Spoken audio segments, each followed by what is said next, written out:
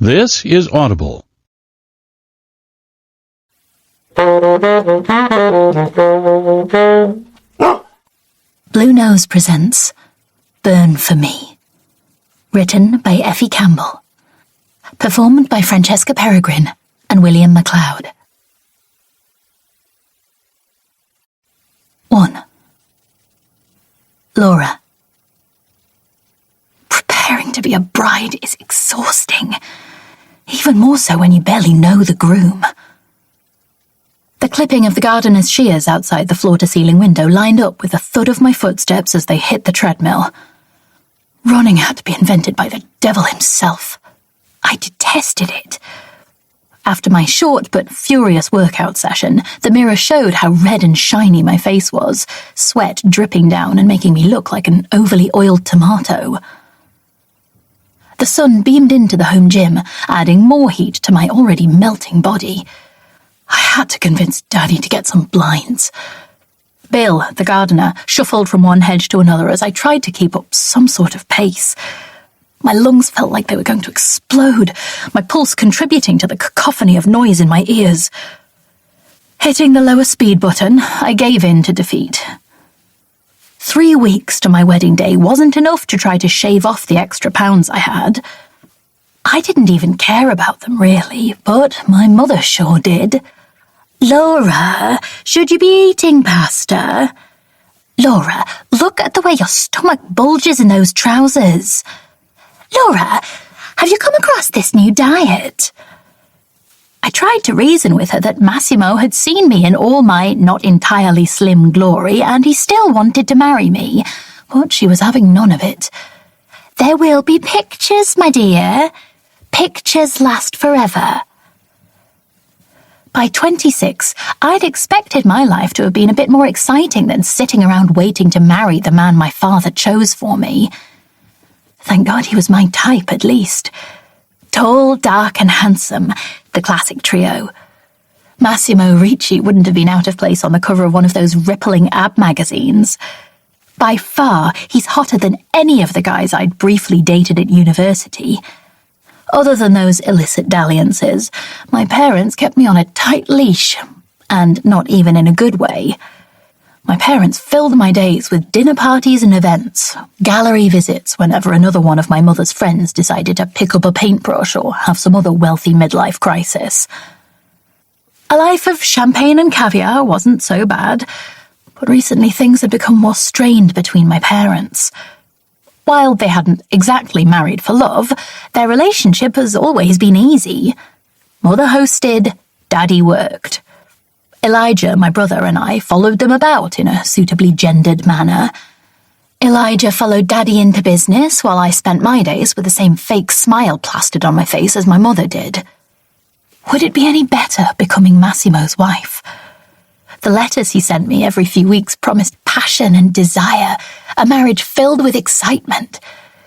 Maybe I could finally put my degree to use by starting a business. I found it laughable that my brother would inherit everything despite me having a business degree. At least laughing spared me from crying about it. I leaned my sweaty head against my hands, elbows resting on the treadmill's console, attempting to convince my pounding heart that it needn't burst out of my chest. After all, people exercise daily and live to tell the tale. The wobble in my legs only added to my body's protest.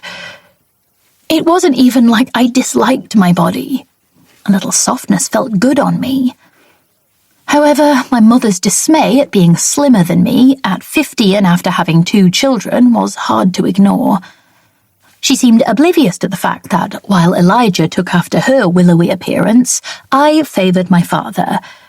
I inherited his overly large blue-green eyes and his pale English skin tone.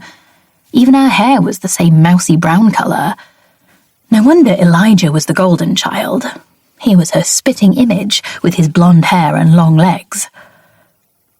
What she despised the most was that I didn't hate myself. If I had, she'd at least have known I was suffering and striving to change, which would have validated her feelings about me. But fuck her.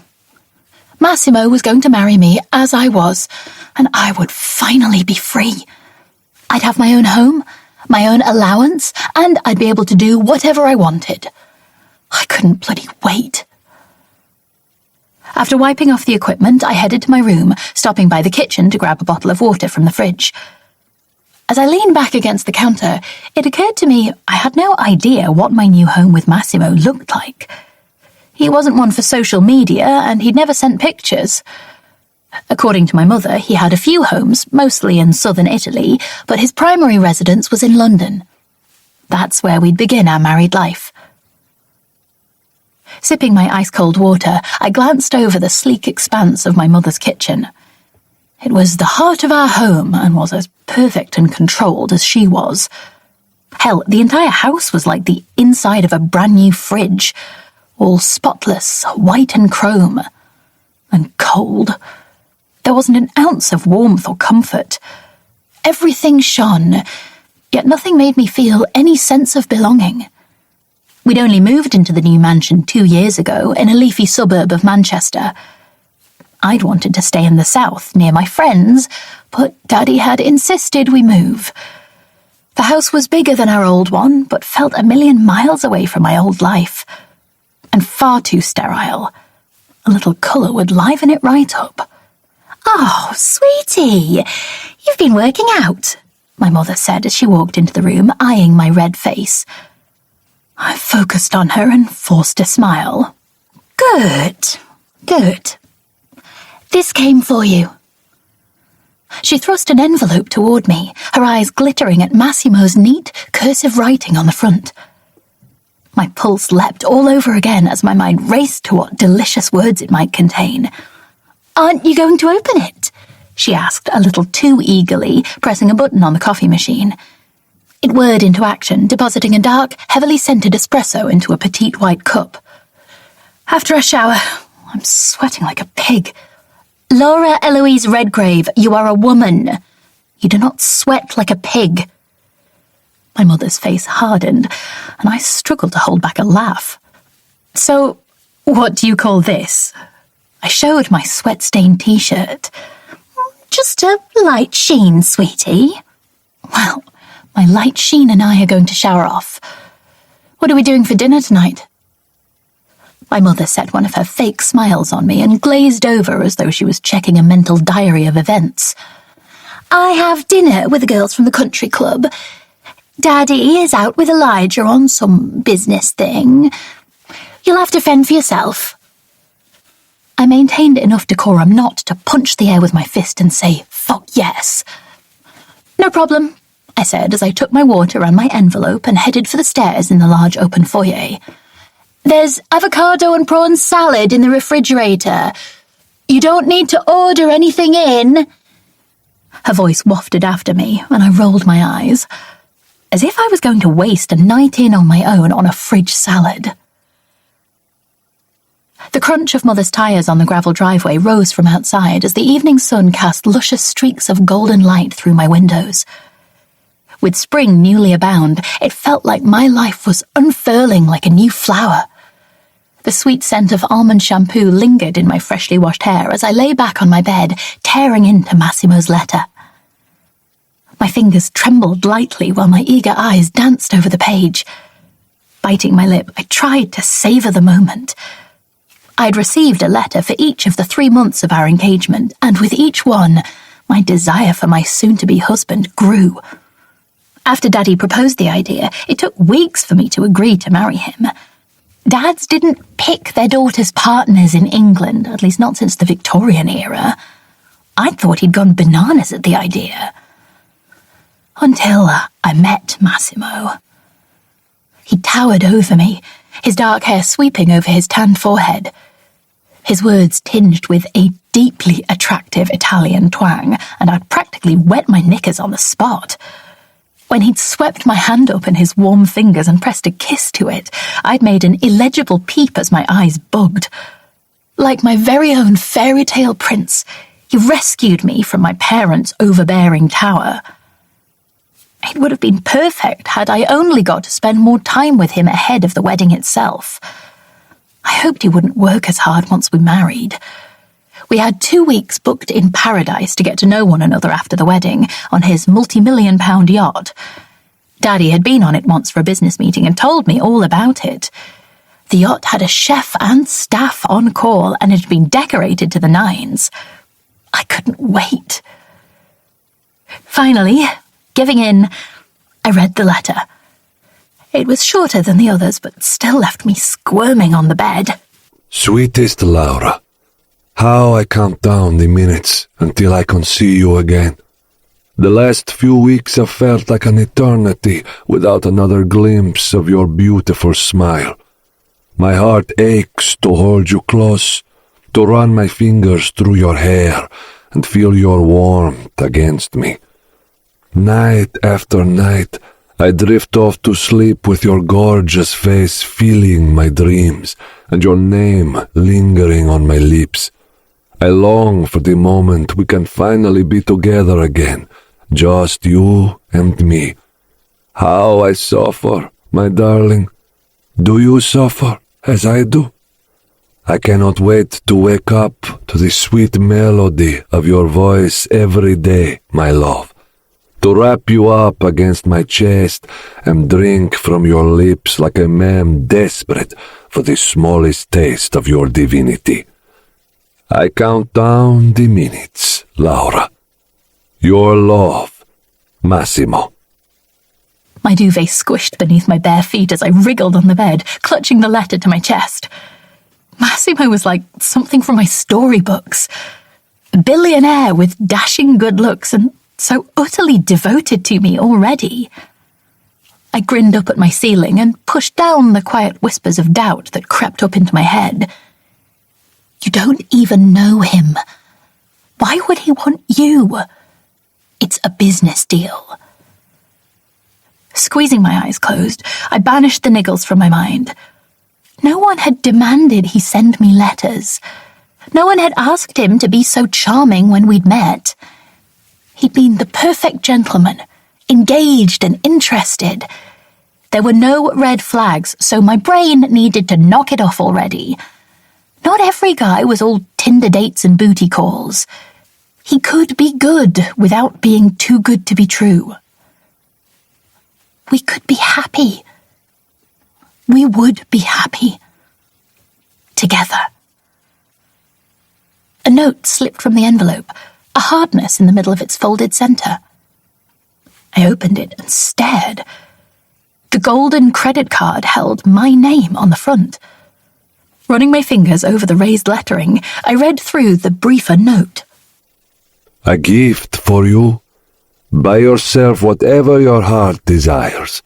Clothing for our trip. Jewelry. Anything that makes you smile. There's no limit. M. Kiss. I squealed as I sat up and read the note twice more. While my parents were wealthy, they kept Elijah and me on small stipends compared to our friends. To foster independence, so they said. But my fiancé apparently had no such reservations. With absolute glee, I pulled up my phone's browser and immediately set to doing a bit of shopping therapy. My engagement ring sparkled in the last streaks of the evening light, sending dancing reflections across my thighs. It reminded me that soon I'd no longer be the woman living at home under my parents' rule. No, the woman I was shopping for would be a wife to a very wealthy and adoring man. I needed clothing that said sophisticated and poise, less English rose and far more European chic. I had some research to do, and some money to spend. 2. Phoenix.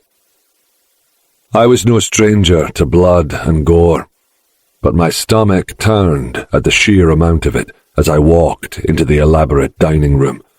Men lay where they had perished, blood oozing from every orifice in their tortured faces. Stepping over a body, I glanced up through the glass eye pieces of my mask, the group of living people shifting awkwardly in the circles of my vision. The tip-tap of blood and wine dripping from the dining table were the only sounds in the room, the air heavy with expectation. A bloated, putrefying body lay amongst the broken dishes, his arm hanging off the edge, almost outstretched towards me, as if begging for help. I hoped he deserved it. I hoped they all did. It wasn't my place to judge, just to cover up the evidence with fire. And I was good at remaining in my place. I'd learned it well enough. I had 3 rules while under the employ of whomever required my unique services. 1, burn it all. 2, leave no witnesses. 3, ask no questions. It was always the same. I took the money and left them with nothing but flames and charcoal. "What do you think?" Ewan McGowan, a member of Scotland's leading crime family, asked me. I tipped my head toward him and considered the job. The house was large, but suitably isolated. It would take a little while for the authorities to be called. I'd need to use more accelerant than usual, and throw open the doors and windows, allowing the flames to rampage through the home like a herd of wild boars, ripping apart everything in their wake. It was doable. I loved the challenge. I nodded once at Ewan. I'd worked with his family enough to know that he was good for the fee, and wouldn't give me any trouble paying it. "How long?" he asked. Flashing my hand 4 times to signal 20 minutes, I gave one more nod and left the small band of the living to see themselves out. Navigating the luxurious country cottage, I opened every door and smashed through all the windows with my key's windscreen breaker, glass shards bouncing off my leather jacket. A fully prepared canvas always sped up the burning process and ensured thoroughness. As my uncle had often warned me, an ill-prepared man is set up to fail, one of the few useful nuggets amongst the beer swill and fists. Shrugging my backpack down over my arms was a chore with my thick jacket, but eventually I wrestled it to the floor and pulled out a jar of accelerant. My gas mask stifled the acrid scent rising from the jar, but from using it so often over the years, my mind filled in the missing information, and I scrunched up my nose anyway. Pulling on a set of latex gloves, I set about smearing the thick paste liberally around the home.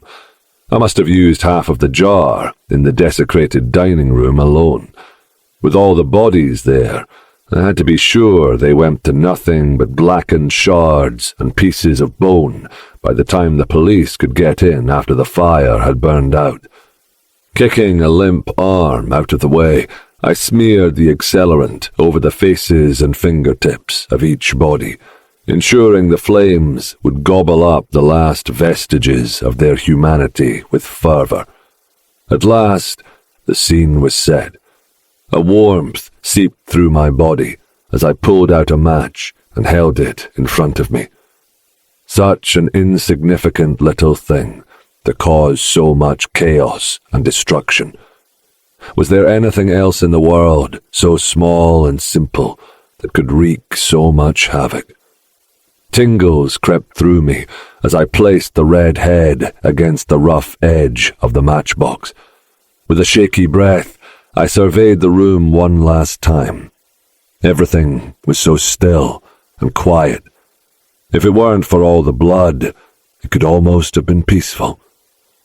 The scratch of the match head was the only sound before it crackled alight. Time slowed to nothing while I dropped it, watching as it crashed to the floor next to an unmoving leg. Orange glittered and blossomed. Flames spread eagerly from that one point, licking at the body closest to it. Adrenaline pumped as the room lit up. Fear, memories, the reminder of the flames licking at my skin. I courted the pain for a moment before retreating.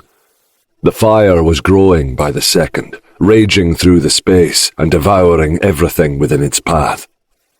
The fear had controlled me for so many years, but now I controlled it. I am the flame's master. It does as I demand of it. Yet, like so many beasts, if I didn't watch myself, it would happily consume me as readily as any other fuel. I reached the front door and stepped outside. The house burned behind me, great orange flames cascading high into the dark night sky. One of the group who'd hired me stood amongst the trees, a yellow glow flickering across his face as he watched me wide-mouthed.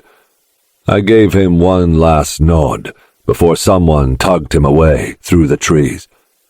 I headed to my bike, waiting nearby, pausing for a moment beside it to admire my handiwork tearing through the building. I removed my mask and ran a hand through my sweat-slicked hair, allowing the cool night breeze and the warmth coming off the blaze to whisper over my naked face. Inhaling, my eyes closed as I let the familiar sensation toy with me. A few moments later, I pulled on my lower face mask, covering everything below my eyes, before sliding my helmet over my head. With the flames lighting the surrounding area, I kicked my bike into action, the rev of the engine failing to compete with the terrific roar of the inferno behind me. The way the raging inferno danced in the chrome of my bike was mesmerizing. Reluctant to leave the glorious sight, I drove off into the night. 3. Laura. The zip slid neatly closed on my final suitcase, and I couldn't help but smile. 4 sleek black cases, each with a designer's name embroidered on the front, stood at the end of my bed. Looking at them made me feel grown up and ready for the next chapter in my life. With polished nails, hair perfectly coiffed in waves over my shoulders, and a brand new wardrobe suitable for a woman who belonged at his side, I'd liberally spent on Massimo's credit card to transform myself into his perfect wife. Butterflies flitted in my stomach as I spotted the time. Only a few hours until Massimo arrived for the pre-wedding dinner. Mother had set it to be an intimate, family-only affair, with a bigger party to follow at the wedding venue later in the night. I wondered if he would kiss me. I hoped he would. Despite the tornado of nerves making my belly swim, I was ready to embrace my new life fully. The 4 cases held everything I was taking to my new home. Whatever was left was unneeded or replaceable. Plopping down on the edge of my bed, I pulled Massimo's bundle of letters from one of the case's front pockets. I didn't even need to open them, though. I'd read them so many times I knew each one practically word for word. However, with each passing day, I realized more and more how much I enjoyed not only his words, but his attention. For the first time in forever, I felt desired, just as I was. Like someone out there had seen beauty in my many flaws and wanted me despite them. I only hoped his passion for me would remain stoked when we wed and began living together. I'd be on my best behavior and try to instill all the etiquette my mother had pestered me with my whole life. Massimo deserved the very best wife, and he'd chosen me. I wouldn't let him down. Pulling off my leggings and hoodie, I slipped into a modest yet pretty dress that had cost an eye-watering amount.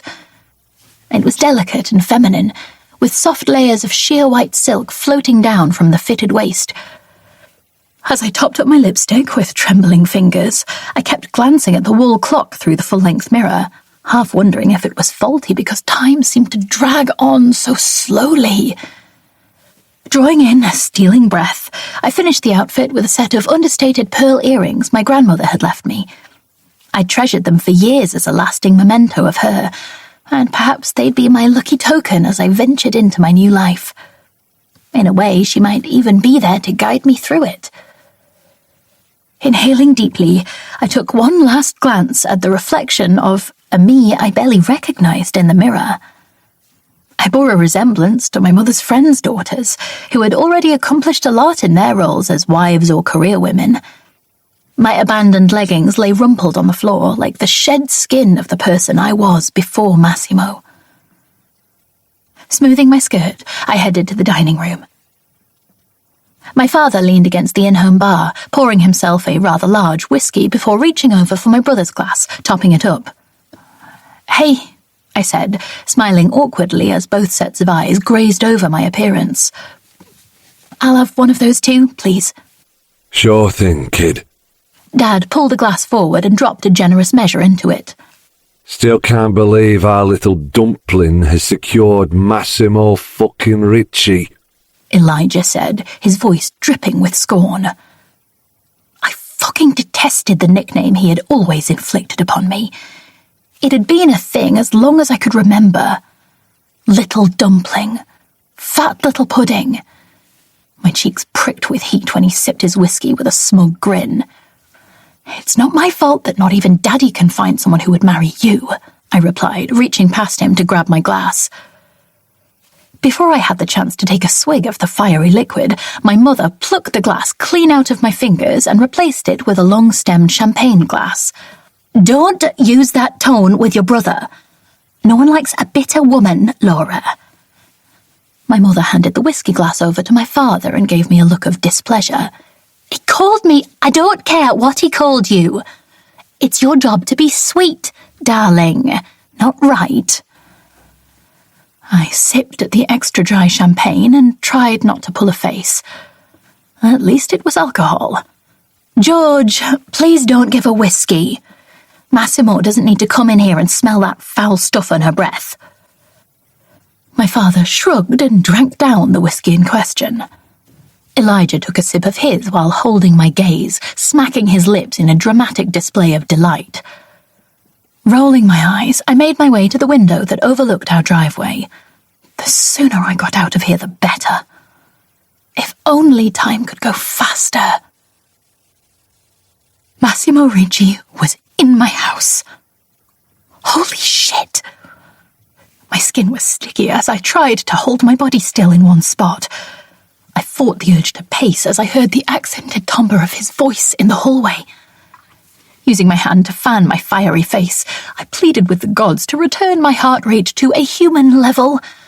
I feared it would burst straight from my chest and land at my fiancé's feet as he graced the room.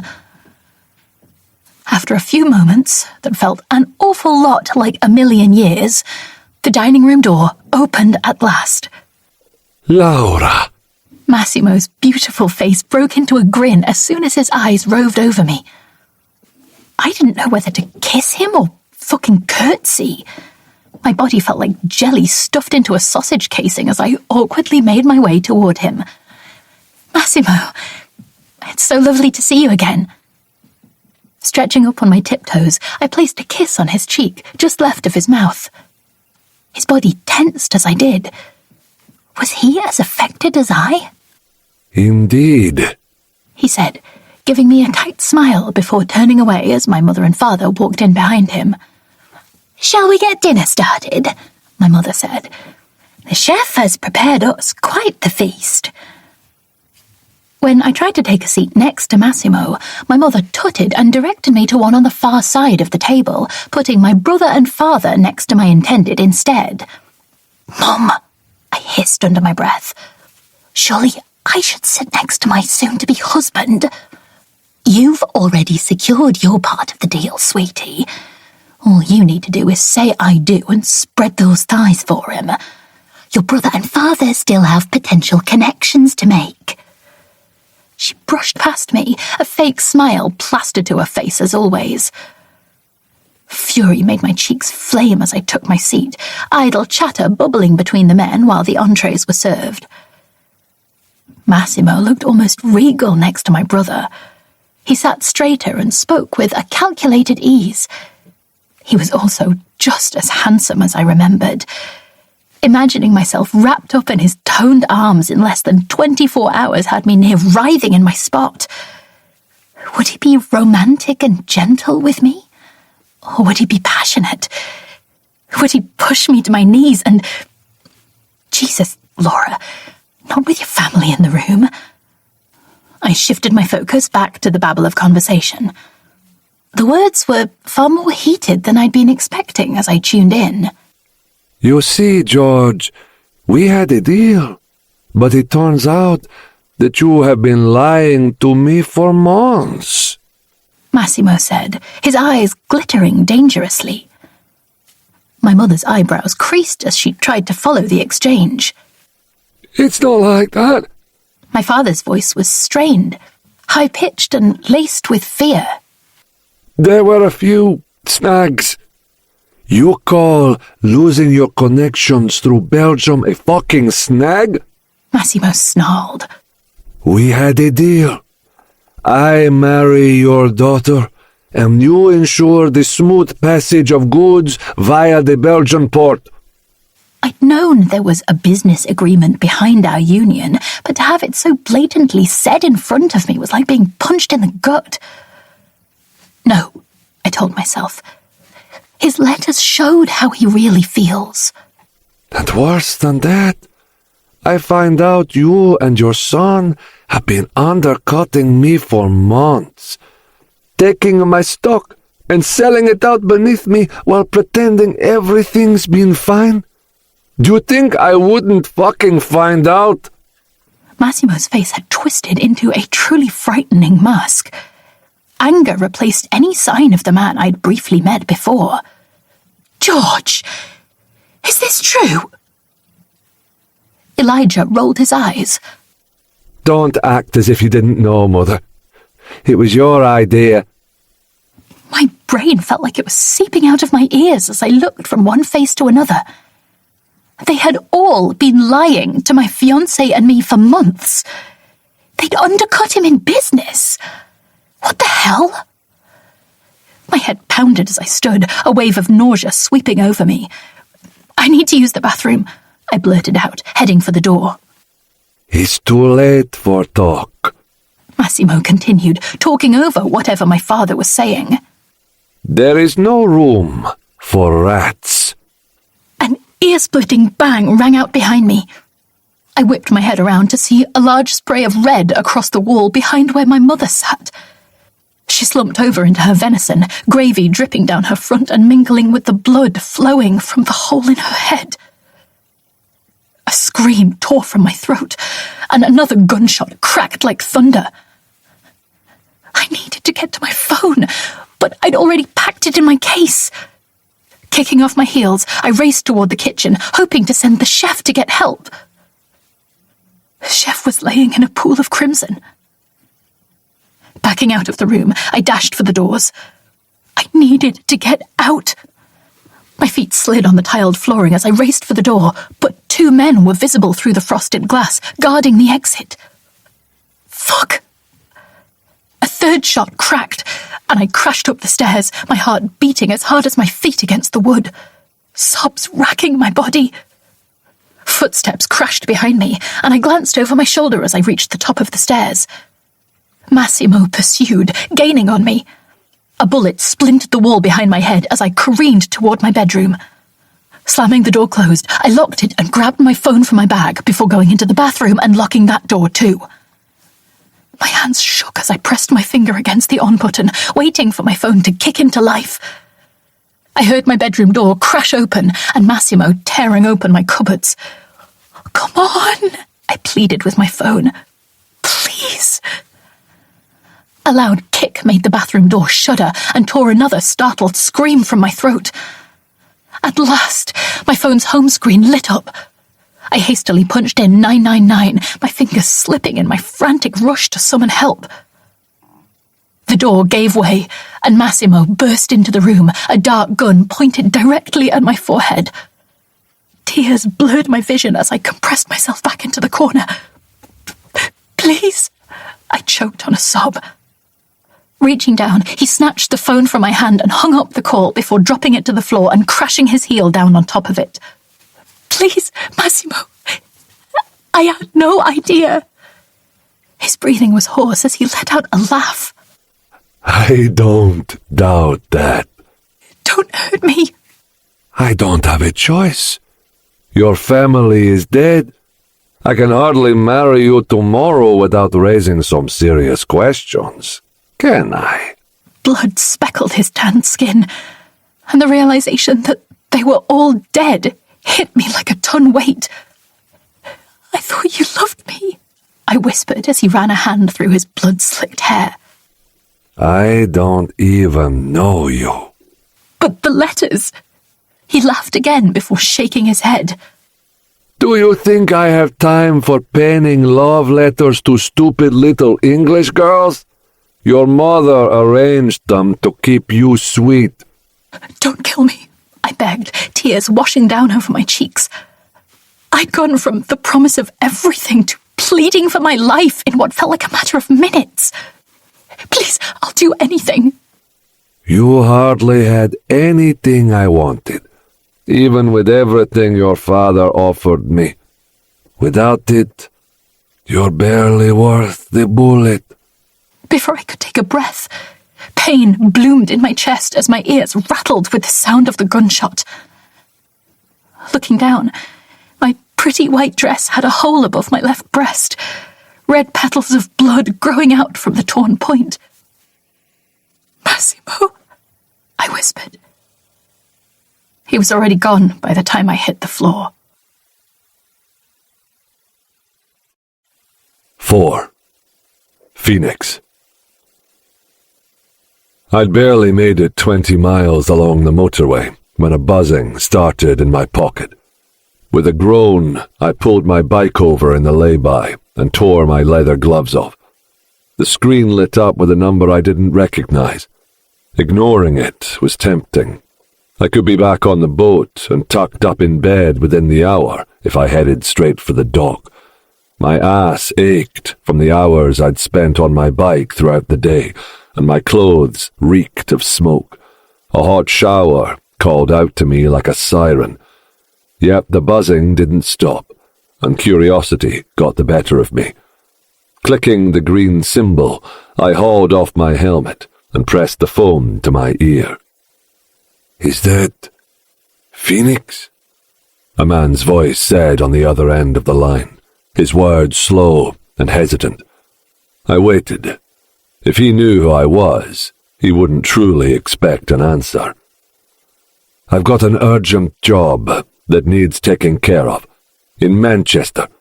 Entire house needs to go up, and fast. 4 bodies, with gunshot wounds.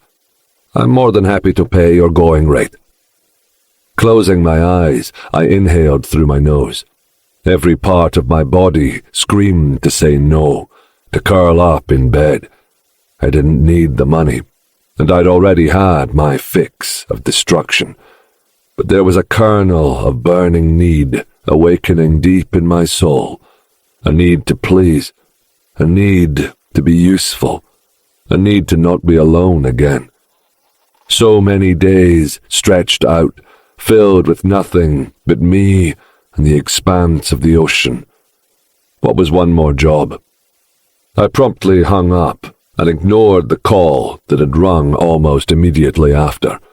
Pulling up a text, I set out my terms. "I need the address. How much time has elapsed since the incident?"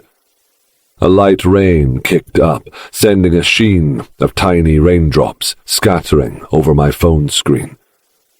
20 minutes. Oak Grange Manor. I'll send a pin that should get you directly to it. £100,000. The reply bubble danced for a few minutes as I waited. "That's double the fee I was told. You can take it or leave it." I was about to head home. Another full minute of waiting. "Fine, but to make sure it's thorough. I'll need a name, and for the wire to clear by the time I get there." "Why do you need my name?" "Insurance, just in case anything should happen to me." Working for someone new who could afford my services and had a habit of killing people was always a risk. Being implicated on either side of a war could prove positively fatal. I wanted to keep breathing, despite my better judgment. Being dead might well be better than the life I lived. I'd been cheating death for longer than I deserved. Someday, he'd catch up. The game was how long I could outrun him. My phone buzzed once more. Massimo Ricci. The wire transfer for £100,000 arrived as I fitted my helmet back over my mask. Good thing I always travelled with extra supplies. Two muscle-clad heavies stood by the front doors of the pretty, if soulless-looking, new-built mansion.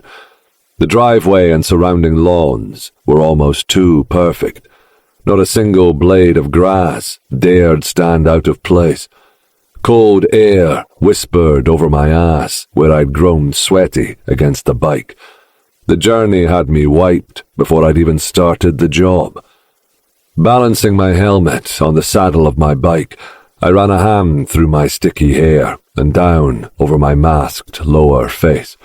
My skin itched to feel the cold air on it, but it wouldn't happen until I was back, safe on my boat, miles from civilization. One man came towards me as I pulled my gas mask and supplies from my backpack. When I glanced up at him, he startled before coming to a halt. Mr. Ricci is inside. I nodded once before continuing to prepare for the incoming blaze. My gas mask fitted neatly over my face, and I pulled the rear straps until it fit tightly against my skin, making a seal to protect me from the destruction I brought.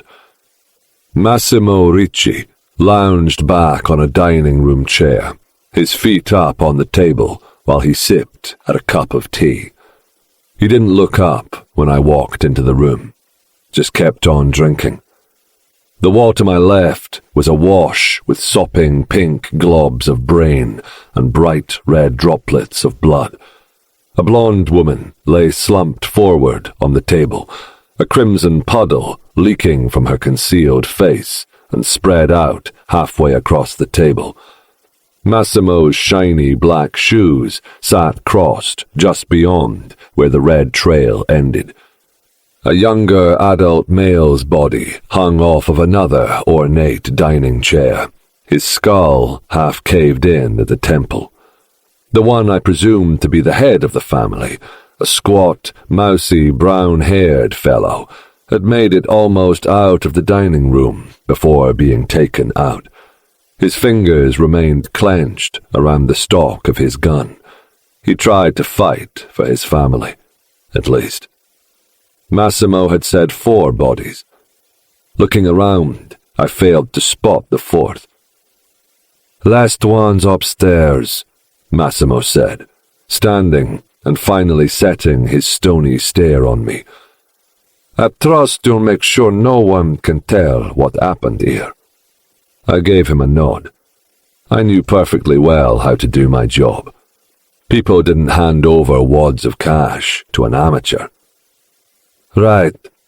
Well, I need to head off to my engagement party and make it appear as if my fiancé stood me up." My skin bristled at the unwelcome touch. Clenching my hand into a fist, I waited for the front door to close behind me. The 3 of them climbed into a black car and drove slowly down the long, winding driveway. The home's interior was like a mausoleum. Everything was solid white, bar the great red sprays of blood that decorated the dining room. Hitting a light switch did nothing. The power was cut. Likely Massimo's crew to disable any cameras or alarms. Saved me a job. I didn't need built-in smoke alarms to bring the fire crews to quickly. Working methodically, I spread the accelerant through the home, opening the windows and doors while humming softly to myself. I always hummed when no one was around, hoping the muffled noises might stop my vocal cords from atrophying from lack of use. Not that I'd likely ever need them again. Taking the stairs, I worked the accelerant up their glossy wooden banisters, heading into room after plush room. Clothes lay crumpled on the floor in one room, while another was perfectly neat. Expensive creams and perfumes lined the counters in an adjoining bathroom, while designer clothes stocked the walk-in wardrobe. The waste always pained me. Taking anything would provide a solid lead back to me, so I stuck to the plan. Prepare, burn, leave. A perfect plan that in over a decade of working for myself had never failed me. Only one room was left on the upper floor, and I walked in, wondering if the final body Massimo had mentioned would be there. The room was feminine and pretty, with matching cases lined up at the foot of the bed. I guessed their owner's vacation had been cut real short. Humming a tune I only vaguely recollected from my childhood, I worked the almost empty pot of accelerant over the furnishings. An internal door in the room remained ajar, so I pushed it open with my boot. A bare foot greeted me, along with a red puddle. Sighing, I stepped into the bathroom. A beautiful woman sat slumped back against the wall, a bloody wound on her chest. Crouching down, I looked into her pretty face. The accelerant squelched between my gloved fingers as I reached forward and spread some across her forehead. A whispered groan escaped her lips, and I fell backward, almost shitting myself in surprise. Holy fuck. She was alive. Backing up, I stared at her. Her face was pale, and her elegant white dress was stained with a streak of red down the front. Dark lashes flickered against her cheeks, and my breath caught within my mask as she opened her eyes. Despite being unfocused, they were like great pools, as big and deep as the ocean itself. I'd never seen eyes quite like them, almost too big for her face, overriding her other features. My pulse quickened when her gaze focused on me. Please, help me, she whispered in a hoarse tumble of words. Leave no witnesses. Leave no fucking witnesses. She was as good as dead anyway. Burning her in the home wouldn't make a difference. Right? Standing up, I stepped back right as she reached out for me. Her blood-stained fingers grazed my thigh, and I sprung back as her touch seemed to burn through to my skin.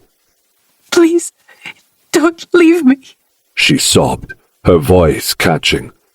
A trail of wetness cascaded down her cheek, and the urge to touch the salty stream made me clench my fingers.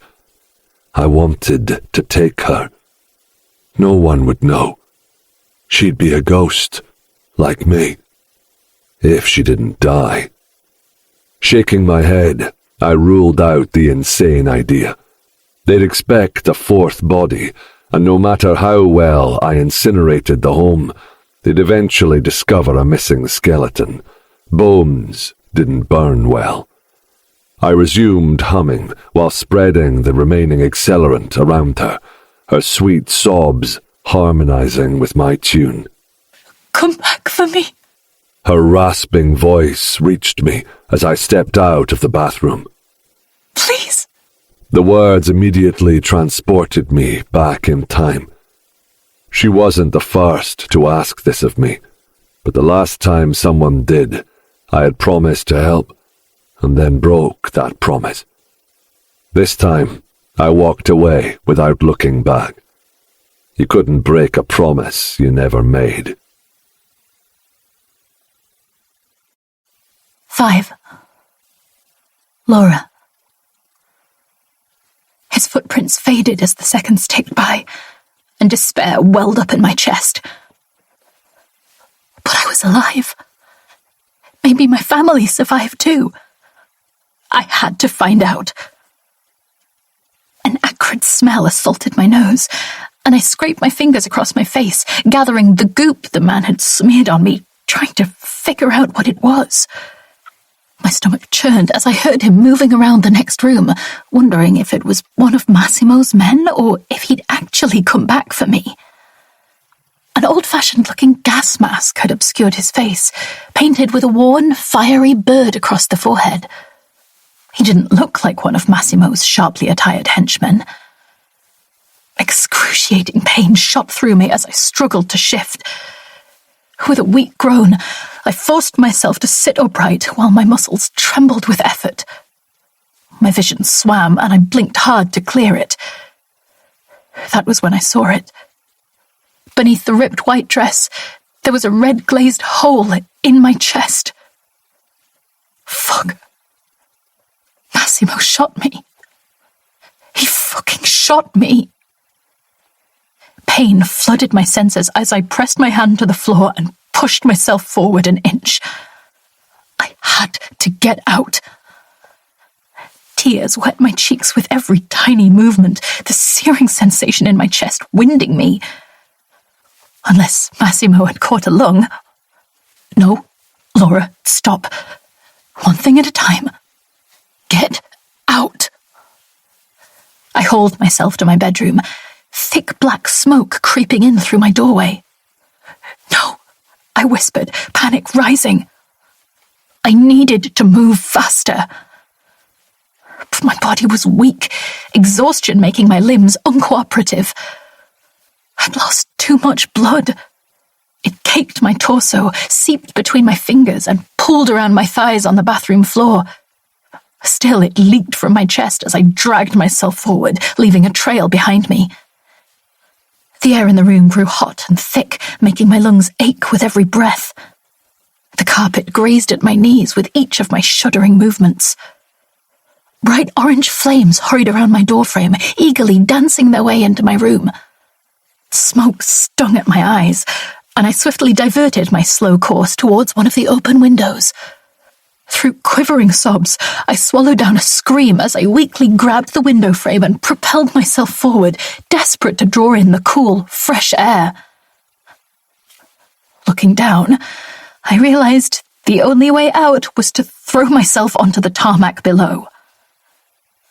My entire body protested as I pressed the flesh of my palms into the windowsill and hoisted myself up onto the edge. I was ready to jump when I caught a flicker of movement at the edge of my vision. The masked man was swinging a leg over a motorbike and kicking it into gear. "Please, help me," I called, my voice lost over the roar of the growing fire. A cry rang out, and Bill raced toward the bike, brandishing a huge set of gardening shears. "No! Bill, hide!" But it was too late. The masked man swerved, his bike skidding out from beneath him. Bill rushed him, the shears open wide. Sweat dampened my back from the inferno behind me as I watched the masked man fight him off.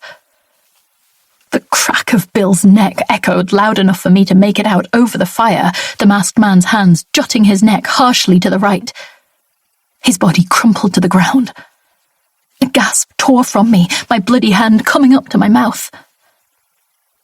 The man humped Bill over his shoulder before looking back at the house, his eyes seemingly meeting mine through the circular windows of his mask. He carried Bill as easily as if he were a child, his thick arms slung around Bill's limp thighs. He came back into the house. Fear warred with hope. There were only two options. He'd save me, or kill me. My room was half ablaze, my suitcases melting as the fire greedily devoured them. Massimo's letters curled and blackened on my bed, my mother's false words burning away by the second. The window beckoned me. If I didn't survive the fall, I could only hope it would be a quicker death than being burnt alive on my bedroom floor. With a grunt, I gathered my remaining strength and hauled myself up onto the windowsill, wincing as the strain brought a dizzying wave of pain that made my head spin. My arms trembled as I tried to force myself the last few inches out the window, fear crippling my efforts. A crash nearby had me glancing over my shoulder. He was by the bed, throwing Bill's body at my feet. I hesitated on the edge. Would he help me? Or should I take my chance with the drop? He didn't give me a second to think about it. Yanking me back into the room, he pressed me to his chest and scooped me up. The flames licked at my skin as he ran back through my home, the walls no longer any shade of white, but a mix of orange and yellow and black. And red. So much red. The tears tumbled afresh as we burst out into the evening. "Thank you," I mumbled. "I need to call the police. He killed my family." The masked man neither stopped nor answered me. "Please, I need your help." My head spun as I tried to focus on his face, my eyes itching with the effort. He righted his bike with one hand, before sitting me over the saddle. "No," I said, shaking my head. "Put me down." But I had no fight left to give. He forced a helmet over my face, my hair obscuring my vision. "Stop." I tried to shout, but my voice failed me, and all that emerged was a crackled whisper. The bike roared as he took his place behind me, something tightening around my stomach and holding me to him. I wanted to fight the wave of black that tore over me, but it drew me into the darkness. Alone. 6. Phoenix. There wasn't a single part of me that didn't ache with exhaustion as I pulled up to the dock with the unconscious woman crudely fastened to me. The ride had taken hours longer than usual, between trying to avoid her falling and dragging me down with her, and my own tiredness clawing at my eyes. I'd never been so happy to see old Bess, my adapted fishing boat, bobbing a gentle greeting from her place on the water. It might not be the most conventional home, but it had been the only one I'd had since mine was decimated. It was far more comfortable since I'd pushed my uncle overboard 15 years ago. Releasing the straps I'd used to join the woman to me, I slid her to the ground gently beside my bike and looked down at her comatose face. So pale. Was she dead? I'd be pissed if I'd carted a dead body halfway across the country. Crouching down, I swept some of her toffee-coloured hair from her face, before removing my gloves and pressing my fingers to her throat. Despite the hole in her chest, a faint yet steady thrum met me. Exhaling slowly, I looked her over. Blood crusted the front of what once had been an expensive dress, all sweet and white, and a far contrast to its current state. Why had Massimo wanted her dead, though? My eyes flicked to my boat and then back to the woman. It had been a monumental fuck-up to have taken her out of the house. It was against every single one of my rules. Regret nibbled away at my stomach. How long would it be before an investigation found that one of the 4 corpses was an older male rather than a woman in her 20s? Would Massimo assume she'd got away, or would he come for me? I could only hope my fire was thorough enough to have left nothing but bones in a great pile of charred debris. Standing up, I let out a groan as my back clicked. The sooner I got her aboard, the quicker I could get out to sea and get some sleep. I'd worry about what I'd do with her after, if she survived the next few days. Pulling her limp form into my arms, I headed aboard, smiling as the rusted old exterior gave way to the pristine luxury inside. It was a tight squeeze walking down the wooden stairwell to my bedroom beneath the deck. She landed on the bed without a sound, her sooty, blood-spattered arm lolling to the side. I should have put down some towels. Working quickly, I loaded my bike on board and stored it in the locker behind the helm. The sun crept over the horizon, as I headed out to sea, the morning light painting the waves in a wash of red and gold, like an ocean of flames. Beautiful. By noon, the shore was nothing but a speck on the horizon, and I dragged my weary arse downstairs. My new roomie was still out for the count, and still alive. I needed to clean her wound and stitch her back up, but my eyes burned, struggling to stay open with each passing second. Trying to fix her now would almost certainly result in sloppy mistakes, and if I wanted to keep her, I'd have to be careful. Keep her. The very thought was dark and delicious. Though I tried not to wallow in it, loneliness often clung to me like an angry little demon on my shoulder. Unfortunately for the woman, there was no opposing angel to fight her cause. I could keep her. No one would know. Even if the police had noticed she was missing, they'd never know to come for me. And Massimo knew nothing bar my bank details and my number, both of which were protected by multiple layers of security. He'd have a bugger of a time to track me down if he wanted to. Even then, I'd deny all knowledge of her. It was perfect. Finally, a gift from the universe, just for me. I knew it was wrong, but I didn't care enough to deny myself the pleasure that bubbled up inside of me. The mattress dipped as I climbed onto the bed next to her and scrutinized her. She was pretty and soft in a way that made me wish I could sink my teeth into her. The warmth of her body against mine was incredibly soothing. My arm instinctively found its place around her waist, pulling her closer to me. She let out a little breath, and I watched eagerly, waiting to see if she'd open her eyes. Nothing. A smattering of freckles covered her nose, drawing my finger to them. I traced my way along her cheek before following the dried tear tracks that punctuated her sooty cheeks, marking a path down to her lips. The impulse to press my fingers into her mouth was overwhelming, unhinged. I knew I had to fight whatever urges stirred within me, but having this pretty, broken little thing in my bed was a heady temptation.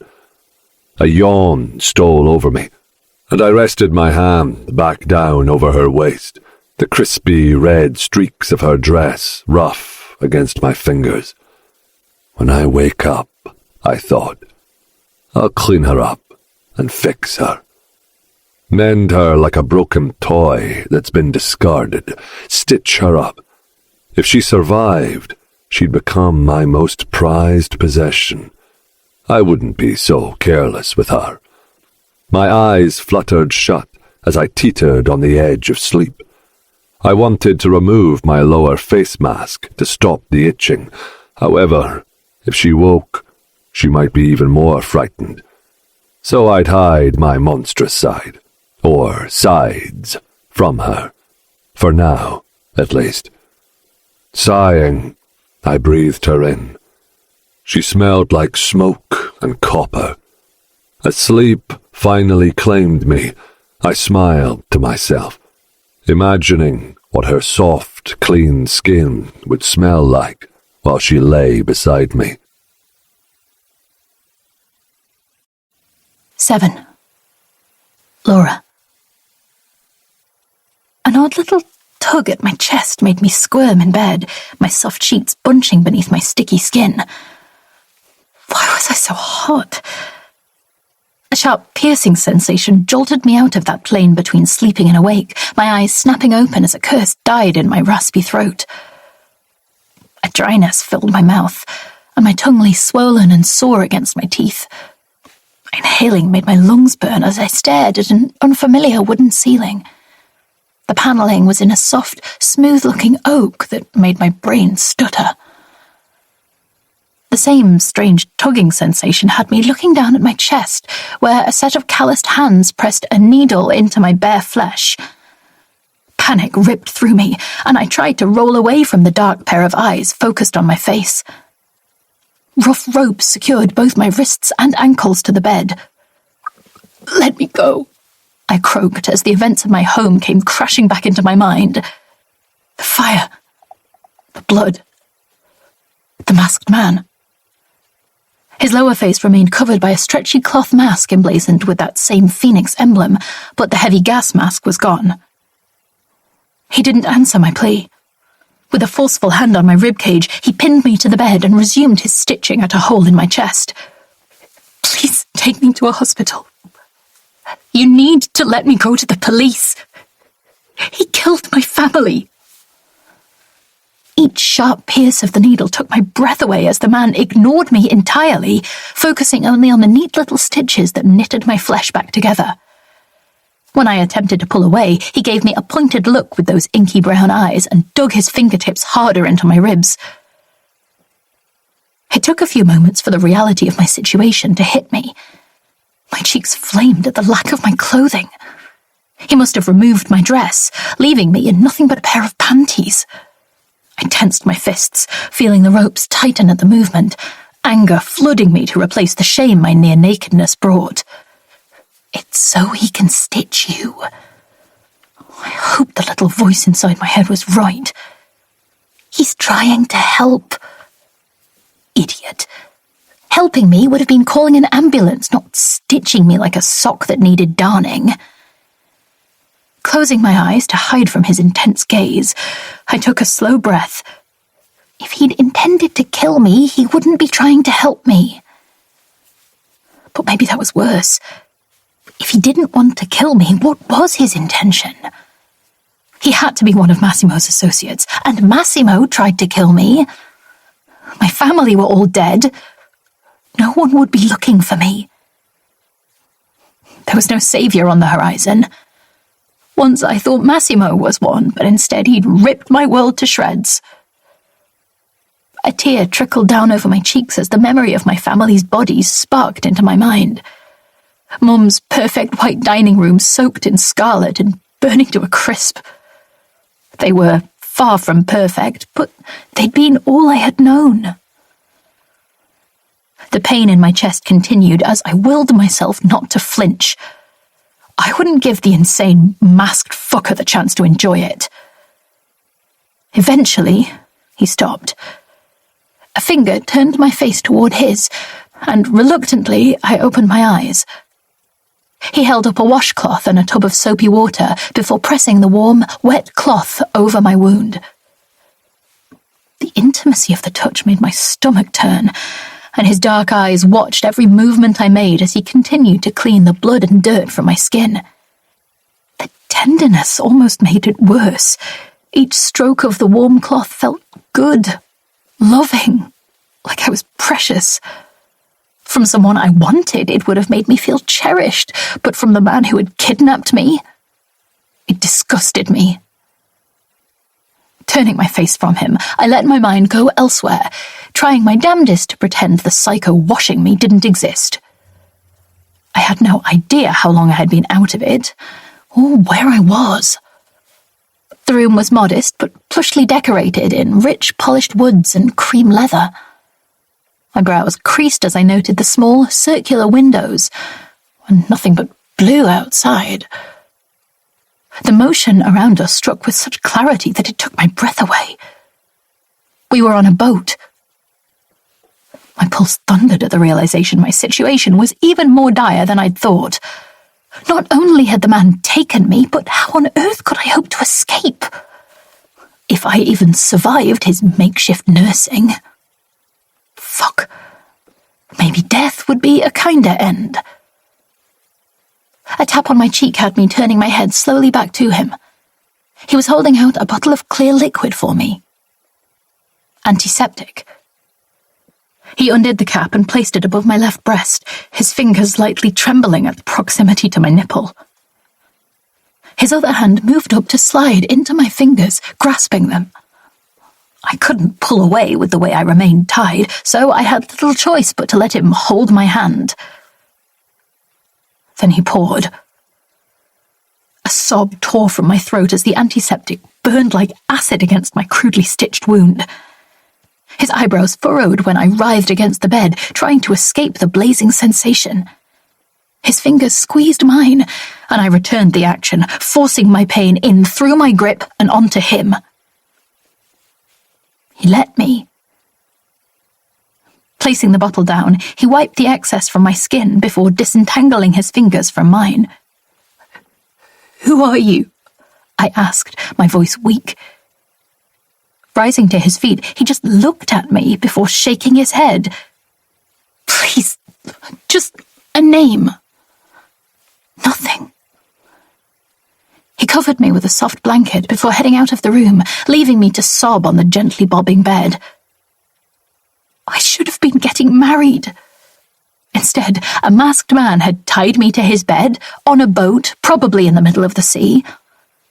My family was dead. My life gone.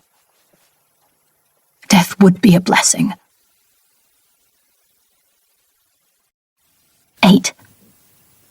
Laura. Bright light hitting my face pulled me from the depths of sleep. Confusion swarmed my mind as I tried to roll over, a deep ache tugging at my chest. Tightness held my wrists fast, something rough biting into my skin as I attempted to move.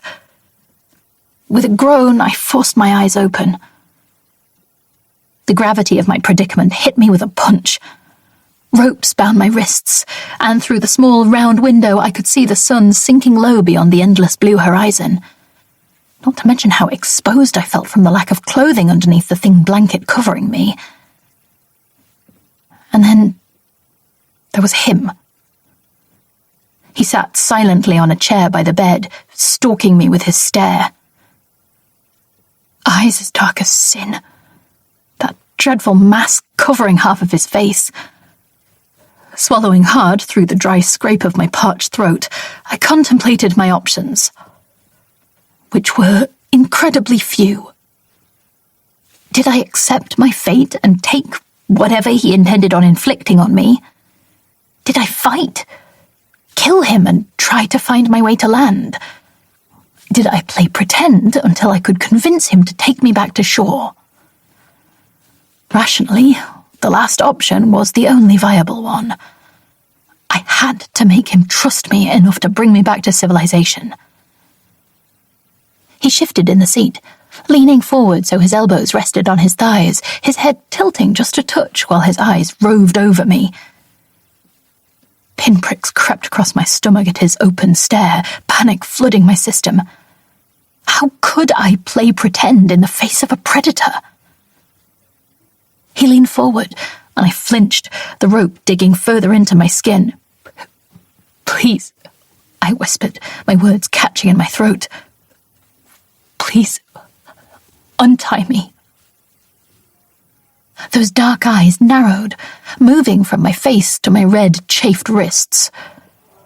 My stomach knotted as he stood, towering over the bed, his head nearly scuffing the roof of the low cabin ceiling. Reaching behind him, he picked up a marker pen from a thin desk and began to write on the mirror. The black ink pen squeaked against the reflective surface, making me wince as I watched words take form in large, black letters. No screaming, no running, no fighting. I nodded my head when his eyes met mine in the reflection. It wasn't a promise if I didn't say it aloud. Within 3 steps he was by my side. I shifted slightly to make a little more space between us, the thin blanket falling away from my chest. His nostrils flared, and his gaze dropped to my exposed breasts. Lifting his hand, he grazed 2 fingers along my collarbone, making me want to sob. Swallowing hard, I forced the emotions down. I just had to hold it together long enough for him to untie me and get to a weapon. I could do that. I had to. I expected him to squeeze my breasts or graze my nipples, but he didn't. With a gentleness that turned my stomach, he traced the edge of the stitching he'd performed the previous night. With a seemingly satisfying nod, he withdrew his hand and thrust it into the pocket of his dark camo trousers. The knife he brought out glittered in the morning sun, the blade bursting out as he pressed a button. It took every ounce of my willpower not to cry out. Just act good. Just a little longer. Placing one knee on the bed beside me, he slid the blade along the soft skin of my inner forearm. The scratch of it made my nipples peak, and shame filled me. What the fuck was that? Putting my buddy's reaction down to stress, I held my breath until he slid the sharp metal through the ropes like they were butter. Fighting down the flight response, I took his hand as he pulled me into a sitting position. My fingers trembled when he took my wrists into his hands, rubbing feeling back into them. Every part of me screamed to attack him, to fight the gentle touches like a cornered animal, to slash and punch and kick. While his attention focused on my wrists, I took a moment to truly look at my captor. The mask covering his lower face was weathered, the phoenix on it faded with age. Old scars webbed the left side of his face, extending from his cheekbones all the way up to his hairline. Pitted and taut, they marked the skin like a series of mountains on a map.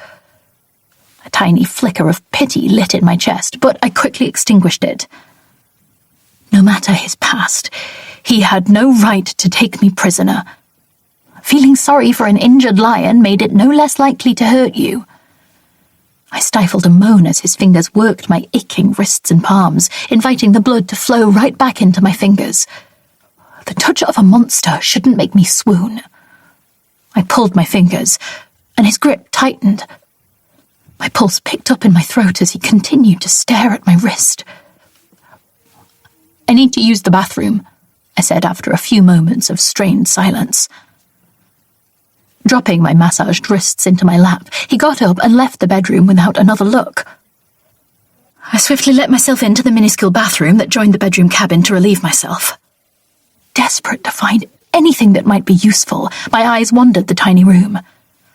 Shampoo, shower gel, toothpaste. Fuck. Eventually, my gaze fell on the glass shower door, and I wondered if I could use a piece of it as a makeshift knife. Unfortunately, I'd probably just cut myself rather than injure the weirdo. I scrubbed my hands over my face and let out a muffled, frustrated groan. After flushing the toilet, I washed my hands, scrubbing the soap into my skin so vigorously that the rope burns stung anew. I couldn't just sit on the motherfucking boat and be his toy. I needed to get back to England, to get to the authorities and have them put Massimo and my captor behind bars for their sins, for what they'd done to me and my family. A little voice in my head taunted me. They deserved it. Screwing my eyes shut, I shook the deranged thought from my mind. The little mirror above the sink barely showed my whole face when I opened my eyes. Standing on my toes, I examined the wound on my chest. It ached something fearsome whenever I lifted my arm, and the skin around the crude black stitches was purpling up toward my neck. You could be dead. You should have been dead.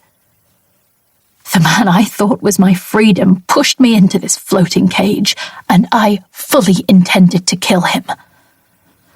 Right after taking out the asshole aboard. Pulling on a hoodie and pair of shorts from the bedroom, I walked through the innards of the boat, stopping at a galley kitchen.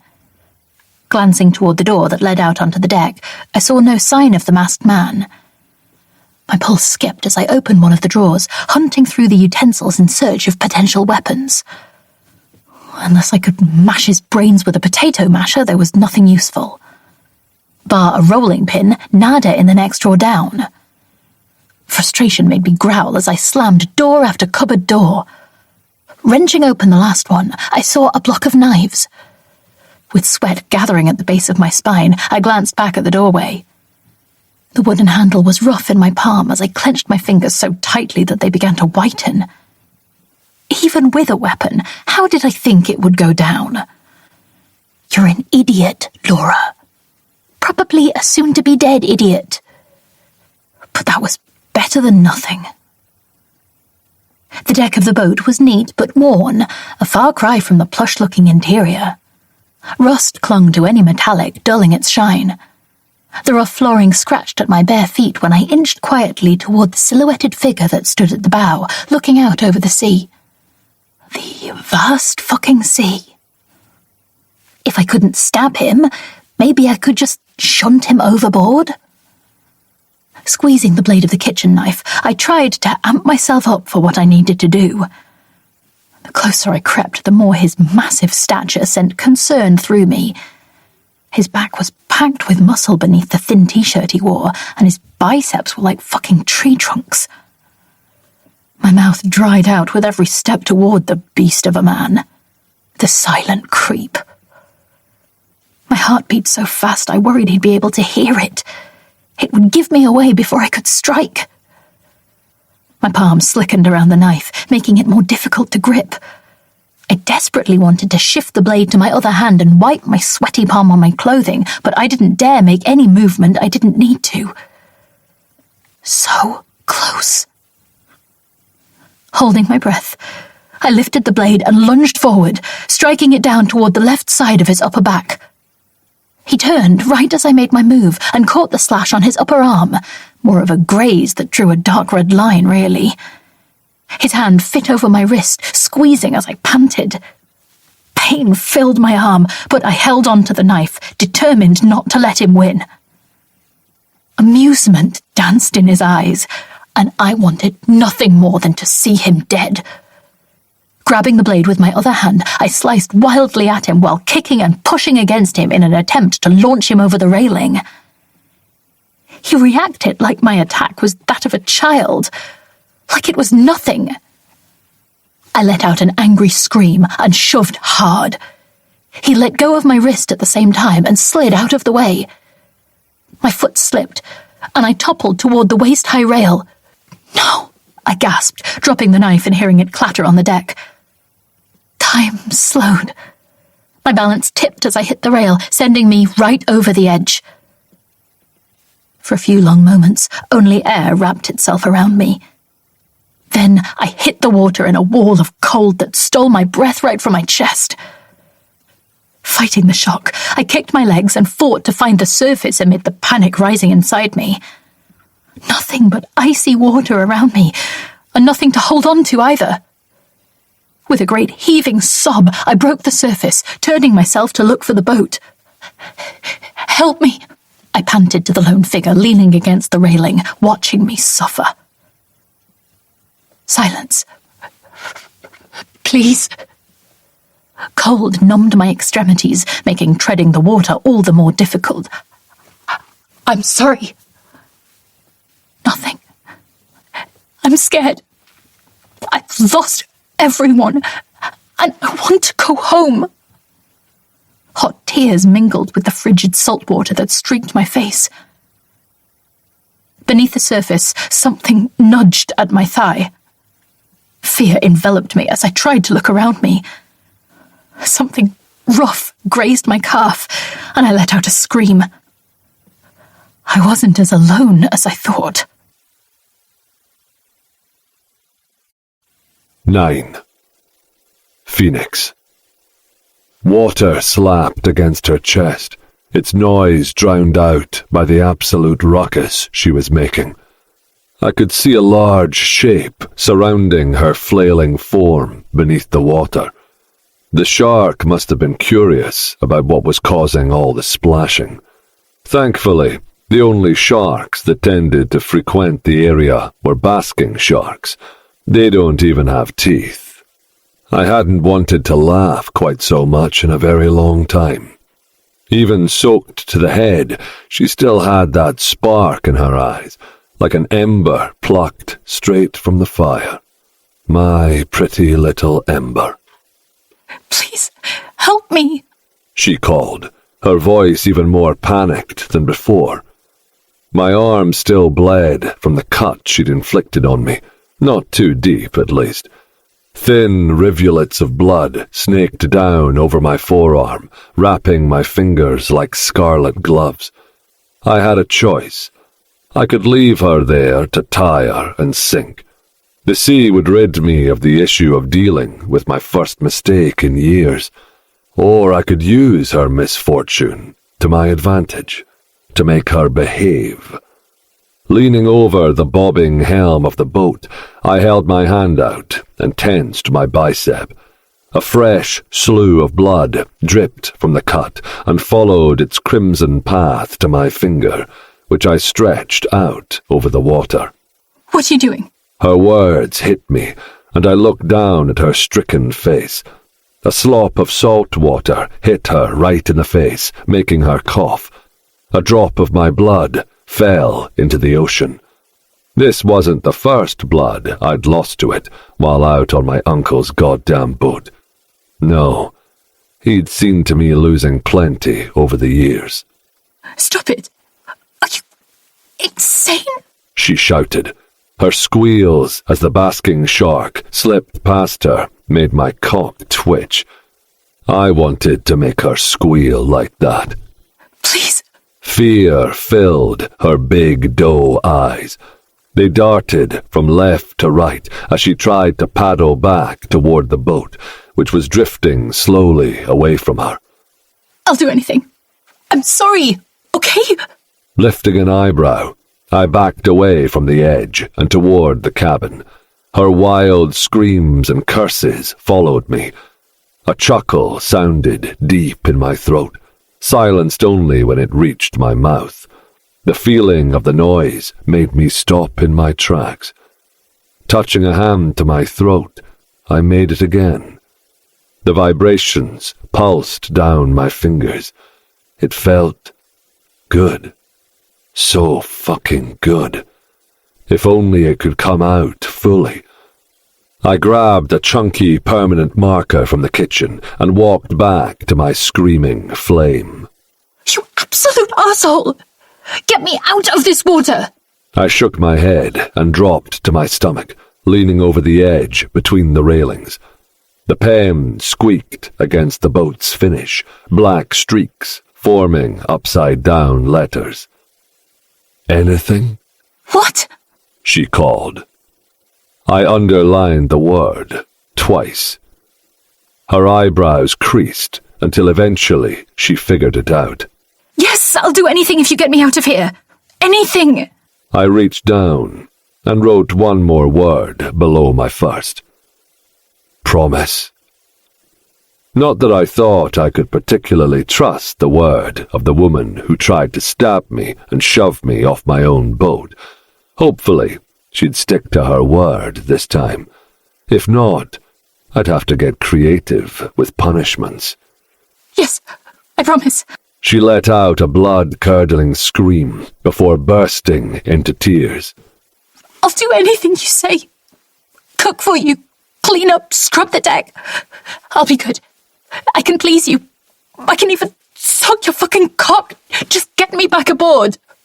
Scrub the deck. Fuck. I wanted to laugh again. Fucking precious. I threw down one of the life-preserver rings attached to a rope and watched as she clung desperately to it. The basking shark had long lost interest, but she couldn't see that from her point of view. She slipped the ring around her body and gripped the rope, pulling dead weight, soggy dead weight, on my own was harder than I'd imagined. My forearms throbbed, veins bulging like giant beveled cracks. Sweat beaded on my brow as I yanked, my boots barely holding their grip on the deck. At last, the top of her head appeared, and I tied off the rope before going to her. Reaching over the rail, I slid one hand into the back of her hair, fisting it tight. I promise, she repeated, through chattering teeth, as she stared up at me. Blue tinged her full lips, and I craved nothing more than warming them back up with my own. The thought came with a heat that soon turned to ash against my tongue. That wasn't for me. Taking the rope in my other hand, I hauled her aboard, dumping her unceremoniously onto the deck. Thank you, she whimpered. unhooking the ring and pulling herself up on unsteady feet. A violent shiver stole over her body. She needed to lose the wet clothes. She all but growled when I pushed the top up over her head, leaving her bare-chested. The breeze whipped past us, sending her skin pebbling in its wake. I bent to my knees, removing the rest of her clothes with firm tugs. The sopping clothes clung to her, almost as if resistant to let her go. Couldn't wait until I was dry. Well, get it over with, she said. I stilled at the glare she fixed me with. As much as I wanted to hear her squeal, fucking a half-frozen woman wasn't my jam. No, there was time for that later. I wanted her screams of pleasure, and she would beg for my cock before I'd let her have it. Standing up, I reached forward, ignoring her flinch, and took her by the elbow. Her eyes lit with a combative glare, but it quickly extinguished as she leaned heavily into my grip. Between her bullet wound and the cold water, her strength had left her entirely. Moving behind her, I tried to scoop her into my arms, yet she shrugged me off with a snarl.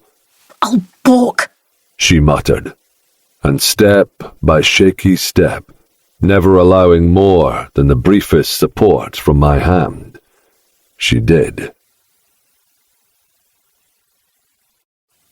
10. Laura. I hated him.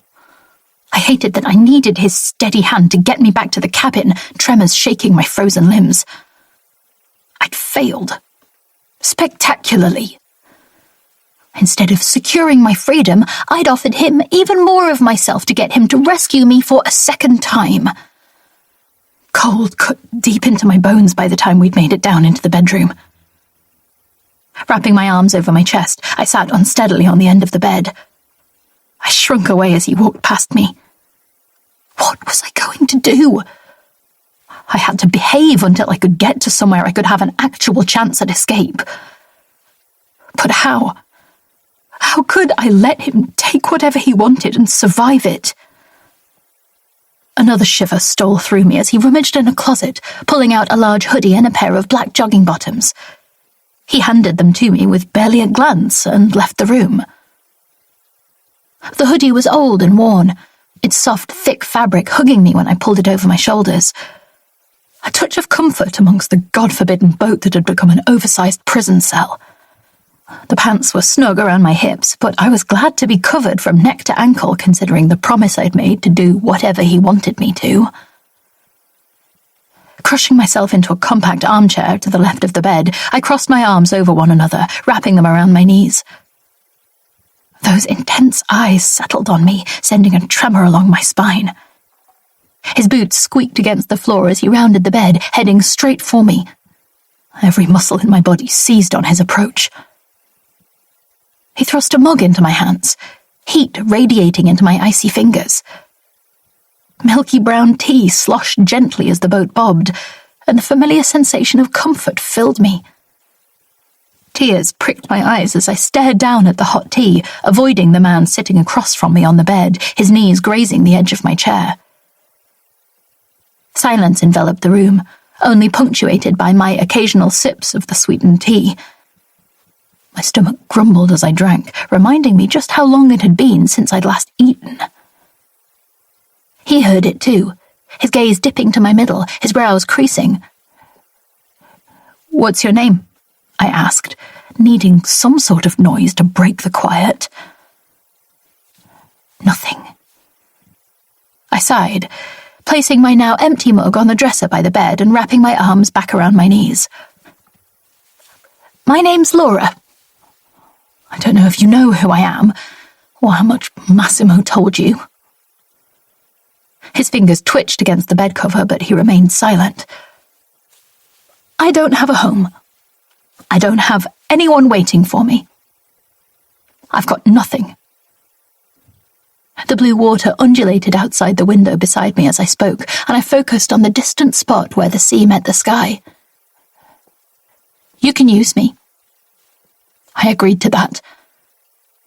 But you can't make me be anything other than a human fleshlight for you.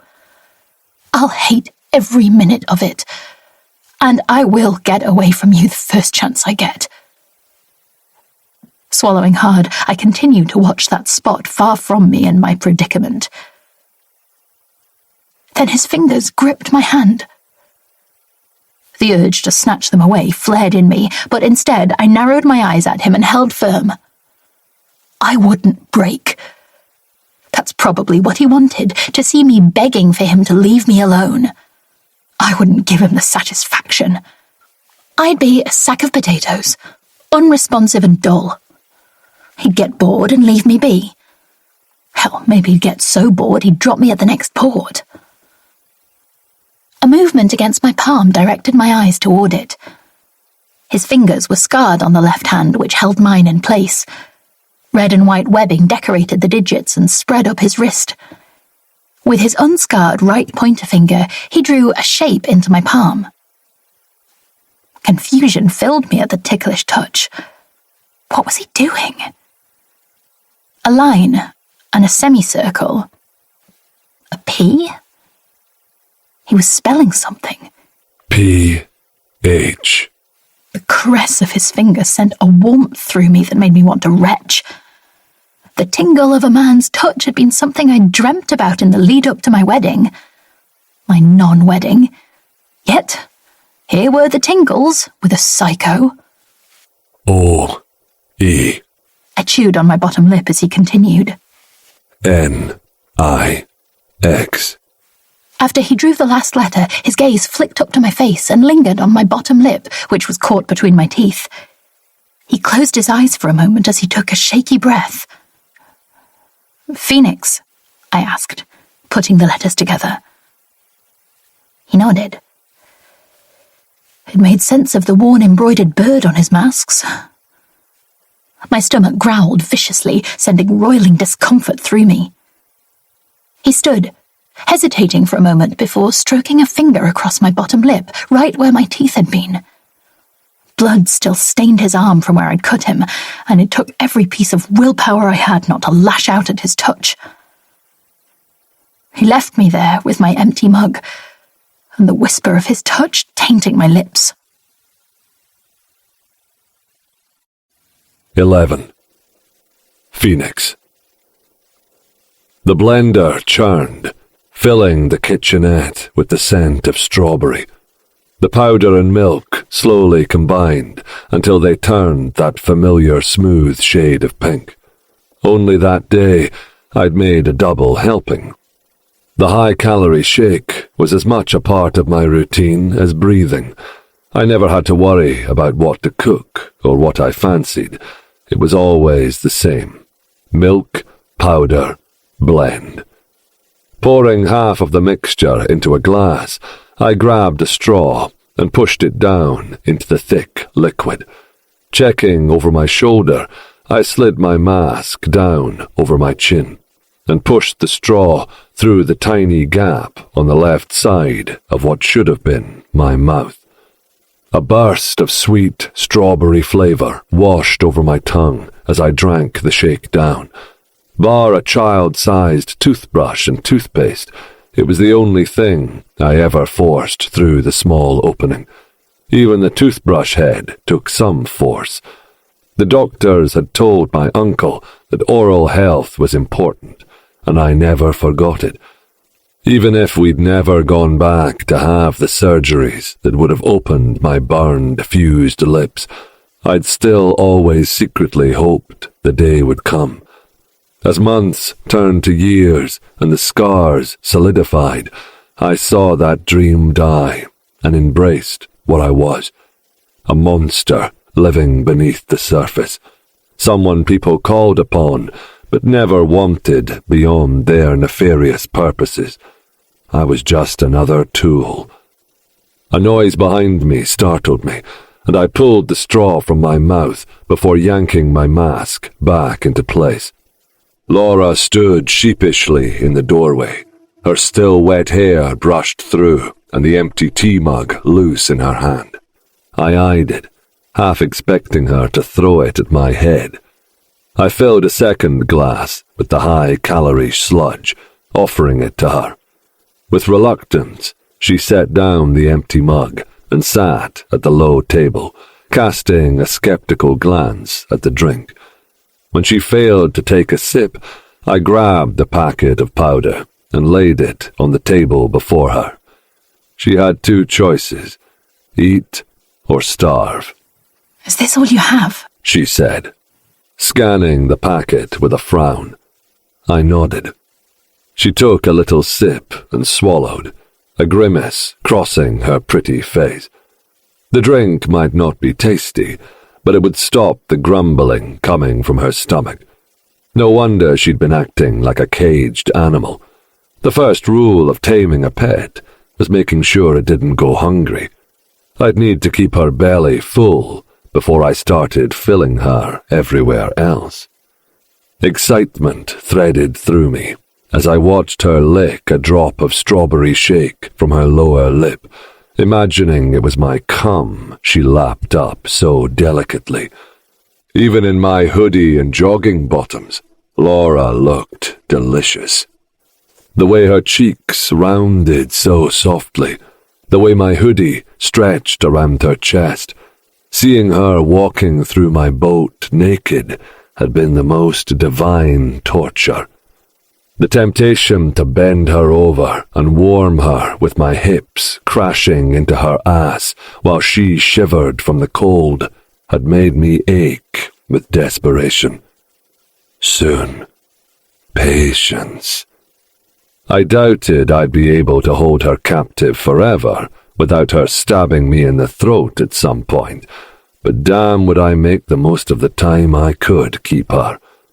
The stacks of money I'd amassed in my illicit work meant a quick fuck was always easy to find. Money meant nothing was out of reach, but I wanted more. I wanted to feel Laura fall apart under my fingers. I wanted to make her crave my touch, even though she hated me. To make her beg for my cock, even as she cringed at the scars that marred my face. I needed to feel wanted, even if it was only until the post-orgasm shame swept over her. I winced as I stacked the dishes into the compact dishwasher. The cut on my arm wasn't deep, but it stung like a bitch. While Laura sipped her drink and forced it down like a good girl, I retrieved the first aid kit from one of the cabinets and set about cleaning up the wound. The little fucker smiled when I shuddered at the sharp sting of the antiseptic, those big doe eyes watching my suffering with glee. Pain and I were old friends. I'd been through so much worse. I finished with my arm as she swallowed the last of the milky liquid and sat back on the bench. So, what now? She asked, her words hesitant. A visit to the cottage was on the cards, but I neither could nor I cared to tell her that. Instead, I closed the distance between us, enjoying the whitening of her eyes with each step. Her lower lip quivered as I ran my finger gently over her jawline, fear sparking across her lovely features. Sinking my fingers deep into her wet hair, I tipped her head back and drew my face close to hers, inhaling deeply. In all the years it had been melted shut. Never had I wanted to be able to open my stupid fucking mouth and taste something so desperately. Fuck. I wanted to devour her. She let out a little squeak that had my dick straining against my pants. Her fear was enough to stoke me, for now. I simply shrugged as she took a shaky breath, and my cheek twitched, the closest to a smile I'd had in an eon. When I walked out onto the deck, glass smashed against the door, an angry screech following the crash. That's it, Laura. Feed the rage. It'll stoke my fire, my little ember. 12. Laura. The boat moved steadily as the day turned from bright to an orange blaze, eventually dipping into darkness. Boredom ate at me in the silence of the bedroom. Phoenix hadn't come to see me other than to hand me another god-awful shake. The highly sweetened, creamy liquid tasted awful. He didn't seem to be forthcoming with any actual food, however, so I drank it through gritted teeth. Moonlight reflected across the waves, like great glittering, never-ending scales on some behemoth of a beast. Where were we going? The boat seemed to move with purpose, heading in one direction. With a sigh, I opted to go out and ask him. It had to be better than sitting there and wondering. Opening the bedroom door, a hauntingly beautiful series of notes wrapped their way around me. Muffled at first, they became clearer with each step I took toward the deck. Creeping along the wall of the wheelhouse, I headed toward the sweet yet morose music as if pulled toward it by some sort of magic.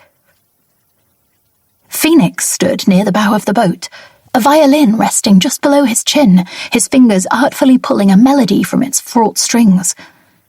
His hands moved swiftly, caressing the bow across the bridge and making the old violin sing as prettily as any sea siren. I stilled, watching him. 2 large metal bins burned between us, throwing a bright orange glow over his muscled forearms which danced under the ministrations of his playing. Tendons stood out amongst the veined muscles on one arm, while the other was webbed with the same scarring which marked his face and neck. His eyes were closed, the warm light dancing across his features, lost utterly in the rapturous music. It was a beautiful sight. I wanted to revel in it almost as much as I wanted to tear it apart. He was supposed to be a monster. Even the devil loves music. A sad smile twitched at my lip. My mother had often said it, trying to tell me that giving in to temptations would lead to trouble. But being the good girl had landed me here, stuck on a boat with a man who I'd agreed to let use me for whatever he wanted, miles from home and completely alone.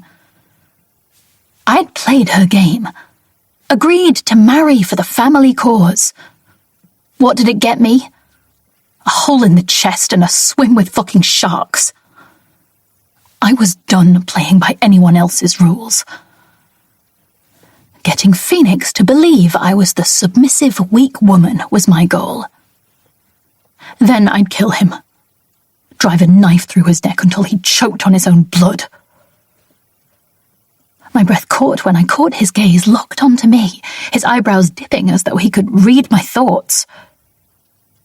He tipped his head toward a low bench beside one of the fiery bins, and I reluctantly made my way to it. Firelight warmed my face, his fingers not letting up on the violin, pulling ever sweeter notes from her while I focused on the dark horizon far in the distance. I closed my eyes and let the music wash over me, letting myself pretend I was at one of Mother's parties, surrounded by people who knew me. The bobbing of the boat along with the music lulled me into a place of peace, and I let my muscles relax. Exhaustion tingled through my body.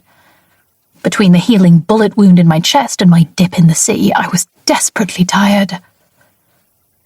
A hand caressed through my hair, and I moaned softly before jolting away from the touch. I hadn't even noticed the music ending. Phoenix sat next to me, the violin resting on the bench. Be meek, I told myself. Trick him. My breath hitched. He ran his scarred fingers along my collarbone, stopping at my pulse point and closing his eyes. Fear made my heart beat faster, and his fingers pressed more firmly into the hollow of my neck. Tracing his other hand against my thigh, he spelled out a word. Scared? I nodded, keeping my focus on his dark eyes, the fire's reflection dancing in them. Was he going to fuck me? To my dismay, the bile the thought brought was swiftly followed by a pulsating between my thighs. It had been a long time since I'd let myself fall into bed with someone. I'd been waiting for Massimo. Our love story was going to be one for the ages. I'd been so sure of it. Phoenix's thumb tilted my jaw up, and had it not been for the mask covering his mouth, I'd have thought he was going to kiss me. It would be one thing to endure his dick, but the softness would be too much to bear. Make it quick, I begged, my words coming out strangled. His fingers moved against my leg once more, this time on my inner thigh. Never. Please, just get it over with or let me go. I should have stayed in the bedroom. His throat moved as he swallowed, the phoenix-emblazoned mask just millimeters from my lips. The fingers on my throat wrapped around my neck, tightening. The gasp it drew from me made him give a deep, low groan. Going to make you beg for it. Each swipe of his finger made me hate him more. I pushed him hard, and he relaxed back against the boat's railing as I stood, my cheeks blazing. I will never beg. I spat the words at him, my promise to be meek fleeing. Stop toying with me. It's worse than just fucking me. My head spun as I backed away from him, half expecting him to chase after me. Phoenix looked completely unbothered by my reaction, sitting there as if nothing had happened. Moving as quickly as my feet would carry me, I fled back to the cabin, shutting myself in the bedroom and pushing a chair up under the door handle. Throwing myself onto the bed, I screamed into the covers, letting all the anger and frustration pour out of me. Tears wet the pillow, and I didn't stop until my voice grew hoarse and my body grew limp. At last, sleep took me. Light streamed in through the windows when I awoke. Peeling my hair from my face, I groaned. God, how long had I slept? Rubbing at my face, I pulled myself upright, seeing the chair still wedged beneath the door and feeling a sense of satisfaction. At least I could sleep soundly, knowing I could shut him out. In the washroom, I relieved myself, hunting through the cabinet for mouthwash. My mouth tasted like I'd licked the deck clean before heading to bed. Standing in front of the small mirror, I pulled my hoodie up, looking at the angry red scar on my chest. It was beginning to knit together, the scab starting to fall away. Even if I made it off the boat and away from Phoenix, I'd always carry the marks of that night with me. I just had to make sure the scars I left behind were much worse than the ones I carried. Flopping back down on the bed, I looked out of the window, my heart all but stopping at the sight of a tiny harbour. Crushing myself to the window, I saw people. Fishermen.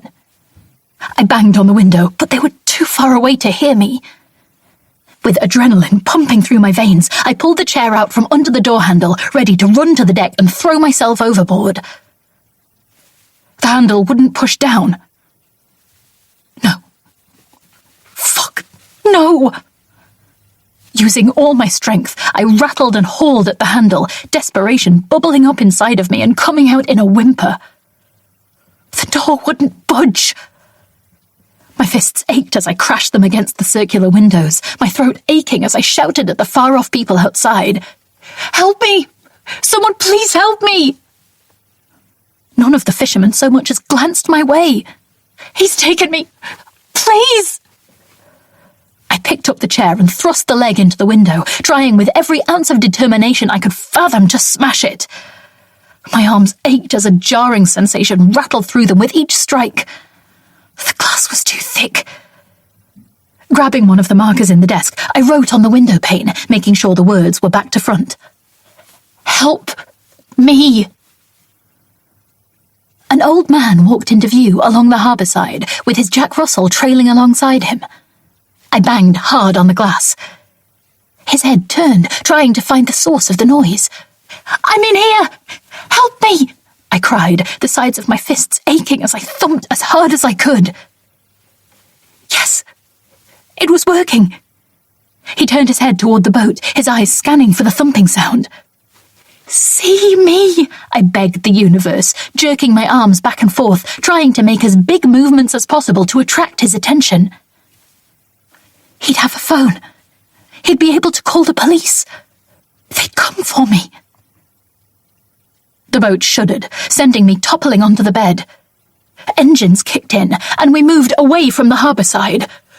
"No!" I screamed, pulling myself back up to the window. "Let me go, you piece of shit!" I crashed the chair into the low ceiling, rage coursing through me as the old man shook his head and continued on his walk, none the wiser that he could have saved me. The port grew smaller and smaller in the window until it was nothing but a dashed hope in the distance. Curling myself up into a ball in the corner of the bed, I pressed my head into my knees. Next time, I'll be ready. 13. Phoenix. The island came into sight, and warmth flowed through me. It was the closest thing I had to a home. I'd never taken another living being there, bar the sheep and wild ponies who roamed the tiny island, and nerves fluttered in my stomach at the thought of Laura on my land. It had been one of the few splurges I'd allowed myself since going into the lucrative field of burning evidence for a living. My secret refuge, my terra firma. I hoped she would love it as much as I did. Sharp, grey cliffs gave way to a sandy beach, the cove leading on to the natural harbour where I would moor the boat. Rocks jutted from the still sea, but I knew the path through them like the back of my hand. Navigating through them, I began to hum, pleasure seeping through me. Home at last. The island mostly consisted of rough, grassy terrain and rocky outcrops, but the pale sandy beach was my own private paradise. Sure, the weather wasn't exactly tropical, being that it was in the Outer Hebrides, but the sunsets were second to none. Would my little Ember be watching our approach, wondering where I'd taken her? My wildling, so full of rage. I'd laugh to myself at the clattering of what I assumed was the chair against the ceiling. She had fire in her veins, just like me. Would she be pacified with the gifts I'd stopped to buy for her? I didn't expect a thank you, but I hoped they'd bring her a touch of joy amongst her sorrow. My pet needed to be pleased, so very badly. Her whole being hummed with need. She didn't know it, but it rolled off of her in waves. I doubted I could tame such a firecracker, but I could handle it with care, stoke her flames rather than putting them out, make her burn with me, not against me. The boat came into the shallow harbour, and I leapt overboard, hauling the rope with me, fastening it with a habit built from so many times mooring there. Feeling eyes on me, I glanced at the bedroom window. Angry eyes glared back at me through the words, "Help me," written in black ink. Oh, Laura, you'll be licking that off before we disembark. The door was still firmly locked from our little trip to port, and I turned the heavy key until the lock clicked with a satisfying thunk. Opening the door slowly, I awaited her launching herself at me. Instead, one of my boots came crashing into the wall right beside my head. Ducking out of the way, I half grinned beneath my mask, in my own twisted manner. My little spark was all alight. How delightful. I tore into the room and set myself upon her where she cowered by the bathroom, lashing out like a little hellcat. With our size difference, there was little she could do to fight me off. Panting through my nose, I held her turned toward the window, her hair gripped firmly in my fist, her round arse pressed against my crotch in the most maddening way, and a wave of pure, unadulterated need washed through me. A possession of desire wrapped around me, and I pressed my nose into her hair, breathing her in as if her scent could satisfy me. It didn't. It just added fuel to the burning ache in my groin. Fuck. Never had compulsion so strongly gripped me. Pinning her between my hips and the wall, I grabbed the marker pen from the dresser and wrote over her words on the glass. Dirty girls do dirty things. Forcing her head back, I pinched her nose until in exasperation she opened her mouth. Stop it. I'm sorry. Never had I wanted to speak as badly as I did around her. I had so fucking much to say. Using one finger, I wrote on the tender skin at the side of her neck. Lick it clean. I don't want to. Now. I thrust 2 fingers deep into her mouth, rubbing them over her tongue. The wet heat had my knees practically buckling. If she didn't do as I demanded, I'd soon find a much more interesting way to use her tongue. Laura gagged when I pressed my fingers more firmly back toward her throat, fucking her mouth with them. Okay. She spluttered against my fingers, spit dripping down over them. With a tentative movement, she pressed her tongue against the glass, leaving a trail of spit. I watched from over her shoulder, delighting in the way the arch of her back rubbed her ass against my hard dick. Paying for sex had always been easy, but the women preferred not to look at my scarred face, and I preferred to just get the deed over and done with as quickly as possible. But this was a whole new heady rush. Fuck, every touch drove me to a madness that I craved.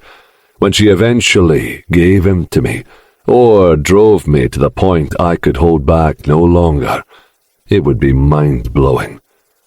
Black pen gathered on her tongue as she swept it over the glass, the word dirty transferring from the pain into her mouth. She'd never looked so fucking hot. Yes, I wanted to croon in her ear. That's my pretty pet. I shifted my grip closer to her scalp, using my hand to direct her tongue.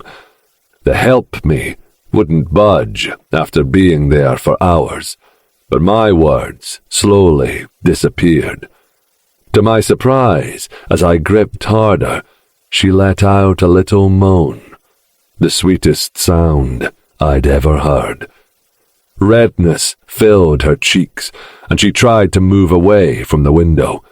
I grunted as I pressed her face back to it, making her resume her slow licking. Good girl, I spelled out against her throat with my other hand. A tear escaped her eye and made its way down her cheek. I traced its path with my gaze, jealous of its nearness to her. Being part of her, I wanted that. I'd have done anything in the whole fucking world to pull my mask down and taste it. 14. Laura. The area we docked at looked utterly deserted. The sea caressed at a pale sandy beach, intermittent dark rocks jutting out from the water along the shoreline. A tiny stone cottage sat alone a little ways back from the beach, surrounded by nothing but trees, rugged grassy terrain, and some distant cliffs. Where were we? If I'd have arrived here with anyone other than my captor, I might have described it as a perfect little slice of paradise. A pretty hideaway. Instead, it was like a green cage. A bigger cage than the boat, sure, but no less isolated. I only hoped that beyond the trees there were other people. A village when I could find help. A phone. Something. Anything. Phoenix jumped over the gap between the boat and the wooden jetty before reaching out for my hand. I ignored it and made the jump myself, my stomach in my chest as I looked down at the narrow gap. Still, getting squished between the boat and the dog would be better than willingly taking his hand. I landed on 2 feet before stumbling a step forward. He carried numerous bags, picking his way over the stony ground that led to the patch beyond the beach. I followed, my legs feeling like they were at least half noodle after days on the constantly moving boat. The ground was outrageously solid in comparison. A hare darted across the path, disappearing into the long, untamed grass. Pebbles on the path dug into my bare feet with every step. What had happened to my shoes after Phoenix had taken me from the fire? No idea. Stepping onto the grass at the side of the path, I looked back at the spot where the hare had vanished. Phoenix trudged along the path toward the cottage, not looking back at all. My heart thumped in my chest. I dashed into the grass, following the hare. Adrenaline fueled my run until I hit a patch of trees, not looking back to see if Phoenix gave chase. My breaths became laboured as my thighs burned, the stitches in my chest tightening with every hurried step. Eventually, my legs could carry me no further, and I collapsed in a pile against a tree trunk, trying to breathe through the ache in my lungs.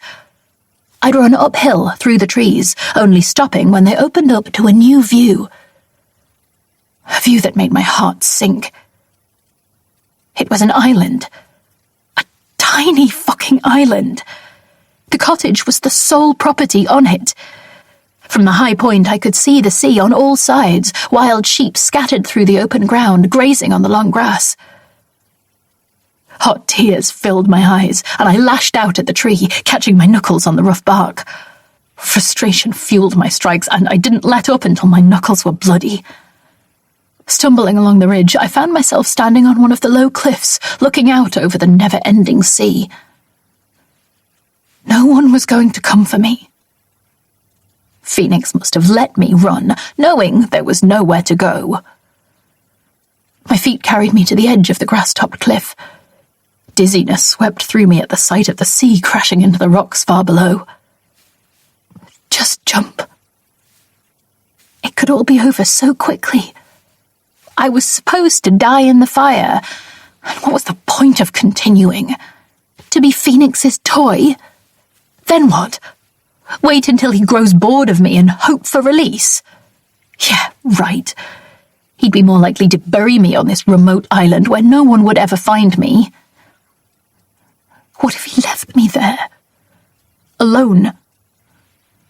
The tears came heavy, cascading down my cheeks until my hoodie grew sodden around my neck. I took another step closer to the edge, my toes no longer on the solid ground. Fear strangled my sobs, and I closed my eyes, ready. It would be quick. I hoped. Peace filled me, and I let a tiny smile cross my lips. A snicker pulled me from my reverie, making me look down as panic swept up and filled me. I stumbled backward. Fuck! I'd almost done it. I collapsed against the grass, throwing myself downward and letting the sobs take over.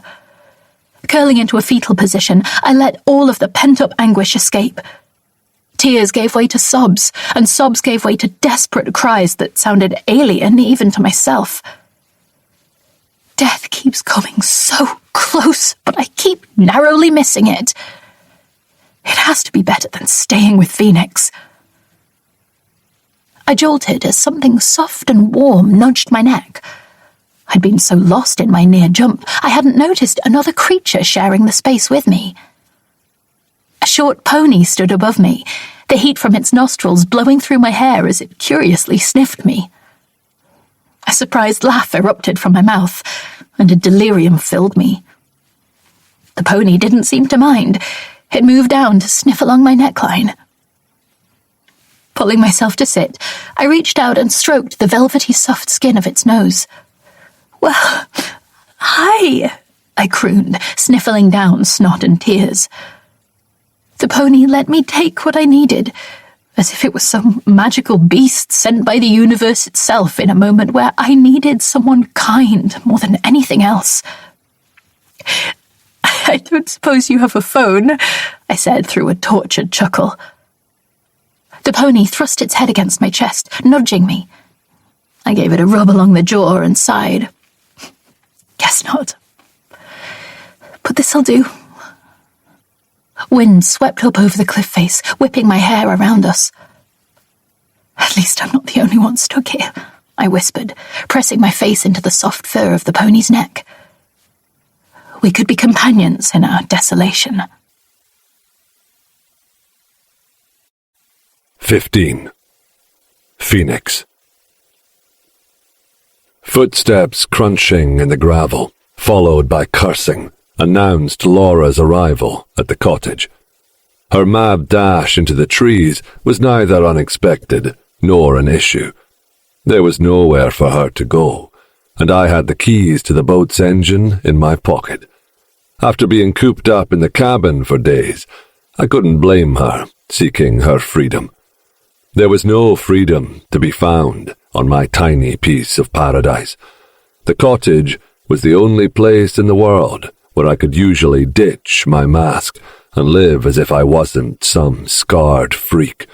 No one to gawk at me, no one to whisper and point, no one to talk to or expect a reply. The sheep didn't care for me to talk to them anyway.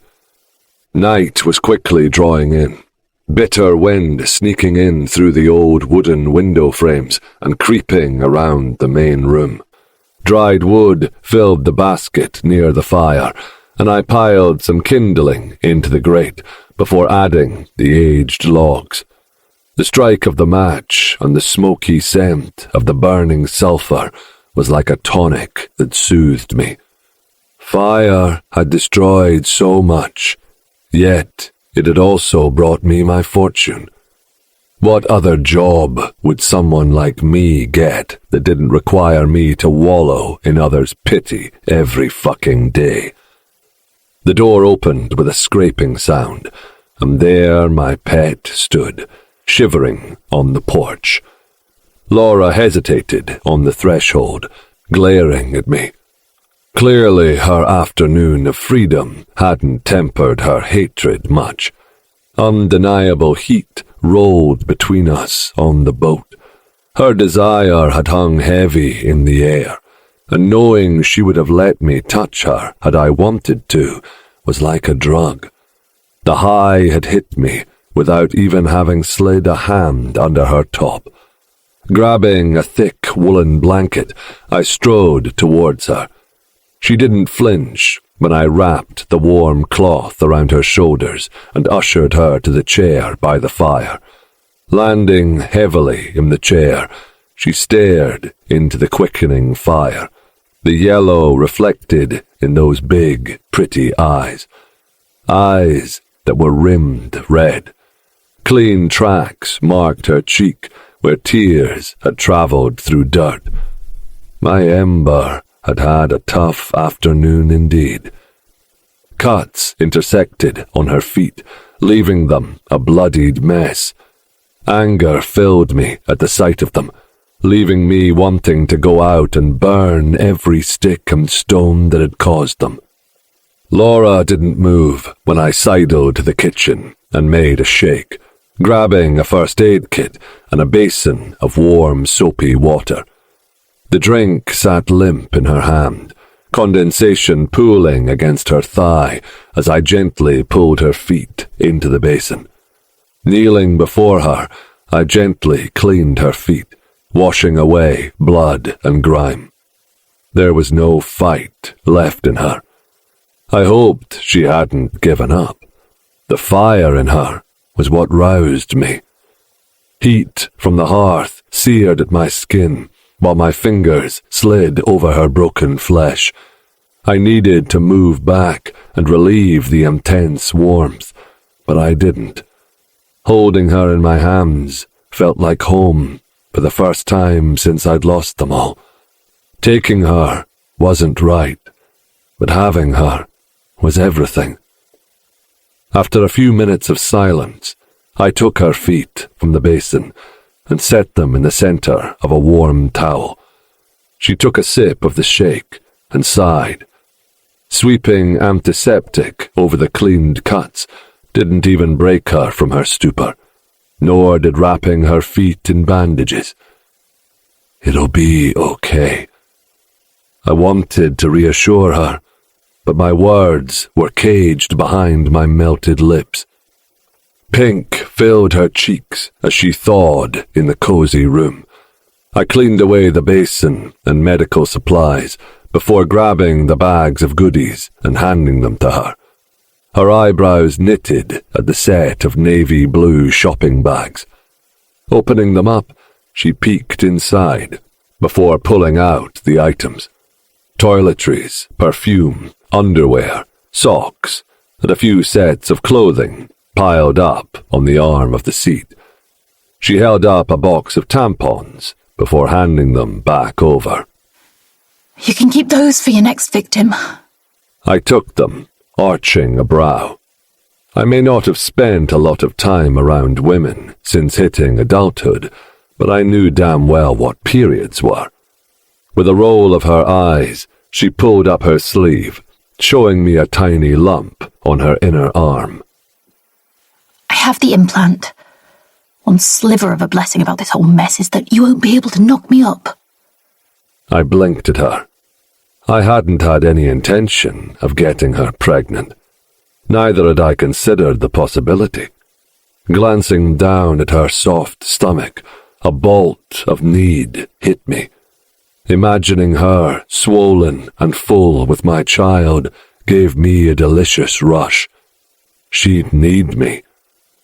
Laura tucked her arm back into the sleeve as I stood there, salivating over the idea of giving her a part of me she couldn't remove, growing something together, her and I, connected, forever. My dick grew hard, and the sensation of possession drew over me like a quilt. I could rip the implant out and fill her with my cum again and again until it seeped out of her. Her eyes slid to the fire when she saw the expression on my face, her body closing off. Thank you for the things, she said, turning away from me. Blood coursed through my veins, demanding I rip off the blanket and sink inside her right there on the floor. Nails dug into my palms as I fought off the urge. Not yet. A little longer. Tearing myself away from her, I forced myself into the tiny kitchen, inhaling deeply through my nostrils. I pushed the overwhelming need back down. It was getting harder and harder to avoid giving in. Slipping my mask from my mouth, I sloshed cold tap water over my face. Why did Laura affect me so thoroughly? It was like being near her sent my veins into a bubbling fizz, my heart feeling ready to explode. Everything feeling ready to explode. It had to be down to loneliness. Years of only being needed to clean up other people's mess, but never wanted. Not that Laura wanted me. Not yet. But she needed me. For food, shelter, and to stave off the isolation. Like it or not, she'd come back to me. Okay, perhaps it was because she'd had nowhere else to go, but she'd still limped back into my arms all on her own. It was enough for now. The water dripped from my chin, washing away the heat coursing through me. What's your end game? The thought prickled at me. I'd never been one to live rashly. Taking Laura was the most unmeasured thing I'd done since my early teens. That and the hatchet in my uncle's skull. That was the moment of madness built on a lifetime of pain. Closing my eyes, I let my mind wander. Laura's cheeks pink as she laughed by the sea, holding my hand and pulling me close to her. The laughter of children behind us as gentle waves tickled at their feet. Sweet words whispered in my ear, and eyes that filled with joy rather than pain when they met mine. Days spent in laughter, and nights spent in a chorus of desperate moans, as she pleads with the gods while I toil between her thighs. The visceral images in my mind made my stomach knot. I'd belong. I'd have a family again. Her heart would be my home. I groaned, abandoning the idea. It would take everything just to get her to tolerate me. The utopia in my mind was nothing but a piece of fiction. Pulling my mask back into place, I left the kitchen. The fire crackled in the grate, but Laura was no longer where I left her. Her glass sat half empty on the mantelpiece, but the woolen blanket was gone. Had she taken the blanket and left? Did she seek shelter on the boat? I tapped my pocket, the engine keys still safely jingling back at me. A litany of creaks sounded beneath my feet on the ancient staircase. Soft light filtered under the bedroom door, casting its glow over the worn wooden floorboards in the tiny hallway. Pushing the door open, I saw Laura sit on the edge of the bed, cradling a book in her hands. Not just a book, but one of my diaries. Instantly, a fiery rage filled my chest. The therapist I'd briefly seen after the accident had suggested I write my feelings down as an outlet since I'd lost my voice. I'd never stopped, not until the night of my uncle's death. That was the one thing I hadn't been able to commit to paper.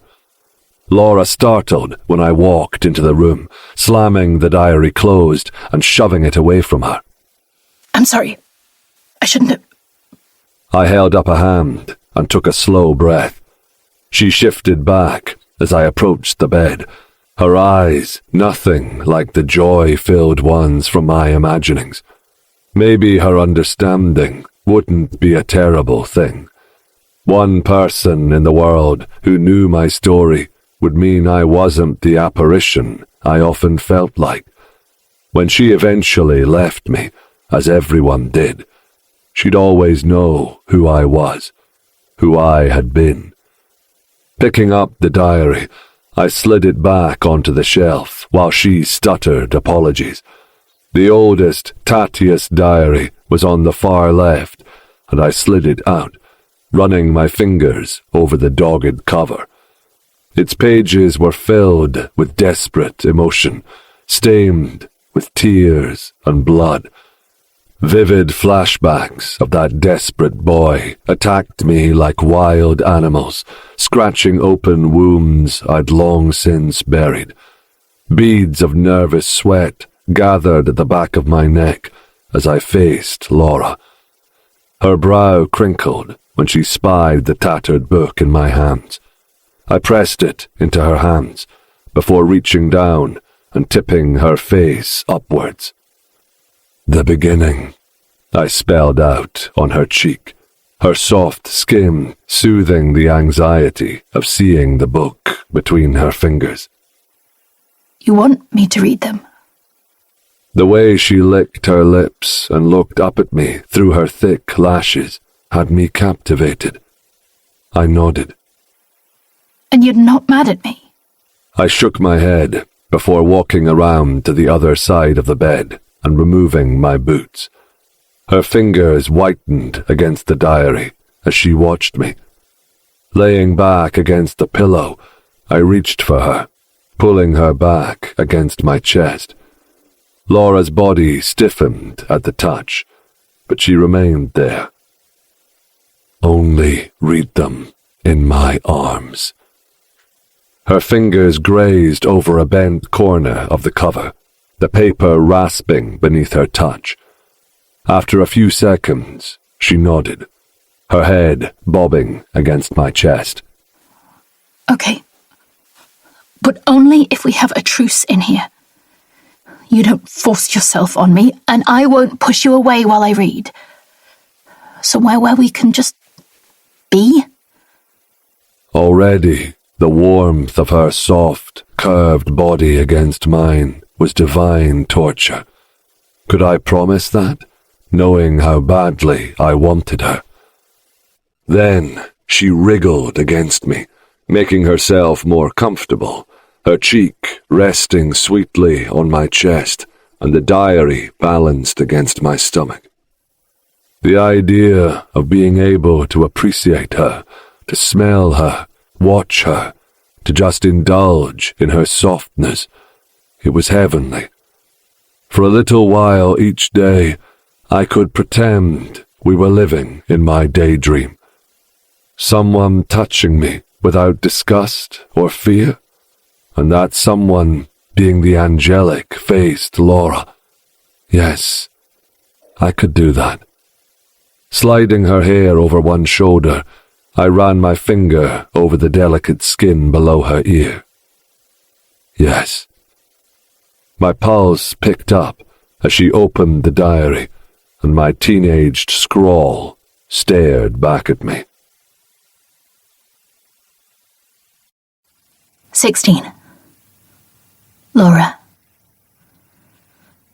My head clanged with 1,000 danger warnings. Laying on the devil's chest was insane. I'd lost my goddamned mind. The way he swept his fingers through my hair sent confliction warring through me. The delicate, almost curious stroke of his fingers made tingles dance along my spine, which left my stomach feeling like I'd swallowed a whole beach full of rocks. Sighing softly, I focused on the diary. The pages had seen better days, and the text inside harried and rough. The first page held a date 19 years in the past and a mass of scribblings. Imran says I have to write my feelings down. If I don't, they'll burn me up. Stupid bitch didn't even notice the words she'd used. I've burned enough. The plastic mask and gels I have to have applied so many times a day should be enough for her to think about what she was saying. My whole family is dead, and everyone keeps refusing to talk about it.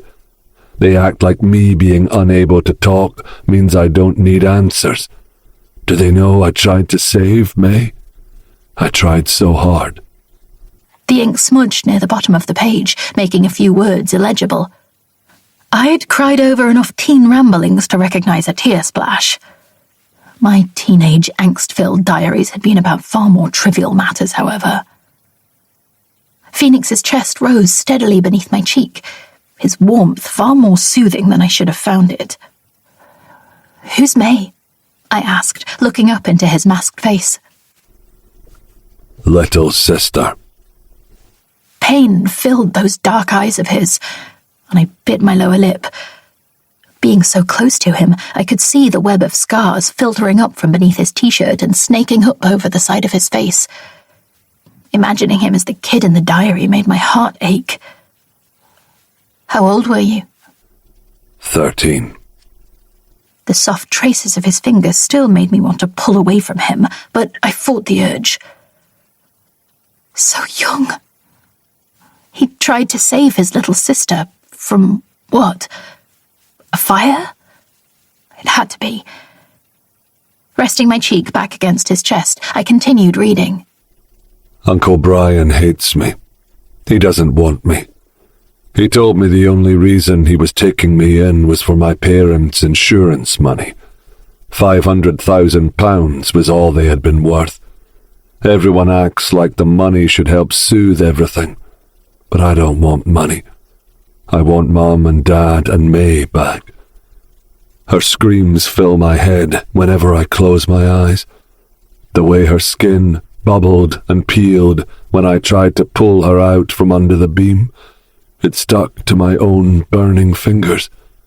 I cried when they'd peeled it away, knowing it was all I had left of her. I told her I'd go back for her, that I'd get help. I hadn't gone back for her. She died alone, waiting for me. I daredn't breathe. My eyes welled up reading his tortured words. My own family's bloodied bodies flashed into my head and a lump filled my throat. "It wasn't your fault," I whispered, trying to suffocate the tears that threatened. Phoenix didn't respond. He toyed with a strand of my hair, and I wallowed in his pain. Our pain. We weren't so different after all. "Is this why you came back for me?" I asked, my vision blurring the pages in front of me. Yes. I closed the diary, my heart unable to bear any more for the time being. Kneeling up, I faced Phoenix, gathering up my courage. "You don't have to wear your mask around me, if you don't want to. It has to be uncomfortable to wear it all the time." He scanned my face, his nostrils flaring as he inhaled deeply. "We both have our scars. Mine may not be as big, but it isn't pretty." My stitches itched at the mention of my wound, and I pressed a hand against my hoodie over the spot where I'd been shot by the man I thought I loved. He slipped his hand up and peeled the mask away from his face. I fought the urge to gasp at his mouth, where the skin was melted together, only a tiny space on the far left open. His eyes lowered, clearly waiting for my repulsion. "You should never have to hide," I said, placing the diary on the wooden bedside table. For the first moment he'd taken me, I understood, in part, why. He lived a life hidden away because of the scars he'd had inflicted on him, inside and out. And that knowledge could help me. I didn't doubt he was still dangerous, that he wanted more than a companion. Perhaps, though, he would have a softer side I could appeal to gain my freedom, even if it meant submitting to him in the meantime. Phoenix reached over and turned out the lamp, surrounding us in darkness. An arm wrapped my waist and pulled me down onto the bed, holding me tight to Phoenix's chest. His nose buried into my hair, making me wince. "Don't pity me," he wrote on my neck with his other hand. And just like that, I realized underestimating him wouldn't help me at all. Did I think he'd just let me read in bed without pushing himself on me? One hand slid up my hoodie, cupping one of my breasts as he groaned softly into my neck. Squeezing my eyes closed, I waited for him to use me, fear making my skin prick up. Then his grip loosened, his fingers slackening against my nipple. His breathing slowed and his arm grew heavy over my waist. Phoenix fell asleep, holding me like a fucking teddy bear. For a moment, knowing he was asleep, I let myself indulge in the feeling of a large, muscled man pressed against my back. I closed my eyes and imagined Massimo hadn't betrayed me, that he'd loved me like I'd longed for him to, that I was 1,000 miles away and wrapped up in real love. 17. Laura. The sickly strawberry taste cloyed against my tongue, the granular texture making me want to puke. How the hell did Phoenix suffer through drinking the shakes all the time? I'd only been having them for, 10 days or so? 2 weeks? God, I was losing track. I let my mind wander back to the last time I'd seen my house, My family bathed in red and being consumed by orange. Did the police even know I was missing? Did anyone care? Had Massimo played the devastated fiancé, fooled the world into thinking one of his enemies had taken his beloved woman from him? Or had he simply shrugged and not even given in to the pretense that he cared? Another sip of the wretched liquid fueled the injustice and anger flowing through me. Phoenix never drank his shakes in front of me. I'd only see his empty glass to know he consumed anything at all. How many he drank a day to keep his well-muscled body toned, I had no idea. The way those thick arms had felt holding me against him while he slept washed over me. Warm, safe, protective. Yet he was anything but those things. Phoenix was the enemy. Another Massimo. Reminding myself was becoming a full-time job. Phoenix stood at the sink, humming to himself as he washed the dishes, his mask still securely around his mouth and nose. Even having shown me the scars inflicted upon him, he preferred to keep it covered. The third mouthful of the shake came with a lump of unmixed powder exploding against my tongue with its saccharine dry dust. The anger I'd been trying to hide came bubbling up, and I stood, launching the glass at Phoenix. Pinkish liquid splattered up the wall and across the kitchen, shards of glass dispersing amongst the goop. Phoenix startled, his soapy hands dripping water all over the floor as he turned to survey the mess. "I can't take any more of that shit," I said through my teeth, my nostrils flaring with each of my short, furious breaths. "It's disgusting. I'd rather go and eat the fucking grass with the ponies." His brow quirked up at that, and with the memory of him forcing me to clean the boat windows with my tongue still fresh, I wouldn't put it past him to mete out that as punishment. "I need real food." Picking up a dish towel, he dried his hands, all the while scanning the mess in the room. Pink shake dripped from the roof, splashing against the floor with a rhythmic tapping. My thighs quivered as he strode toward me, my heart leaping into my chest. I glanced at the door, but there was no way I could get to it without him intercepting me. Panic rose with every inch closer he came. Fuck, what was he going to do? The chair scraped as I backed up, the wall quickly pressing against my spine. There was a devil in his gaze as he came closer. Not anger, but something more wicked. "I'm sorry," I muttered, swallowing hard as he closed the space between us. I wasn't, but I hoped it was what he needed to hear. I flinched as he lifted a hand, but he placed a scarred fingertip on my chest and wrote in slow, steady strokes. "You will be." I let out a squeal as he slid his hand up into the back of my hair and used the leverage to pull me forward and roughly bend me over the kitchen table. Strawberry shake squelched beneath my stomach and chest as he pinned me there. "I'm sorry. Please." My pleas fell on deaf ears. Was he going to fuck me? I'd been expecting it every time he was close to me, but so far he'd refrained, even after I made the bargain with him. Maybe I'd finally pushed him too far. I sent a prayer to whatever gods were listening that it would be quick, that he'd be so unused to sex it would be a 3-stroke-and-out affair. I sobbed as he pulled my leggings and underpants down with his free hand. I waited for his intrusion. A minute passed with the table jutting into my hips and my hair held roughly between his fingers. Nothing.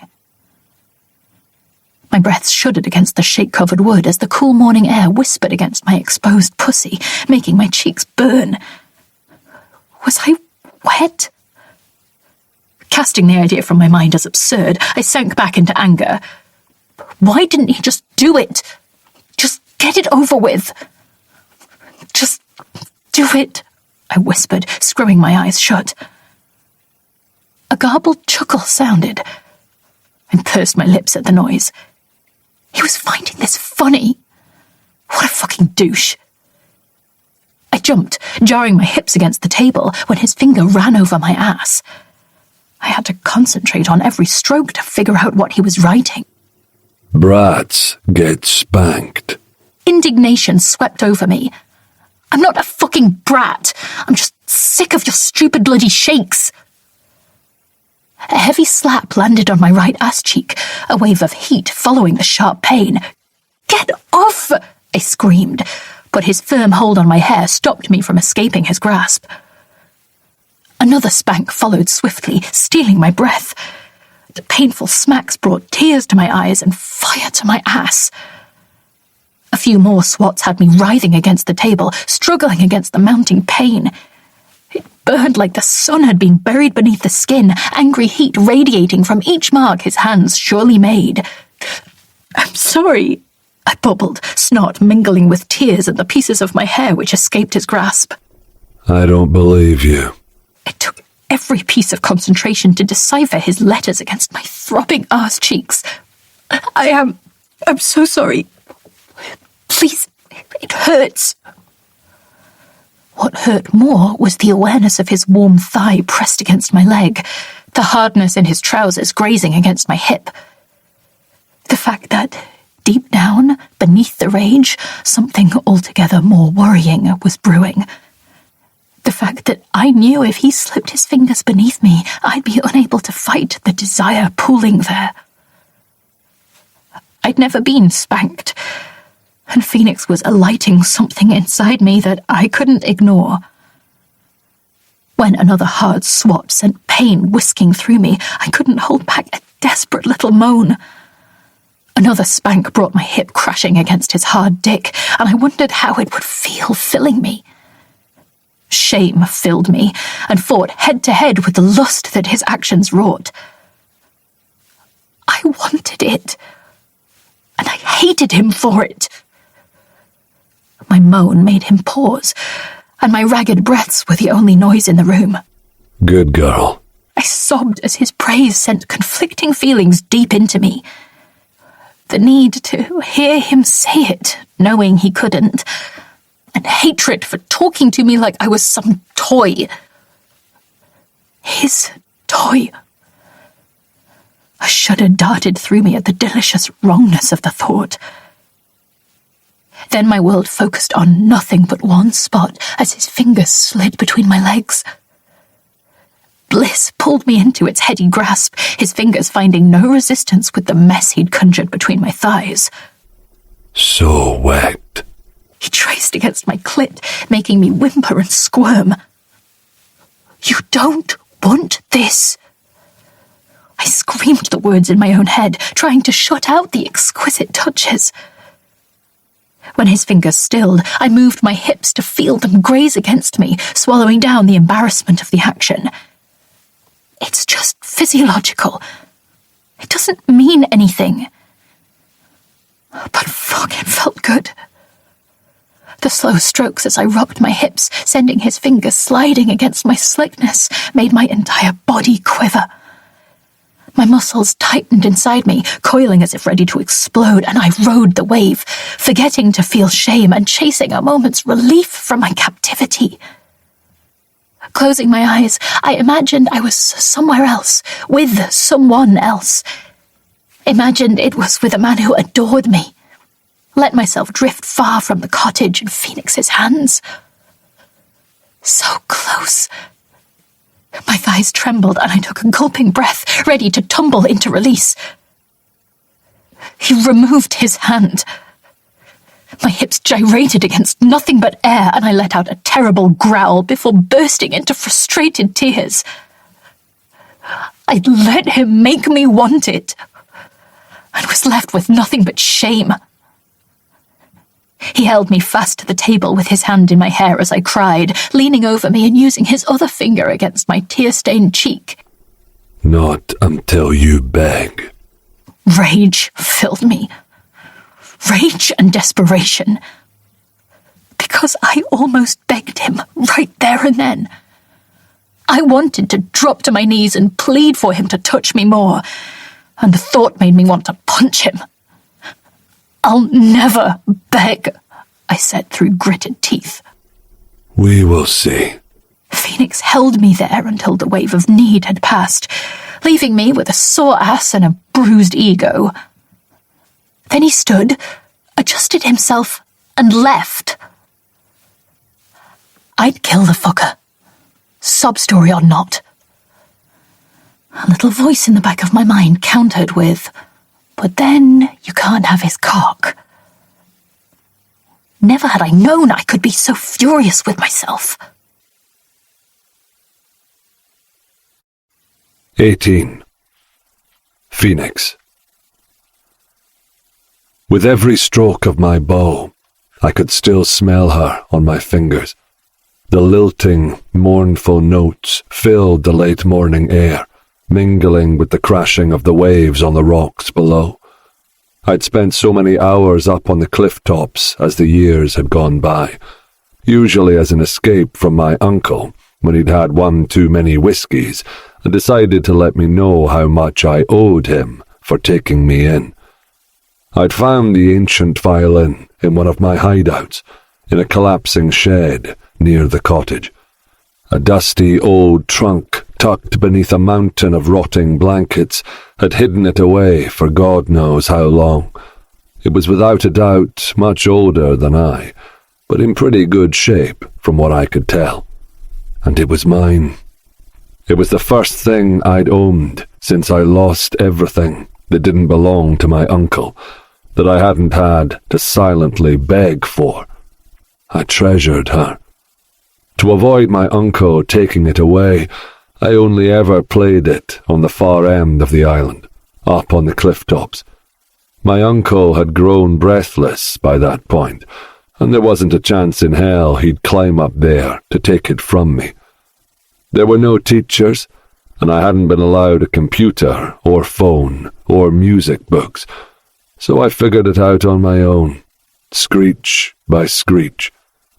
Eventually it started to sound less like a bag of cats being walloped and more like music.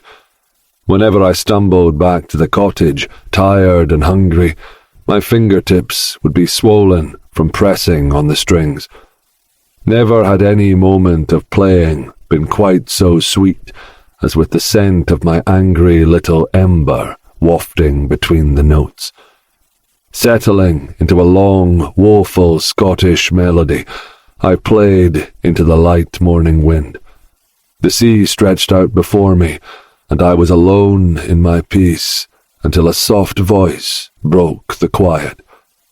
Without missing a note, I turned to see Laura sitting on a moss-covered stump, her eyes glazed as she stared out over the ocean. Her lips moved as though enchanted, the beautiful sound tumbling from them despite her looking 1,000 miles away. She knew the song I played, so I continued it for her, the music wrapping around her silken words and filling the area around us with delight. I'd never been able to sing along with the music. When I'd finally gotten access to the internet after my uncle was dead, I'd long given up hope of being able to use my mouth. It had been too long. My uncle had long told me that. There was nothing to be done for me. Laura's eyes sparkled with tears as her voice cracked mid-verse. It was like a dagger to the gut. Was she crying because I'd touched her? She'd been so wet, her body crying out for more. I knew she was stuck with me, but there was something there between us. I could feel it. I just needed her to feel it too. Sweat broke out on my forehead as I played my violin harder, filling the gap left by her cessation of singing. A soft wicker tore my eyes from her as the wild ponies loitered at the edge of the plateau. They'd often come to hear me play, but had always been too skittish to be my friends, no matter how badly I'd have loved for them to be. One broke from the group and lowered its head, treading over the grass to where Laura sat. I watched, mesmerized, as it gave me a cautious look before nuzzling gently at her tear-streaked face. Of course, she'd bewitched them like she'd bewitched me. We were all powerless beneath her perfection. Laura let out a giggle as his brown snout tickled at her, her fingers coming up to tenderly stroke at his nose. Jealousy filled my stomach, and I pulled my violin down to my side, watching as they both betrayed me with their intimacy. I'd longed for both of them to react to me with the soft sweetness in which they embraced, yet neither had deigned to see me worthy. It was ridiculous to be jealous of a pony, or of it giving its attention to Laura, but it was yet another rejection. Still, as much as it pained me to see them making friends without me, it was still a perfect vision. My girl, being so tender, was a joy to witness, even if it was for a beast more fair than I. She deserved love, and why would she choose to have it from me, a deformed creep who'd stolen her away in the night, a monster who wanted to consume her every breath, and nothing. Sure, I had money. Maybe that would be enough if she knew about how lucrative my job was, but I wanted to be wanted, to have her whisper my name into the sheets at night and laugh with me over the dinner table, to hear her beg for my touch so prettily in the depths of night. I should let her go. I can't. 19. Laura. The music had drawn me toward him. Eerie, sad notes twisting their way through the heather and pulling me in. When Phoenix picked up that damn violin, he may as well have been a siren, luring me to disaster. Despite my anger from him tanning my arse and then leaving me wanting more, I struggled to stay away. The ponies had lingered near him, curious but wary. Muffin, as I'd named the scruffy little pony with the dark brown dots, like a chocolate chip muffin, had come over and nuzzled into me. Shortly after, Phoenix's violin screeched to a halt and he stalked off down the hill with his arms tensing, his fingers white around the violin's neck. My shoulders relaxed as he departed, and I threaded my fingers into Muffin's matted mane. What am I going to do? I asked the pony. I'm stuck here, just like you, but I don't belong here. I need to get away. Muffin wickered into my shoulder as I ran my hands down over his neck, giving him a jolly good scratch. Thing is, he touched me, and it felt like how I'd always wished it would. Not with him, obviously, but when I lay in bed and dreamed of Massimo. Phoenix makes me want it, and I despise it. I don't want to want his touch. I sighed and stood, brushing dry dirt from the back of my clothes, watching as little flecks of grass drifted down to the ground. The raging fire his hands had left burning on my ass cheeks had dulled to a soft ache. I screwed my face up at the thought of being bent over with him chastising me. Who did he think he was? And why did it make me wet? I asked Muffin, who ducked his head down to munch on a patch of clover near my feet. I needed to get out. But how? Could I take the boat? Old Bess couldn't be that difficult to man, right? Even if I could just get it far enough out to sea that Phoenix couldn't swim out and sent out some kind of mayday signal. It wasn't a concrete plan, but it was the best I had. I just needed a way to get the keys. Phoenix almost always kept them on him. He needed to be distracted and trusting. Maybe I needed to play along with his game. Men usually slept like the dead after a good lay. I could suck it up long enough to get him knackered and then take the keys from discarded trousers, right? Fuck, if I played it right, made him as desperate as he was trying to make me, I could have the keys by nightfall. You wouldn't be mad, would you, Muffin? You'd understand my leaving? I need to get home. Tell the police about Massimo and my family and Phoenix. Maybe I could come back for you when he's in jail. Take you home with me. I sighed as tears pricked in the corners of my eyes. Not that I have a home anymore. Muffin didn't seem to mind either way.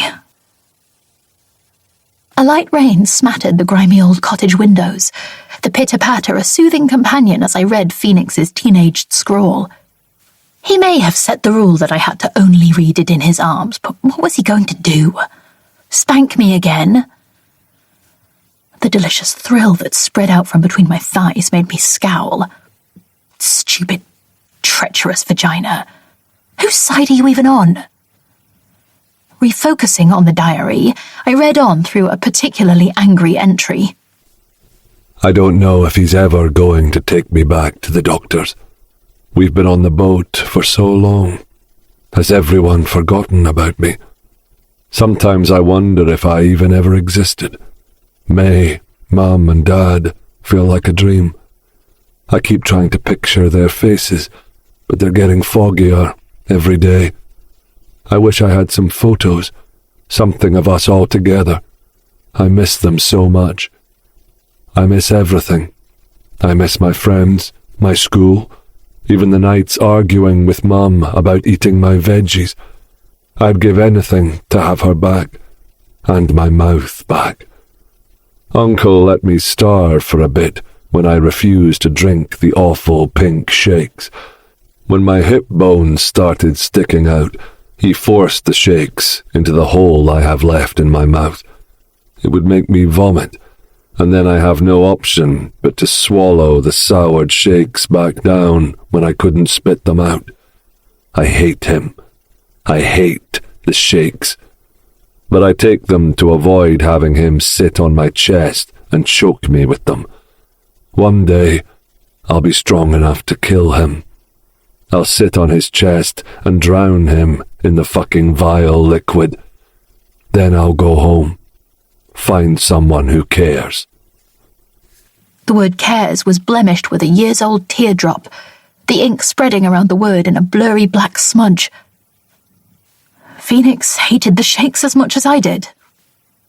He'd had nothing else to eat for years. A noise in the doorway had me startle upright, closing the book. Time for Operation Make Him Come, then steal the keys. I wanted to gag at the thought of him anywhere near me, but I'd done worse things with people who didn't even know my clit seemed to exist. At least, if I closed my eyes, I might be able to get that itch scratched before I left him in the dust. Phoenix climbed onto the bed, pulling me and the diary into his arms. Operation Play It Sweet, Laura. You can do it. I'm sorry about this morning. I shouldn't have thrown the glass. I tapped the diary before looking over my shoulders. The half-mask covered his lower face, but his intense eyes met my glance. I didn't realize how much you hated them too. I'm so sorry. His fingers danced over my hip, dragging my focus to their gentle touch. It's okay. My plan to seduce him caught inside me, the idea too ridiculous when he was pressed all up against me. I didn't want him to fuck me. I definitely didn't want him in my mouth. Would tossing him off do the trick? Reaching around me, he plucked the diary from my hands and placed it on the bedside table before turning off the light. Pitch darkness enveloped us, making me painfully aware of the heat of his body against mine. I screwed my eyes shut as he shifted, a soft thump landing on the floor as he stripped off his clothing. No. No. No. I wasn't ready. Tension hardened my every muscle when he wrapped his naked form around me, pulling me under the covers against him. At least he left my t-shirt and shorts on. After a few minutes wrapped in his embrace, I began to relax. He was just holding me like he had the previous night. Maybe he doesn't even want you. No one does. The insidious thought bounded around my head, utterly unwelcome. I didn't want him to want me. Not really. I just spent so many years watching everyone else find men who couldn't keep their hands off of my friends, worshipping them, doing anything for a grain of their attention. I'd always only been the other friend, the one they brought a mate along to the double date for, the one getting a pity fuck at the end of the night because it was better than nothing else. Not even the scarred, lonely man who took me was desperate enough to want me. The two ideas warred in my head, wanting to be wanted and wanting to be 1,000,000 miles from Phoenix. Had he fallen asleep? I listened to his breathing, trying to decide if he'd settled into the familiar pattern of sleep. His hand moved against my hip, pulling me backward. Something large and hard nudged against my ass, making me flinch. Good Lord. Phoenix arched against me, the head of his naked cock rubbing against my ass. I ignored it entirely. Let the sick fuck hump me all he liked. His breath was hot against my neck, his masked face grazing the flesh there as he picked up the pace, using me like a pillow to grind. Ignoring him was hard enough, but possible, until he hauled one of my legs up over his hips and pressed his solid dick against my panties. Shame burned in my cheeks when he dragged the word wet across my stomach with his fingers. With each arch of his hips, the head of his cock pressed up and over my clit, sending spirals of pleasure dancing through me. Fuck.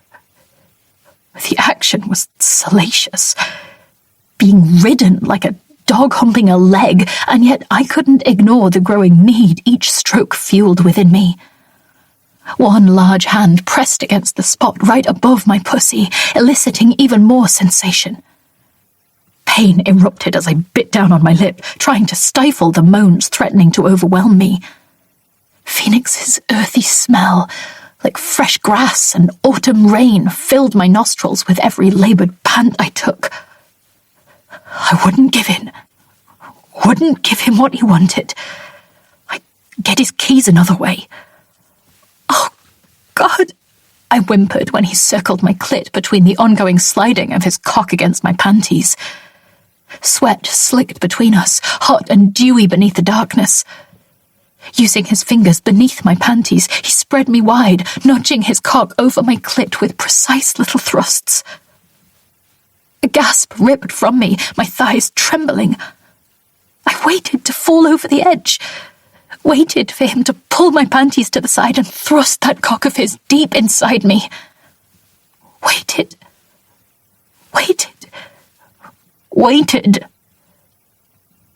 He held me there with ease, not giving me enough to send me tumbling, but neither letting up on the onslaught against my clit. Just fuck me, I panted, fury and need overriding any sense of self-preservation. Beg. He wrote against my clit with those fucking fingers. I wanted to. I really did.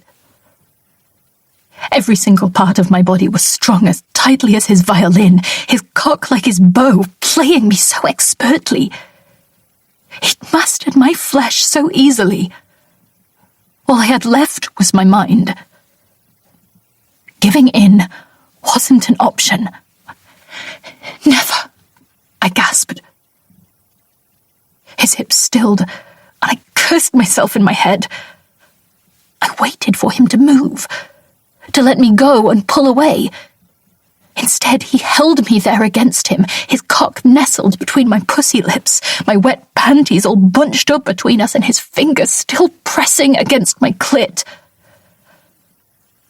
I was awake long after he fell asleep, rage burning me to a crisp.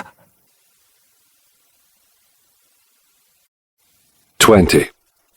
Phoenix. The wind whipped at my bare shoulders, while the sun peeked up over the eastern horizon. A layer of salty sweat covered my skin, mingling with the light dusting of rain the clearing mists had brought. My muscles ached with every chop of my axe, my biceps protesting at every jarring bite into the logs. I'd needed something to distract me from Laura. I'd woken up still entangled with her, and my obsession had exploded before I'd even opened my eyes. The feel of her soft, warm skin against me, the way her sweet breaths tickled at the gap between my shoulder and my neck where she lay pressed against me, my cock hard against her hip, and my fingers still tangled up in her moist panties. Fuck me. I needed her more than I needed to fucking breathe. It took every single fibre of my being to drag myself away from her, to pull on trousers and slip away from her sweet, soft skin. As I slid out from beneath her, her jutting hip bone grazed me, and threw back to my time on the hunger strike when I was a teen. My time before I'd accepted the revolting shakes were my new normal. My beautiful girl was suffering, wasting away. I needed to find her food she'd actually eat. The last time I'd run down to the shops with a pocket full of change to buy something to eat had been far too long ago. I couldn't even remember it. More than likely, I'd had May trailing me, pestering me to buy her some penny sweets. I'd have likely sighed about her having to come with me, but scooped her up in my arms when we reached the counter like I always did, to pick the paper bag that looked the most full. Shaking the memory away at the physical hurt it wrought, I heaved the axe into another log, my breath fogging in front of me. I kept going until the pile of logs were fully split into log burner-sized pieces. My chest rose in exhausted pants while I leant against the cool stone walls of the cottage. A movement inside caught my eye. Laura was inside the little bathroom, stripping off the shorty underwear I'd ground against the previous night.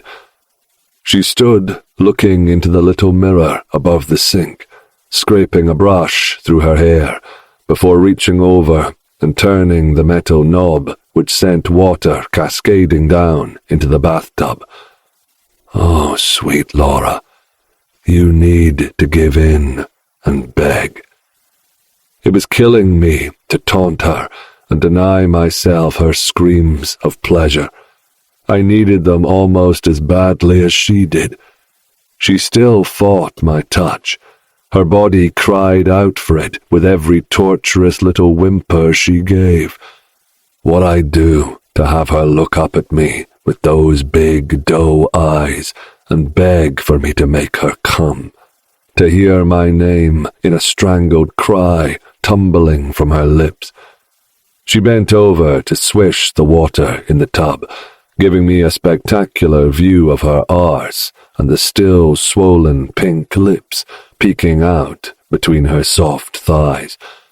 I wanted to tear open my stupid scarred lips and bite her, to lick her tears from her cheeks after she begged me so prettily for more, to redden her skin until it glowed before thrusting into the one place I was sure would feel like home.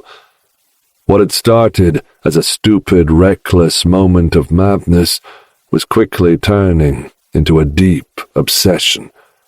My Laura, my darkest craving. She stood and stretched before stepping into the water, sinking into it with a silent sigh. I should get her bubbles. Then she could be like one of those women on TV. I've never bothered with them, just for me. Laura rested back and lifted a leg, running her fingers over it, before reaching over the edge of the bath to one of the bags I'd gotten for her. She pulled out one of the safety razors and worked it over her leg in slow, careful strokes. My pretty brat preening for me. She had to be. There was no way she was shaving to impress the fucking pony. Watching her had my dick pressing at the front of my trousers, desperate to break free. I rubbed my hand against it, remembering the heat between her thighs. Every little tremor deep in her cunt had emanated outward and twitched against the head of my cock.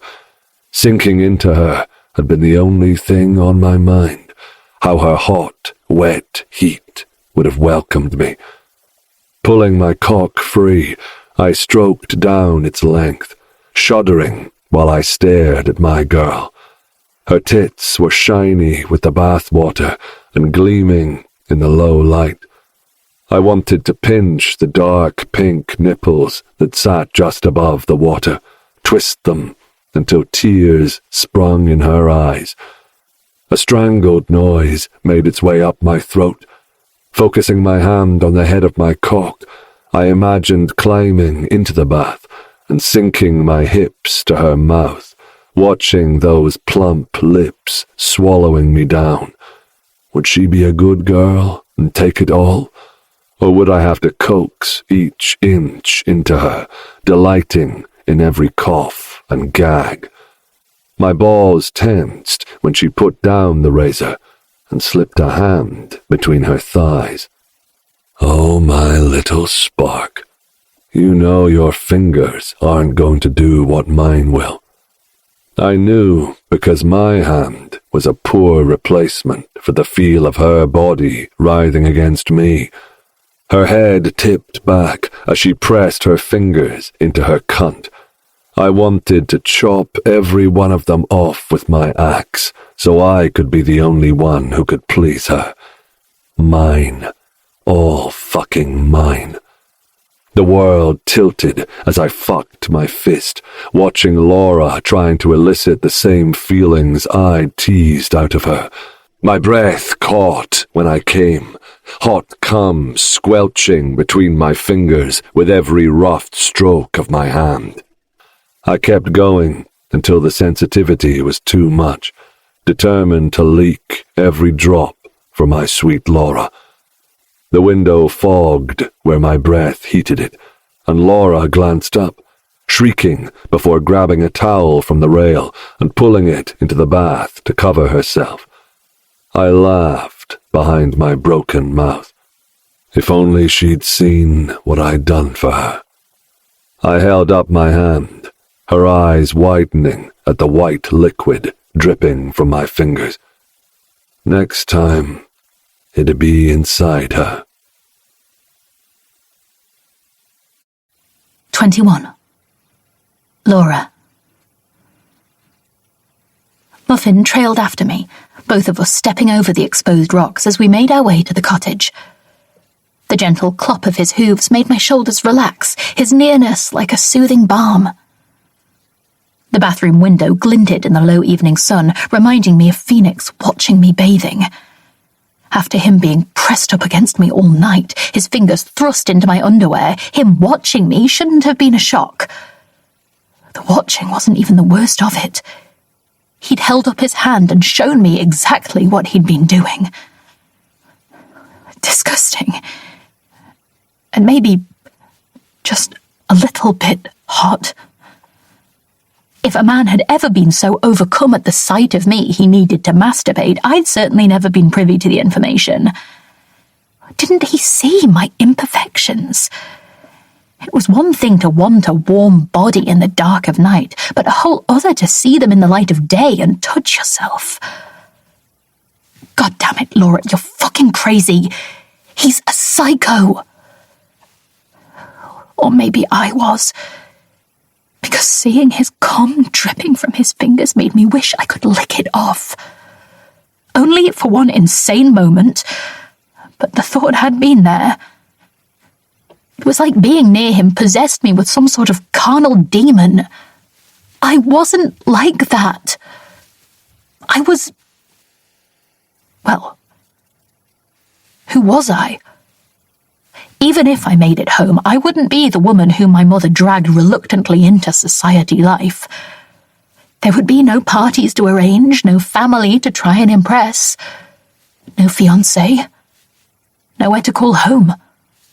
I'd likely be met with pity, If what Massimo said was true, there was no money left either in my family coffers. I'd need to find a job. To start over. Maybe that wouldn't be the worst thing. Maybe I could be something I was proud of. What if I could rise from tragedy and turn it into a life I loved? That life was like a fog. There were no solid shapes to it. My upbringing had focused entirely on one future. A future that didn't even fit around me. One I was being wedged into. If I were to start again on my own, where would I even begin? Muffin and I reached the cottage, and I giggled as he tried to nose his way into the kitchen. There's nothing in there for you, buddy. I don't think you want the strawberry shakes. I scratched the side of Muffin's neck before directing him to a particularly overgrown patch of grass near the door. Silence greeted me indoors. Most of the day I'd spent up on the cliff top dreaming about escaping the stupid little island in between short bursts of remembering the way Phoenix's scarred fingers felt between my thighs. I sung to the ponies and threw pebbles into the ocean. Anything but being stuck in the tiny cottage with him. The bedroom was empty, the bedding still crumpled where I'd left it. He wasn't in the bathroom, nor anywhere around the cottage exterior. Panic started to make me sweat. Where was he hiding? Was it some sort of game to freak me out? My eyes grazed over the shoreline, following the beach to the dock. The empty dock. Holy shit! Phoenix had abandoned me.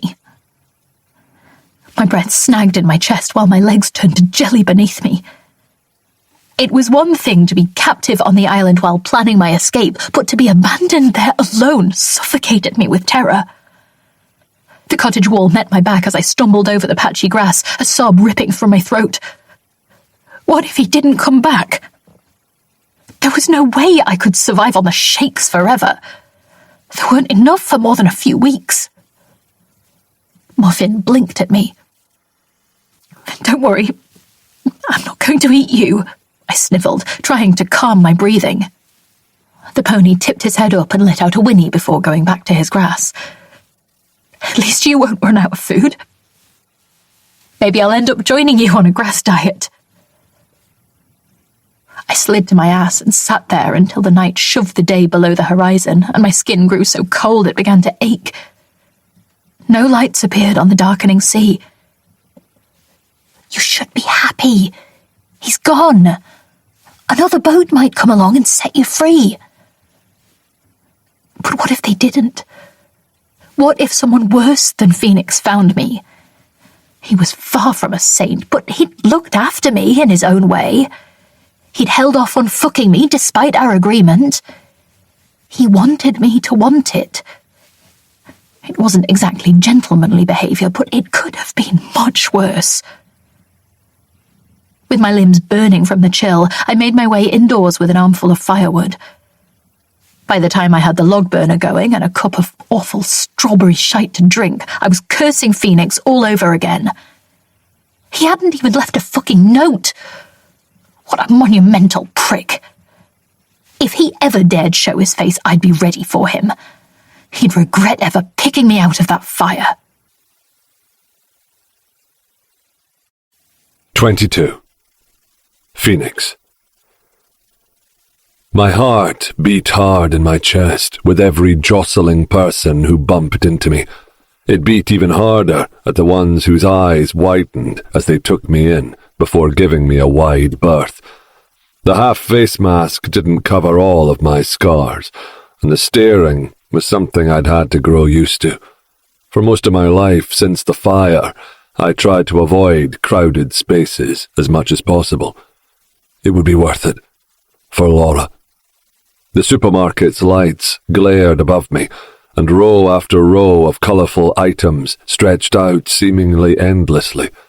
A tremble made my fingers quake when I reached out for one of the packets, picking it up and feeling the squishy contents within. The gummy worms weren't at all nutritious. A waste of money, really. frivolous. Perfect. Throwing the jellied sweets into the trolley began an avalanche of foodstuffs. Things I remembered loving from my childhood, like chocolate mice and tiny icing-covered biscuits. Packet after packet of items I'd never even heard of, but would love to taste. Pizza-flavored crisps, wine-flavored sweets, barbecue ramen noodles. After almost an hour and a stuffed trolley, I reined myself in. The trolley was teeming with nothing but junk food, and my fiery little ember would need some real food. Never in my life had I had to actually shop and cook actual meals. The cool pack of burgers I picked up chilled the tips of my fingers as I scanned the back.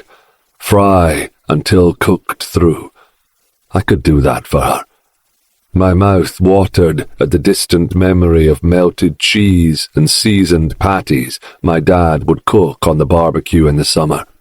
Damn, I'd have loved to taste even one more bite, almost as much as I longed to taste Laura. Being near her drove me insane. The way her nose scrunched in distaste at the shakes made my heart want to explode in my chest. The little snores she gave off in the night, her soft hair clinging to my chest in the middle of the night when she was too deep in the unconscious to remember to be mad at me.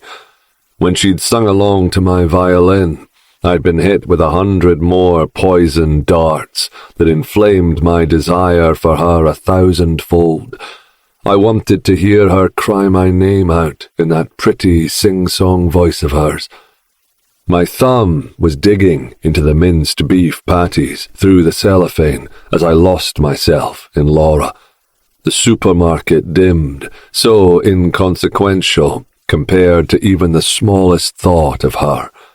I had to make her mine, to show her I would worship her like no other man ever would, to torment her body in ways that would leave her never wanting to be anywhere but at my feet. Someone cleared their throat, dragging me right back into the supermarket with a sharp bump. The elderly woman glanced down at my crotch, her eyes widening. Shit. The thoughts of Laura on her knees had made me hard, and to the other patrons it must have looked every bit like I had a chub on for fucking hamburgers. I tossed the pack of burgers into the cart, before winking at the old woman and walking past her, very much trying to ignore the glances from others at my crotch. After piling some vegetables and fruit into the cart, I stopped next to a basket of the shiniest, reddest apples I'd ever seen. Would Laura like them? That damned pony would, and Laura liked the pony. And I wanted to make her smile so fucking badly. With a sigh, I scooped an armful of the apples up and dumped them into the cart. Stupid bloody pony better at least let me pet him, or Laura might beg me to pet her. My muscles spasmed as I wrangled the stuffed carrier bags into the cottage.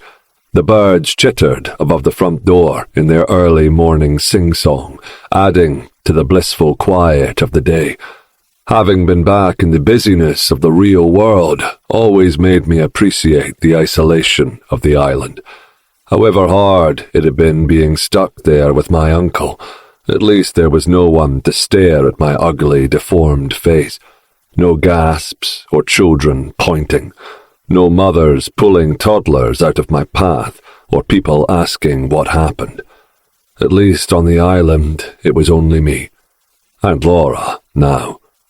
Flexing my fingers to stretch out the cramp from the bag's indents, I walked through to the sitting room. Laura's pretty face pressed against her arm in the worn old armchair, her mouth open a little. Her breath was soft against the woolen blanket that covered her. My sweet girl hadn't been able to go to bed without me. A bloom of pleasure filtered through me. I stepped closer to her sleeping form and slowly dragged my thumb over her bottom lip. What I'd give to kiss you, to have lips to press against yours, to be able to feel your breath against my tongue, to swallow down every little gasp. The temptation to thrust my thumb into the heat of her mouth pulled at me. I had no doubt she could bring me to my knees with that mouth if she wanted to. I may be waiting for her to beg, but if I could talk, I'd throw myself at her goddamned feet and plead for the slightest ounce of her attention. My pulse thundered in my chest, standing there at a precipice, wanting horribly to wake her and make her writhe against my hand. Closing my eyes, I sighed. Waking her up with food might at least make her hate me a little less. The old range cooker hadn't been switched on since my uncle had stopped needing to eat. I hadn't even considered getting gas. Damn it. I took the pack of bacon I'd opened outside, along with an old frying pan, and set them aside while I made a ring of stones on the grass. The wood scraped at my fingers, sharp little daggers cutting into me while I stacked them in the ring. The fire took easily when I held a match to the thinner pieces of kindling I'd piled at the bottom of the stack. Soon orange flames crackled up, and my eyes glazed over while I waited for them to peak. The sea lapped at the shore, the minutes passing glacially slow while the wood burned black, glowing embers soon replacing the bright flames. The bacon fat sizzled in the pan, spitting and bubbling in the heat. Fuck, it smelled delicious. Would Laura like it crispy or soft? My mouth watered. You came back. I startled at the voice, turning to nod at Laura. I can't believe you left me here on my own. What kind of absolutely insane fucker? Laura stopped mid-sentence, her expression changing when she caught sight of the bacon. Is that bacon? I gave another nod, moving aside as she came to stand beside me, her eyes like saucers. Did you go shopping? For me? I glanced at her face, seeing sleepy eyes glittering. The fire it ignited in me was more fierce than any of the thousands I'd lit. Reaching out, I took her hand, upturning her palm. Yes. Laura snatched it back before clearing her throat. Thank you. Feeling awkward at her mixed reaction, I walked inside and buttered a white bread roll. Laura sat next to the fire, her eyes fixed on the frying pan. The minute I scooped the hot bacon into the bun, she all but snatched it out of my fingers, moaning as she took a bite. Her eyes rolled backward, and there I was, jealous of a fucking sandwich. Grease leaked out over her fingers as she chewed, and I desperately wanted to lick them clean. Fuck my stupid fucking mouth. After swallowing down a few more bites, Laura smiled shyly at me before licking her fingers clean. My poor heart nearly stopped at the way her tongue wrapped around the digits. I don't think I've ever tasted anything so delicious. Her eyes flicked to my mask and then back down to her food, a frown crossing her perfect lips. I'm sorry. I was so hungry I didn't even think about how it must feel for you. You hate the shakes too? I shrugged and lifted a hand indicating she should keep eating. Moving closer, I sat beside her and placed a finger on her exposed thigh. There's no need for us both to suffer. Thank you. She nibbled at the sandwich. I thought you'd left me here. It scared me.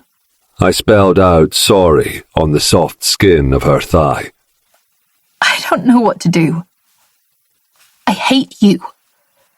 You were watching me. You've been touching me. hate that it feels good. Guilt hit my chest. Of course she didn't want someone like me touching her. Why do you even want me here? Is it because you've never had sex? If we have sex, will you let me go? No, sweet girl. I can never let you go.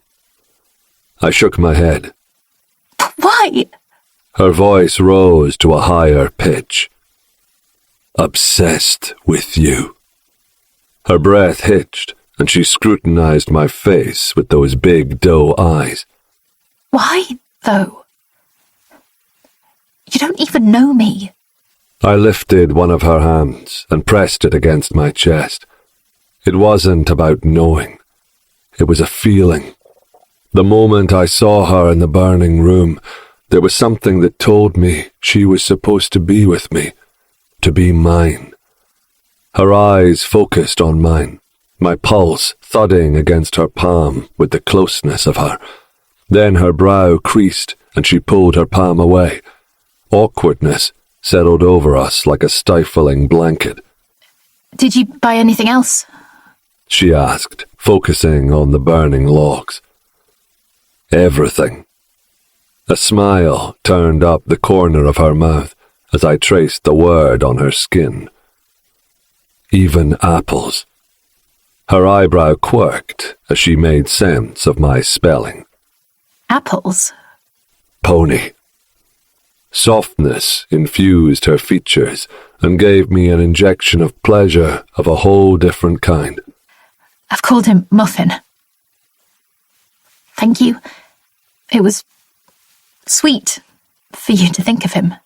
I cleared my throat and stood, conflicting feelings swarming through me. She didn't want to be with me. I didn't want to be without her.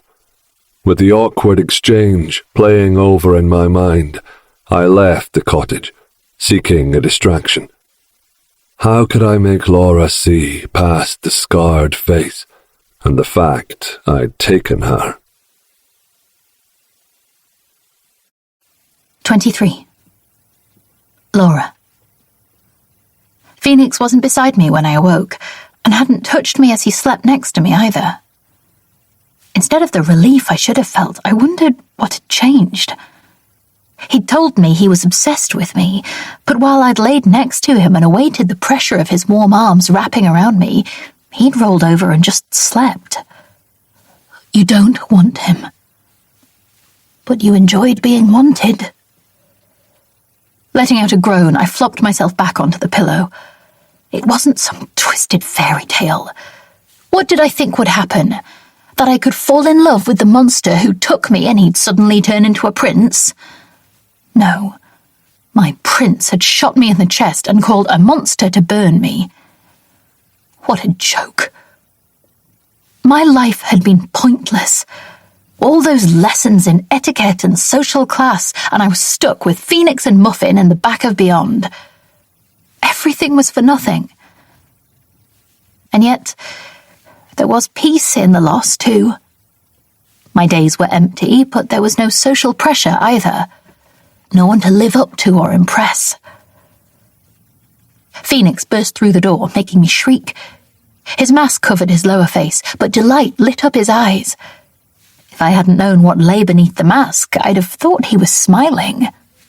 "What is it?" I asked, curiosity piquing my interest. He crossed the room and grabbed my hand, all but pulling me out of the bed. A chill hit my naked legs as he dragged me along, down the stairs and out into the misty morning. "Phoenix! I'm not even dressed! What are you doing?"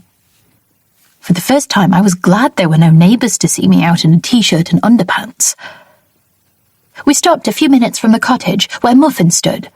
"Oh, hey boy," I said, reaching out to give his neck a scratch. Phoenix tapped on my arm before taking an apple from his pocket. Using his bare hands, he twisted it in half before offering a piece to the pony. I watched, confused by his excitement. Muffin took the apple from his fingers before accepting a petting. Phoenix looked up at me, his fingers lost in the shaggy pony's soft fur. Realization hit. All his time on the island, and he'd never touched the ponies. He never let you pet him before? I asked, stepping closer and running my fingers through Muffin's mane. The pony nudged at Phoenix's other hand, encouraging him to hand over the other half of the apple. Phoenix shook his head before signalling to his face. You thought it was because of your scars? He nodded. It's more likely because you storm about looking like you're ready to punch people in the face at the drop of a hat. Animals can sense it. I'm not sure they care much about scars. Phoenix's fingers grazed over the edge of his mask, skimming his scarred cheek, and for a moment I saw the boy from the diaries. The fear, the loneliness, the kid who lost everything. A reflection of me, lost and alone. Alone, put together. The urge to hug him swept me, the hair on my arms lifting at the thought of willingly embracing him. Swallowing hard, I thrust the urge away, clenching my fingernails into my palms. Being lonely wasn't a reason to give in to him. He took me, stole me away. He is the enemy. I need to go shower, I said, taking an awkward step backward. Phoenix's fingers stilled on Muffin's soft nose, and he gave a nod.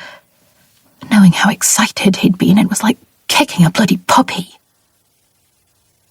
Cheese bubbled out of the edge of my sandwich as it toasted. The crisp, browning bread made my mouth water, and it couldn't cook fast enough. My stomach rumbled angrily, roiling with each passing moment.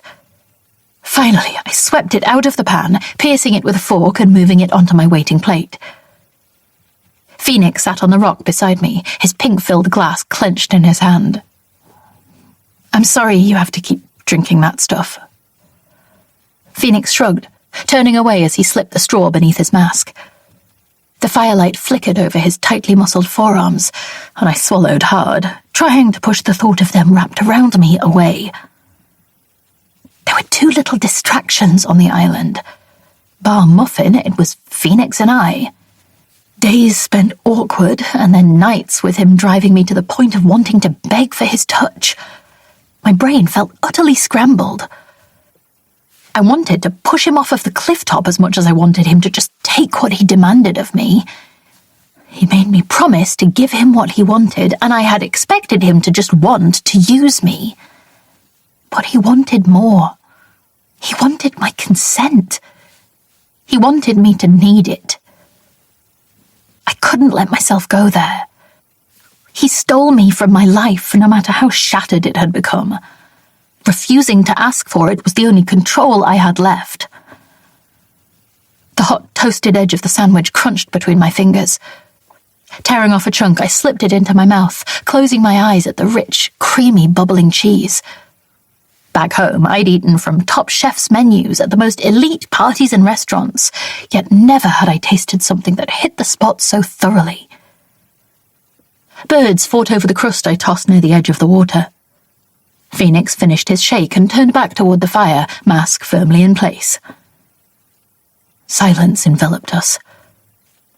There was so much quiet. Too much. Did you know we were supposed to marry? Phoenix shook his head. Massimo and I. It was the eve of our wedding. I was so fucking excited. It was pathetic. At first, I hadn't even wanted to marry him, but he sent me all these letters, which completely won me over. Phoenix watched me as I spoke, his gaze palpable on the side of my face while I stared at the fire. It was so sweet, full of romance and heat. God, I was such an idiot. It was nothing but a business deal to him. For so many nights I'd pored over his letters, analysing every word, committing them to memory.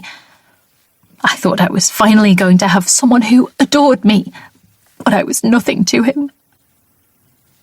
My voice cracked as I spoke, my lap covered in crumbs from tearing my sandwich into tiny pieces. How could I have believed he'd feel like that about me? He's handsome and wealthy and could have any woman he wanted. I was utterly deluded. He took everything from me, and for what? More money. To save face when my father screwed him over. Rage flowed through me as I babbled. Scarred fingers grazed over my leg, and it took everything to focus in on the little letters Phoenix drew there. You're perfect. He didn't deserve you. I scoffed and moved away from him, scraping my leg on the sharp edge of one of the rocks. Fuck, I hissed through my teeth as a line of red welled from the scrape. Blood dripped as I jumped up. Phoenix didn't pause. He stood, placing his glass down, and scooped me up in his arms. I can walk, I said in a meek voice. I didn't want him to carry me, but having his arms wrapped around me was a balm I sorely needed. How long had it been since I'd had a hug? Too long. Warmth from his chest seeped into me. He traversed his way to the cottage and ducked us through the door. When he deposited me on the kitchen table, I almost broke and begged him to keep holding me. I urged on the last bit of willpower I had and pushed the desperation for human touch back down. Phoenix rooted through the cabinets until he found an ancient-looking green box. It clanked with a metallic thud as he placed it down on the counter beside me. Flipping open the lid revealed a little stash of medical supplies. He picked up a bottle of antiseptic and some cotton pads and knelt between my legs, gently cupping the back of my injured calf. He wiped my cut with a slow, steady sweep of the cotton, making me wince. The antiseptic stung, and I bit down on my lower lip to stop me from cursing at him. He blinked up at me through dark lashes, reaching for a large sticking plaster from the tin. God, a woman could lose herself entirely in those dark eyes. They were like voids that screamed of pain and loneliness, but ringed with so much promise, too. Eyes of two sides, like Jekyll and Hyde. A monster and a saviour, all in one twisted shell. I never thanked you for fixing me after Massimo shot me. Phoenix's jaw flinched beneath the mask, the edges flaring outward. Don't want to hear his name on your lips. His fingers skimmed up toward my thighs as he wrote on my skin, pushing them apart. His mask was level with my pussy, the heat from his breath evident against my shorts. Holding my breath, I waited to see what he'd do. Phoenix pressed his face against me, the pressure instantly igniting my need for his touch. But there was no way he could go down on me, not with his scarred mouth. Gripping his hands around my ass, he pulled me forward to the edge of the counter and buried his face between my thighs. Phoenix inhaled deeply through his nose, my face burning. I didn't have time to worry about him smelling me, though. He ground his face into me, using his chin and face to bring a desperate moan tumbling from my lips. I tried to resist, to keep still and pretend like it did nothing for me, but the sheer filthiness of him rubbing his face against me had me trembling against the counter within minutes. When he hummed with pleasure, it was too much to bear. Arching my hips, I rode his face, losing all composure. Heat built in my groin, pressure increasing with each graze of his masked face. My clit throbbed, and I wanted to tear my fucking clothes off and beg him to fuck me right there. I wanted more. No. I needed more. Phoenix, I moaned, my voice barely a croak. My utterance made his whole body stiffen as he panted against my wet shorts. His eyes darkened, and he stood, pulling me to my feet. I squeaked at the sudden movement, already missing his face between my legs, air cooling the fire there without him. He drove his fingers into my hair, tipping my head back and forcing me to look into his face. Beg. He wrote the word against my neck, my pulse beating beneath his fingers. My stomach lurched at the demand, my hackles raising at his insistence on making me ask for it. No. His eyebrows creased before he released me from his grip and made space between us. I won't beg for it. Never. My words were harsh, but still didn't cover the need beneath them. He grabbed a marker from a pot on the counter and wrote on one of the kitchen cupboards in sure strokes. You will. You'll beg every time you want to come. You'll get on your knees. Every single time. I narrowed my eyes at him. Never. No matter how much he inflamed my needs, it was just that, a passing buzz. Something to pass the time while I was stuck with him. I didn't want him. Not really. Not if I could be anywhere else. With anyone else. He was just like Massimo. Mind games and power play. Except nothing like him at all, really. And you'll enjoy it. You'll come harder than you ever have. My mouth hung open as he wrote those final words before dropping the pen on the counter and giving me a cocky look. The absolute fucking big-headed twat. I'd never beg. Never. Never. Never. 24. Phoenix. Why wasn't she giving in? Every signal her body gave screamed of needing my touch, yet still she held back. I'd have to push my pretty little Ember a bit further. Get her to need me as fucking insanely bad as I needed her.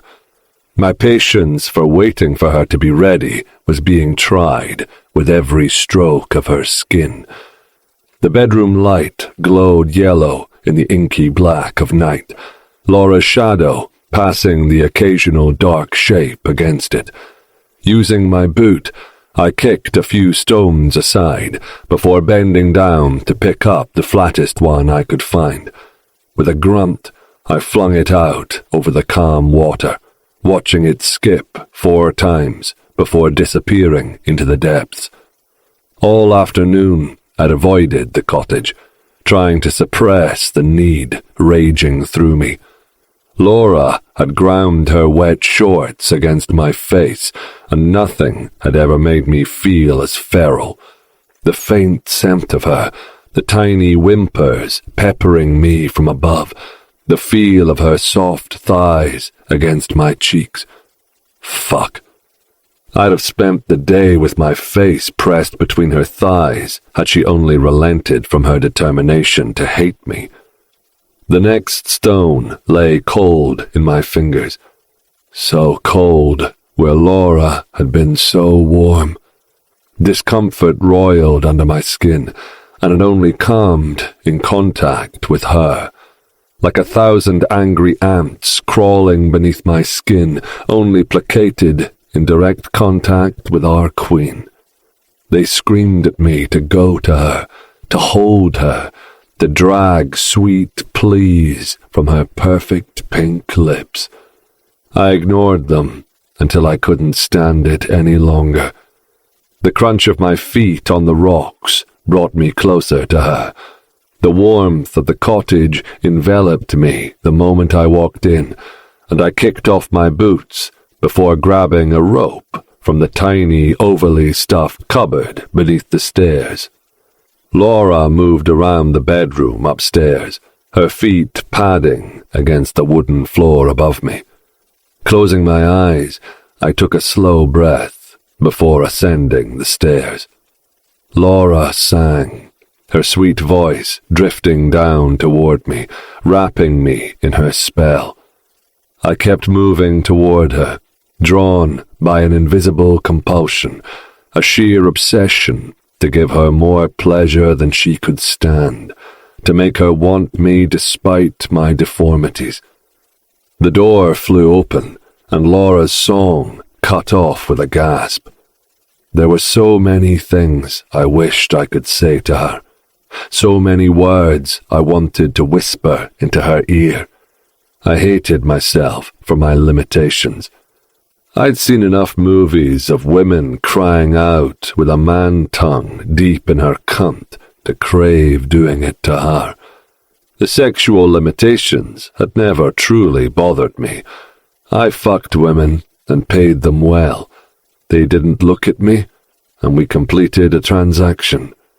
But with Laura, I wanted to make her thighs quiver as I drove her to lose her mind with pleasure. And I would. I just have to get creative. Laura sat on the edge of the bed, her fingers digging into the blanket on either side of her soft thighs. She must have seen something in my expression, as when I took a step forward, she rolled herself back on the bed, eluding my grasp. Her eyes darted to the rope, and she made for the door, shoving me hard. I wanted to laugh. Oh, my fiery one, there's no escape. If I have to trace you across the island and fuck you in the heather, I will. I caught her around the waist and tugged her toward the bed, throwing her down on the rumpled sheets. Phoenix, let me go! She screeched as I straddled her, pushing her arms up over her head. Like a little hellion, she bucked and writhed, almost unseating me. I wrapped the end of the rope around her wrists, strapping them together, before attaching them to the metal railing of the headboard. She stopped wriggling momentarily, blowing her hair out of her face. So this is it? You finally had enough and are just going to take what I won't give you? Laura spat the words at me, but there was an unmistakable glint of excitement between her dark lashes. Not until you beg. I spelled out the words slowly against her throat, delight egging me on as she swallowed hard, her throat bobbing against my fingers. I'll never beg for you to touch me. I don't want that from you. Sliding my fingers around her throat, I tipped her face up roughly and applied pressure as she glared at me. Her pupils dilated, her lips parting. She was fooling no one. My breath heated against my mask. She's so fucking beautiful. The soft curves of her chest as she panted between my thighs, those big doe eyes narrowing at me, the light smattering of freckles across her nose. Her pulse quickened beneath my fingers, and I slid off of her, a laugh bubbling in my throat, trapped there as she tried to kick me. I grabbed one flailing foot, attaching it to one end of the footboard. She kept struggling until the other foot was similarly detained by my rope, her legs spread wide across the bed. Fucking delicious. My rucksack sat neatly between the dresser and the wall, and I fished out a pair of scissors. There were far too many clothes between my girl and I. Her chest rose as I laid the metallic edge of the scissors against her stomach, snipping through the hem of her shirt. What are you doing? She whispered when I set my hands either side of the cut and tore the shirt from base to collar, the ripping noise echoing through the bedroom. The need for there to be nothing between her and I flooded me, and I ripped her shorts off while she bucked against the bed. Phoenix, stop! I paused, taking in her panicked eyes. My girl needed to feel, to give in. Kneeling between her thighs, I pressed my knee against the crotch of her panties, satisfaction gripping me when she moaned. Already soaked, my dirty, fiery thing. Grasping her hips in my hands, my fingers sinking deep into her soft flesh, I moved her against my knee. Her mouth made a delicious little O shape. I'm not going to ask for it, she said, despite arching her hips when my hands stopped guiding her against me. I grazed my fingers over her stomach, her breath hitching. Her face softened as her hips gyrated faster, her panties in disarray. Picking up the scissors, I cut through the straps and banding of the sports bra she wore, freeing her tits. Fuck, she was beautiful. The pink raised scar on her chest stood out, inciting rage deep inside me. Massimo hurt her, left his mark on her. I wanted to leave a similar mark right in the middle of his forehead. I twisted a pert nipple, making her quake against me as she let out a little squeal. A red flush covered her chest, and she tipped her head back into the pillows, her hands gripping against the ropes restraining them. I stood. No! No! Oh, you fucking asshole! Laura cried, her cunt grinding against nothing but air. Watching her rage was nearly as delightful as watching her lost in pleasure. Her cheeks practically glowed red as she thrashed on the bed, unable to even press her thighs together with the way I had her tied. Reaching into my rucksack, still discarded against the wall, I grabbed a black marker pen and popped off the top. Pinning Laura down to the bed, with one hand on her pelvis, I wrote, "Beg," in large letters across her stomach. No. She huffed out, her eyes saucer-wide at the black marks on her skin. I hummed to myself, running my fingers along the length of her torso, circling around a nipple. She scowled at me, her brows creasing in the cutest way. My dick strained against my trousers, every little expression on her face making me harder by the second. What I wanted was to climb on top of her and sink fully into her wet cunt, to have her look up at my face as she fell away from the world in bliss, to feel every single tremor of her pleasure right against my dick. Holding off physically hurt, but I needed her to want it so badly that she demands I fuck her, to have her know she wants it as badly as I do. Using the scissors, I snipped off her soaked underwear, holding them up so she could see the evidence of her need. My dirty girl. Fuck. I wanted more than ever to be able to talk to her, to taunt her with words as well as my touch. I had so much I needed to say to her. Dropping her panties on the bed, I slid my fingers down into the warm, wet welcome between her thighs. Fucking soaked. All for me. Her mind might not have accepted me yet, but her body had. It craved my touch. Oh, God. She groaned when I hooked my fingers inside her. I'll be your god, if it means you screaming my name out to the universe. Taking my wet fingers from her, I wiped them over her lips, her tongue darting out to lap at my fingers. Lust laced her eyes before she blinked and turned her face away. Tisk, tisk, still trying to fight her needs. Picking up the pen, I wrote across her perfect tits, "Mine." She struggled to read the text, but when she figured it out, she actually growled, much to my amusement. I'll never belong to you, no matter how long you keep me on this fucking island. Pressing my fingers back inside her soon had her changing her tune to a rich tapestry of moans. My sweet, angry little thing. Gripping her chin in my other hand, I forced Laura to look at me, each lusty groan bringing another wave of embarrassment into her reddening cheeks. If I wasn't careful, I'd get carried away. Seeing her crave me was addictive, like a drug I hadn't realized I'd been missing all my life.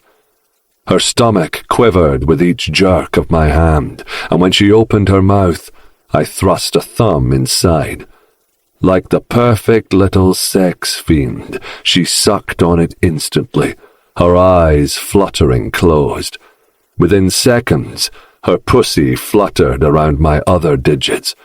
It actually pained me to remove my hand.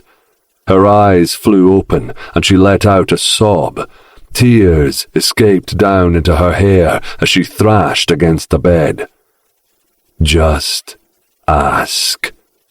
I spelled out the words against her cheek, my fingers still wet with her saliva. Fuck you. Okay. I pulled my trousers down, kicking them off to the side, Laura's eyes fixed on my dick. It was almost purple at the tip, as desperate for my girl as I. A groan rumbled in my throat as I threaded my fingers around the head, pumping up and down slowly. She followed every movement. Her eyes on me during the salacious act sent a thrill coursing through me. I'd spent enough years with my dick in my hand, but never for an audience. She licked her lips when a bead of moisture gathered at my tip. Kneeling next to her head, I stroked the length of my cock right next to her pretty face. Her mouth opened, and I couldn't resist, leaning forward and smearing my pre-cum over them. Shock crossed her features for a moment, but then her tongue darted out and licked me from her lips. Yes, my little cock whore. Atta girl. My balls tightened, my desire for her making me like a fucking virgin again. Sinking into her mouth would be divine. Empty my balls deep in her throat would be a dream. But I needed her to give in. Moving down the bed, I knelt between her spread legs, grabbing a pillow and shoving it under her hips to raise them. Fuck. She was perfect, laid out for me like my own personal fun fair. Her clit was swollen, pink, glistening. More than anything, I wanted to taste her, to bury my face there and make her come against my tongue. Not possible. Using the tip of my cock, I grazed it against her clit, rapt at the way it made her eyes roll back. Using my fist, I gripped my cock, running it up the length of her pretty cunt. Her entire body shuddered as it slipped over the entrance. Ask. I drew the word against her thigh, her eyes dilating at another graze of my cock against her clit. She shook her head, lifting her hips to try and push my cock into her eager little pussy. Such a brat. Fuck. When she gave in, it was going to be glorious. I let go of my dick, pressing myself over her, the length of me pressed right between her lips. Arching my back, I slid along her, nudging over her clit, then back to her wet heat. Holy shit. She moaned, pulling hard on her bonds as she tried again to slide me into her. Temptation burned at me, ate away at my willpower like a hungry fucking beast. I wanted her so fucking much. Each time I thrust, my body berated me at the denial of sinking into her. My breath caught as I ground against her, both of us struggling to battle our own desires to give in. My desire to throw away the need for her admitting she wants me, and her desire to stay steadfast in her denial. I buried my face against her neck, breathing her in.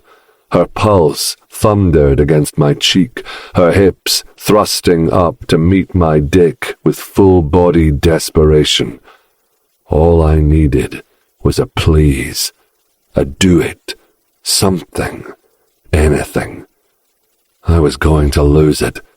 I knelt up and fucked my fist, making her watch me. Give in. Give in. Fucking give in, Laura. It was too much. Her wet cunt splayed open where I'd thrust between her lips, her tits rising as she panted against the bed, the rock-solid nipples crying out for teeth marks. Tension gripped me between the legs as I slapped a hand down just above her cunt. My vision blurred and my balls emptied, sending great white ropes of cum splashing against her splayed pussy. Laura watched me lose control, anger filling her eyes as I slowly pumped at my cock, determined not to waste a single drop. No, you weren't supposed to come yet. I dragged my finger through the mess, stroking over her clit as she trembled. Gathering up my cum, I thrust my fingers into her, pushing it deep inside. It felt dirty, delicious, like marking my territory. All mine.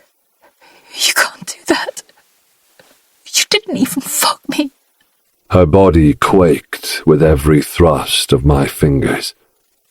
Say please. She turned her face away from me, and I laid a sharp slap against her sticky cunt, making her gasp. My feisty, bratty slut. Last chance.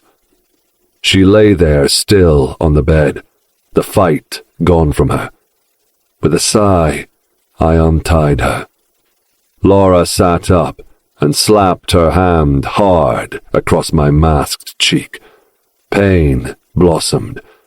I'd have taken 1,000,000 slaps if it meant her skin willingly on mine. She stood from the bed without another glance at me and stormed from the room. The bathroom lock clicked downstairs, and the pitter-patter of the shower drifted up toward me. She'd been a hair's breadth from giving in. If I could have contained myself, she could have been in my arms rather than furious. The bed squeaked as I threw myself back on it, my head thrumming. Tiredness flooded my veins in my post-nut state. 25. Laura. Steam billowed in the bathroom around me. My knuckles were white on the edge of the sink, aching from gripping it so tightly. Warmth dripped down my thighs. Phoenix had pushed his cum up inside me, and I'd wished it was his cock. I had wanted nothing more than him slipping inside me and fucking me hard into the bed. I hated myself for it. I hated him for it. He seemed to know what I craved, and it made me sick to admit I wanted it. I wanted him. I wanted him to tie me back down and use me until we were both exhausted. I craved his fingers and his dick, and I wanted to tell him I'd drink nothing but those god-awful shakes for the next year if he'd just make me come. With a shaky breath, I pressed my fingers between my legs, gathering his slickness over them. Holding them up to the light above the mirror, they glistened with his pleasure. Closing my eyes, I pressed them against my lips, my tongue darting out to taste him. A sob broke free when I opened my eyes and saw myself acting in such a disgusting way. This wasn't supposed to be my life. I was supposed to have passionate, sweet sex with a man who came from the same world I did. Not be made to beg a man who stole me for dirty, despicable things. I climbed into the shower, grabbing a sponge and scrubbed at the pen marking my skin. His words etched into me. I hated them too. Him writing on me had been degrading, yet had made me hotter than anything any of my college boyfriends had ever done. Flashes of him above me, his masked face and dark eyes devouring my every noise, the way his thick cock had felt against me, flashed into my mind. With another sob, I pushed my fingers against my clit, determined to give myself what he denied. I couldn't. It's like he disabled something in me, programmed me to his touch. My fingers moved, but the coils of pleasure remained out of reach. Anger, white and hot, flooded me. I picked up the razor from the edge of the bathtub and smashed it into the wall, the metal blade falling free into the soapy water around my feet. My fingers trembled as I picked it up, holding it next to my wrist. I didn't want to die, but I couldn't deal with Phoenix driving me to the edge again and again. I felt like I was losing my goddamn mind. The metal glinted against my skin, and temptation clawed at me. I'd be out. Free. And what was there to go back to anyway? Some distant relations who hated my family anyway. Friends who'd console me to my face and gossip about me behind my back. What was the point? Snot leaked from my nose as my tears rivaled the shower for water pressure. Would Phoenix even care if I did it? Would he send my body home? Would he throw me in the sea like a used piece of rubbish? I pictured drawing the razor down my arm. Imagine the blood flowing out and filling the tub beneath me. With a grunt, I tossed the blade across the room and sunk down into the tub, water cascading over my head. I didn't deserve to die. He did. Phoenix's chest rose rhythmically on the bed, the visible swath of his face utterly relaxed. I stood at the doorway, seething in my towel. How dare he just sleep when he's filled me with so much emotion? I'd been in the bathroom trying to decide whether I should end my life, while he had his orgasm and crashed out. Just another fucking pig. Heat flushed my cheeks the longer I stood staring at him. Ditching the towel, I pulled on some pyjama shorts and a vest top, half expecting him to wake as I rummaged around the room. I should just straddle him, take what he's denying me. Who made him the boss? No. I couldn't. Despite my anger, I wanted to be wanted. For a man to be unable to resist. What kind of fucker can thrust against a woman's pussy but without just shagging her? It was a fucking insult. My brush sat atop the dresser on Phoenix's side of the bed, and I scowled at him as I passed him by. To add insult to injury, my foot tangled in his rucksack, tripping me up. I snagged my knee against the bed and bit down a cry as the sharp pain rang through my limb. Squeezing my eyes together, I fought the wave of rage that had been wanting to throw the fucking brush through the window. I levelled a kick into the bag, a jangle greeting me. Time seemed to stop. The jingle sounded an awful lot like keys. Glancing at Phoenix to ensure he slept, I knelt down and opened the bag. The Phoenix-clad gas mask sat at the top, worn and smoke-stained. It sent a shiver through me, throwing me back to the night he took me. Placing it on the floor, I raked through the bag until my fingers wrapped around the familiar metal shape of keys. Holding my breath, I extracted them from the bag and gripped them tightly. Adrenaline swooped through me, making my heart thunder as the keychain saying Old Bess glinted in the low lamplight. The boat keys. Could I figure out how to make it go? Could I get to someone who could help me? I had to try. Staying with Phoenix was confusing me, making me desire things I had no business wanting.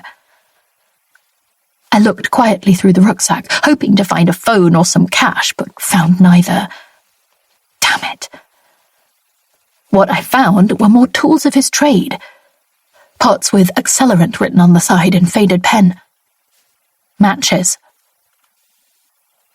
Were they the ones he used to burn my house down? To cover up for the devil's crimes against me and my family? Sweat slicked the back of my neck while my hands trembled, making the keys jingle. Just go. I ignored the urging of the little voice inside me, standing and opening the pot of strong-smelling goop. All it took was 2 minutes, and I'd spread it all around the bed. A moment of guilt clung onto me as I looked at the side of Phoenix's scarred face. He'd escaped the fire once, and lost everything to its charring embrace. My fingers slipped against the base of the match as I tore it from the book. Was I any better than Massimo if I tried to torch Phoenix? In the mirror on the dresser, I caught the faintest sight of the letters I'd tried to scrub from my skin. The backwards, barely visible, beg on my stomach. "Fuck you," I muttered. The match hissed as I struck it against the textured strip, a flame sprinting into being. I dropped it on the accelerant-smeared bed covers, grabbed the keys, and ran downstairs. On my way past the kitchen, I stuffed some snacks on the counter into a bag and picked up the bowl of apples. With the bedroom window glowing orange, I upended the bowl of apples on the ground as I headed for the boat. "Sorry, Muffin. I'll miss you." 26. Phoenix. The air cloyed in my mouth as I tossed on the bed, reaching out for Laura. A weight seemed to crush my chest with every breath. Turning my head, I willed myself to wake. Heat prickled across my skin, bubbling at the layer of sweat sticking my limbs together. Fire. The familiar crackle pulled me to consciousness with an abrupt bump. I could barely open my eyes with the thick black smoke roiling around me, sinking its obsidian claws into me. Laura. Where was she? Not in bed. Fuck. I needed to get her out of here. Angry yellow flames consumed the room, and I thanked the lucky stars that I worked with fire often enough to not be paralyzed by the images bombarding my head. May's tears streaking down her smoke-stained cheeks as the fire greedily ate its way up her body, my own skin melting and cooking right before me. The wails from both of us that I'd never forget. I grabbed my bag from the floor and pulled my gas mask into place, looking through the licking fire for any sign of my girl.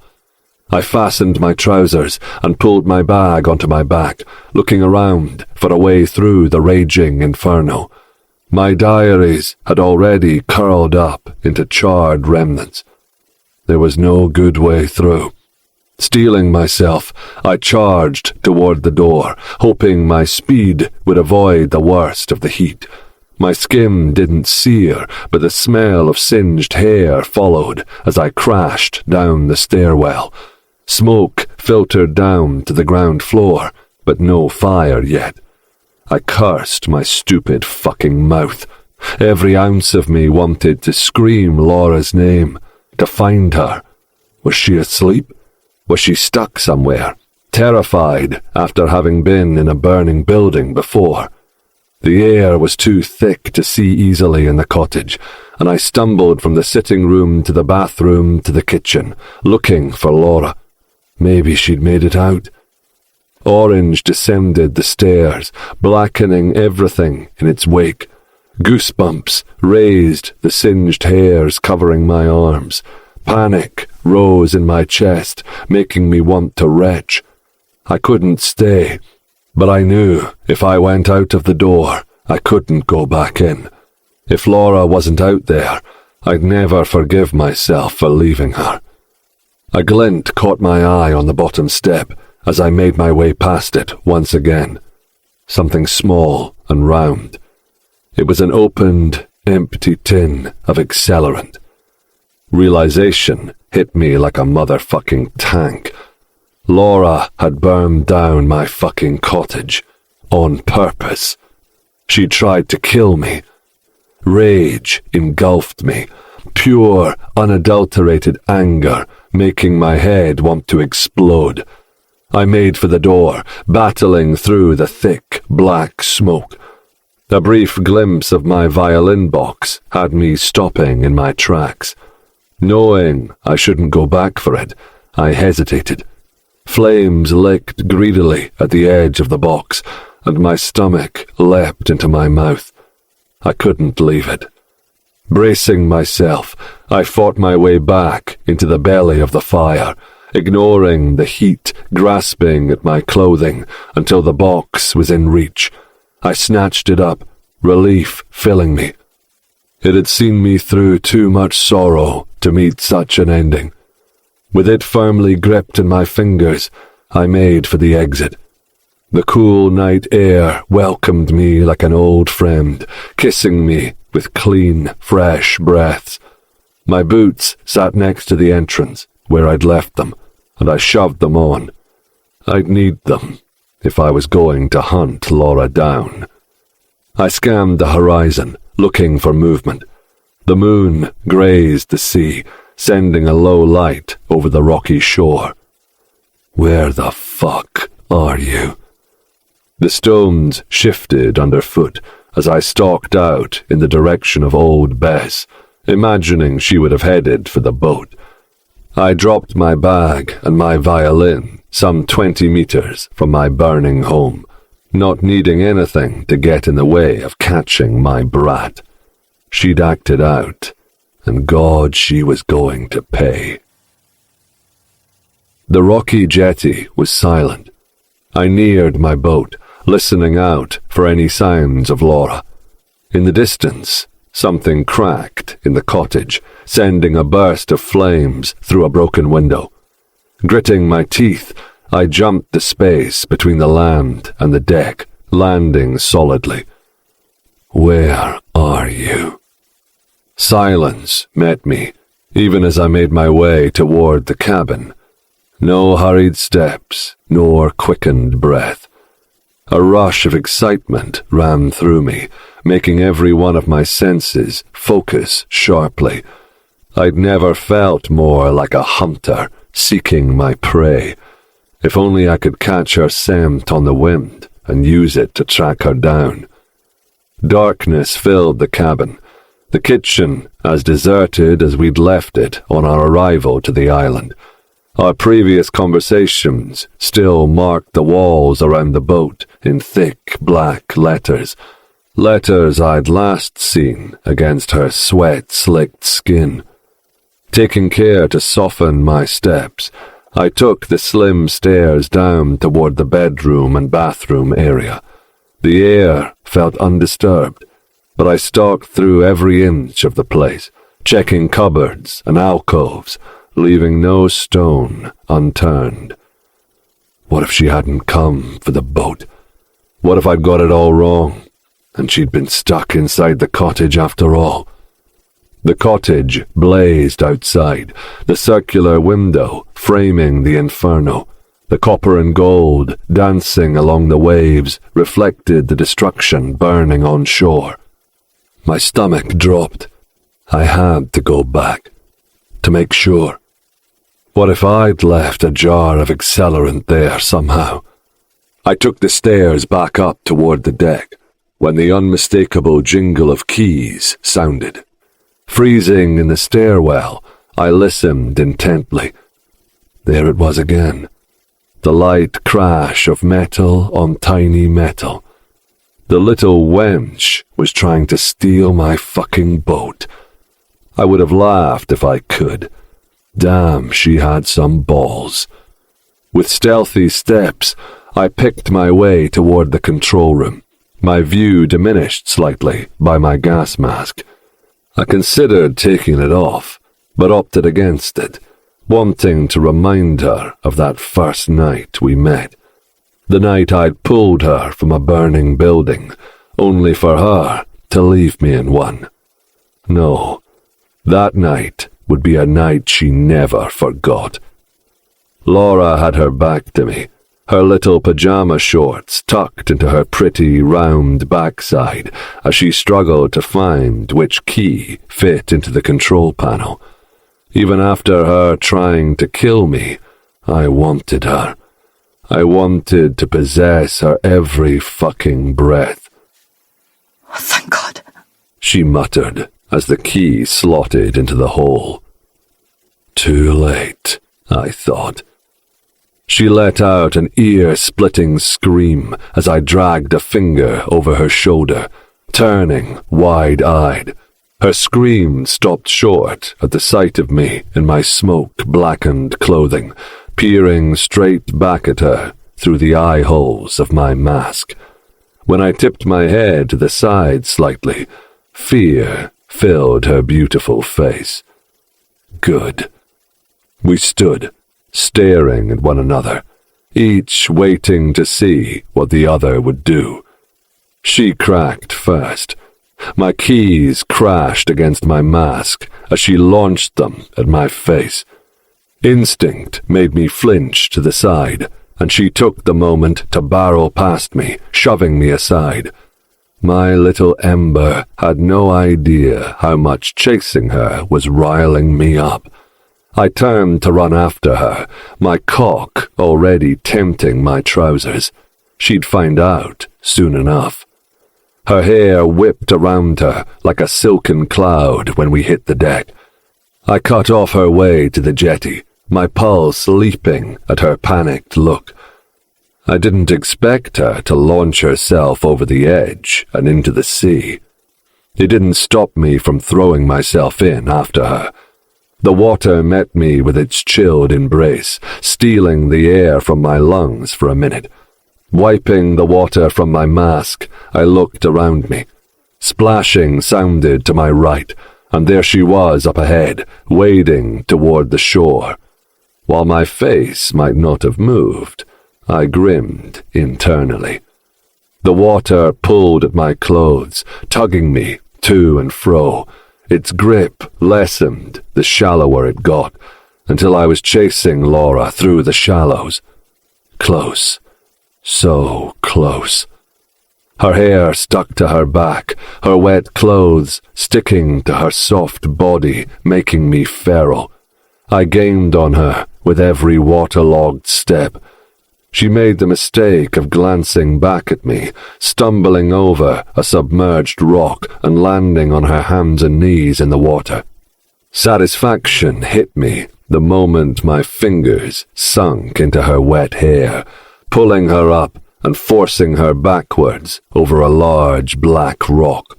Her feet kicked against the water, her back arching against the stone beneath her. I'm sorry, she spluttered, tears streaking her cheeks. It wasn't her apologies I required. It was her desperate pleas and her thighs gripped around my waist I sought like a starved man. Punishing her for burning my home was tempting, but I knew that more than anything, I wanted her desire in place of any retaliation. She flailed, repeating her sorry sobs as I tore her wet clothing from her body, revealing her to the stars. I'd driven her too close to the edge too many times. I'd rattled her mind. It was time to rectify that. Wrenching her thighs apart and setting my knee between them, I thrust 2 fingers deep into her cunt. The warmth contrasted with the icy water sloshing against my legs, and it was like a homecoming. A shudder made her body quake against the rock, the fight instantly leaving her. Curling my fingers up against the inside wall of her pussy brought a whimper of need tumbling from her lips. That's it, my little obsession. Give it all to me. Reaching over her, I wrapped my other hand around her neck, squeezing the sides tightly. There was no doubt I'd make her come all over my fingers, but she'd feel my ire at burning my cottage with every fucking stroke. Her breath stuttered as I thrust deeper, her wetness coating my fingers. Words burned in my throat, so many things having to go unsaid. Her hips raised from the rock as I forced a 3rd finger into her. Her thighs gripped against my leg, nails scraping against the rock on either side of her. Phoenix, she moaned, her pleas a salacious croak. Please, don't stop. I twisted my wrist, her body convulsing in reaction. A wave sent a spray up over us, the cold water making Laura's nipples peak. Her whole chest was covered in goosebumps, right from the bullet scar down to her spread thighs. The light from the burning cottage reflected in every water drop along her soft skin. I wanted to devour every salty droplet. The moment her eyes rolled back and her thighs crushed around me, I slowed the strokes of my fingers inside her. Our eyes met, and I dragged my other hand from her throat, writing "beg" over her chest. Please make me come, Phoenix. Fuck me, touch me, whatever you want. I'll do anything. I slid a fourth finger inside her, stretching her pink cunt wide. It was enough to send her tipping over the edge.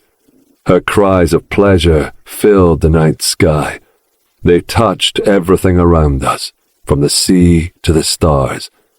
She came hard and fast, with my name a sordid prayer on her lips, her inner walls crushing my fingers with need.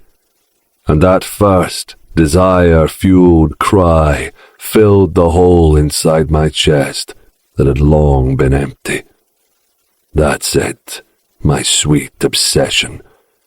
Come for me like a good fucking girl. 27. Laura. Nothing mattered. Nothing except for Phoenix and those glorious fucking fingers of his. My hips were raised fully off of the rock, Phoenix's other hand sliding back up to my neck to pin me down as wave after wave of pleasure coiled through me. The rock grazed my fingertips, the sensations between my thighs becoming overwhelming when Phoenix didn't let up after my orgasm subsided. "Phoenix," I whimpered. He relaxed my hips back down toward the rock, his thumb coming up to stroke lazily against my clit. Each circle made my body shudder, making me want to scoot back from his touch. The hand around my neck slid down to my pelvis, pinning me to the black rock. Good girl. He used his thumb to spell out the words on my clit, and with each letter he dragged another pathetic moan from me. I shouldn't enjoy him calling me that. But I did. Pleasure bloomed again, building with each of his touches. The gas mask covered most of his face, just the deep, dark eyes visible behind it. My own face reflected back at me in the glass when he tilted his head. Wet hair stuck to my shoulders from jumping into the sea, my own splayed pussy reflected when he glanced downward. The sight was salacious, his fingers moving down to pump rhythmically in and out of me. "Oh, fuck me," I groaned, desperate for more now that he'd broken the seal. It was like all the pent-up need he'd stoked in me bubbled to the surface, an unquenchable fountain of lust. "Please." The hand around my throat fell away as I pushed myself upright, leaning forward and undoing his trousers. His scarred fingers caressed the side of my face, tipping my chin upwards. A shake of his head told me I didn't have to, but I wanted to. I'd burnt his cottage, and instead of hurting me, he'd pleasured me and called me a good girl. After everything, he truly did want me. His rage would have overridden his arousal otherwise. Speaking of arousal, the head of his dick popped free from his trousers, thick and hard between my fingers. His skin silken to the touch, but veined along the rigid length. Licking my lips, I wondered how the hell it would all fit in my mouth. Phoenix's fingers traced my lower lip, tugging it gently downwards. "Can I taste you?" I asked. Phoenix gripped his dick and leaned forward, the sea sloshing around us. He dragged the tip over my lips before pulling it away when I tried to lick it. My brows furrowed and I narrowed my eyes, glancing up at his masked face. Then he pressed the head against my lips, slipping between them. I moaned, and his eyelids fluttered behind the glass. Swirling my tongue around the head, he tasted like the sea, faintly salty and smoky. another reminder of the cottage burning to our left. I pressed my fingers against his hips, using the leverage to move forward and backward, working him with my mouth until he slipped his hands into my hair and began to fuck my face. Tears pricked at the edges of my eyes, his cock slipping further into my mouth with each thrust. I swallowed him down, wanting to give him the pleasure he'd finally given me. A deep, guttural noise came from his throat, and it made me even wetter than I had been. My hatred for him had fled, leaving nothing but fiery heat. Maybe I'd finally lost the plot. Maybe it was some sort of response to protect myself. Well, fuck it.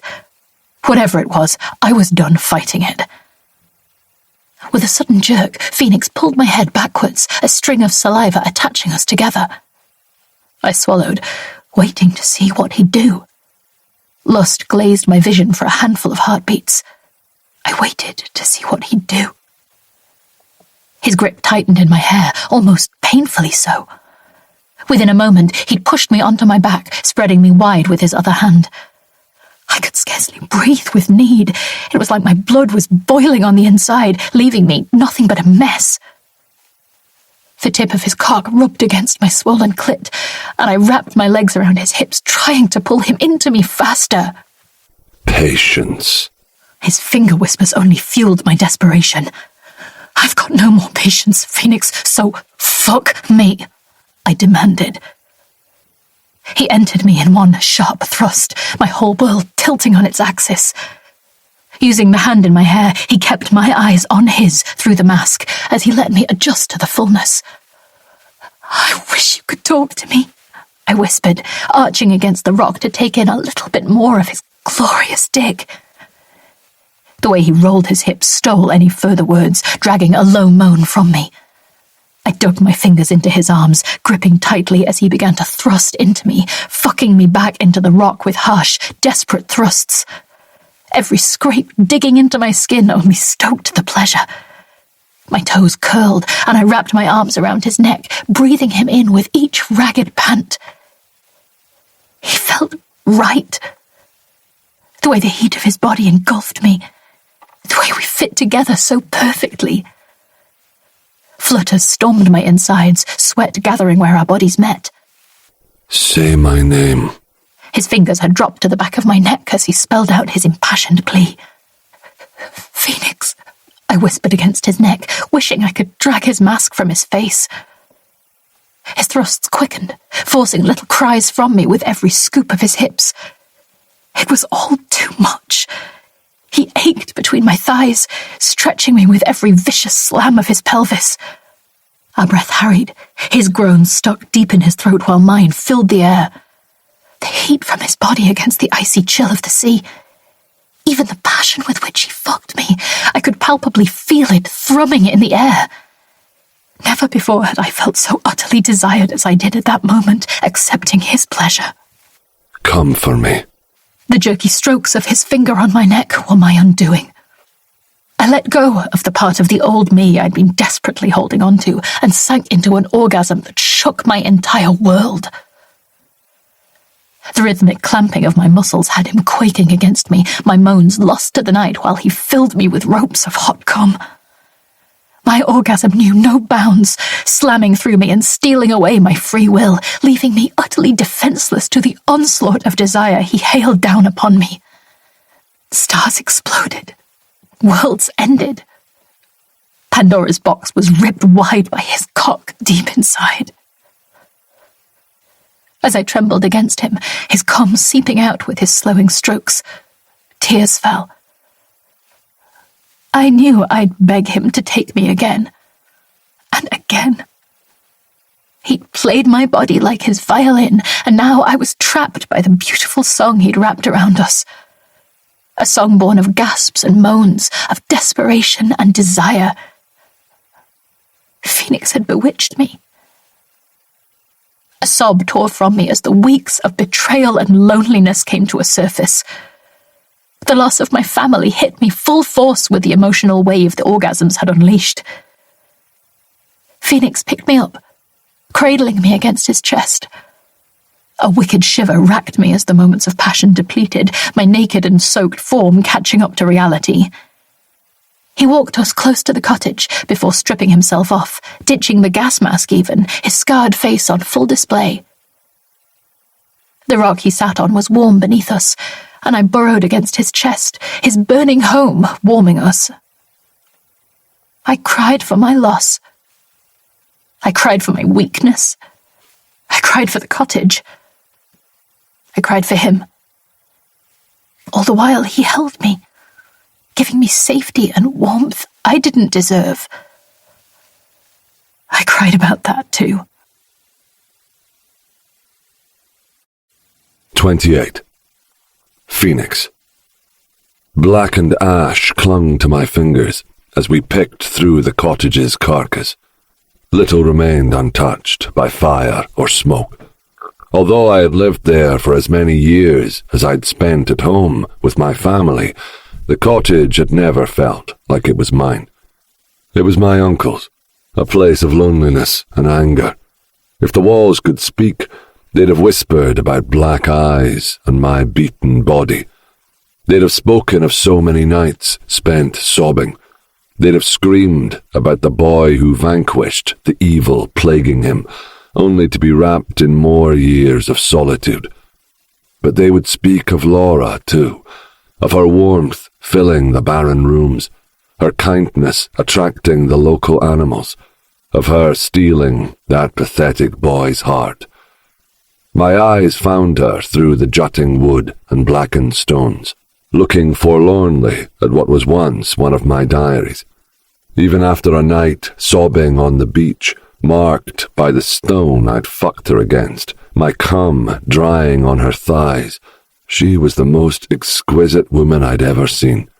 Fucking her had been better than I dreamt it could be, so different from the clinical liaisons I'd had in the past.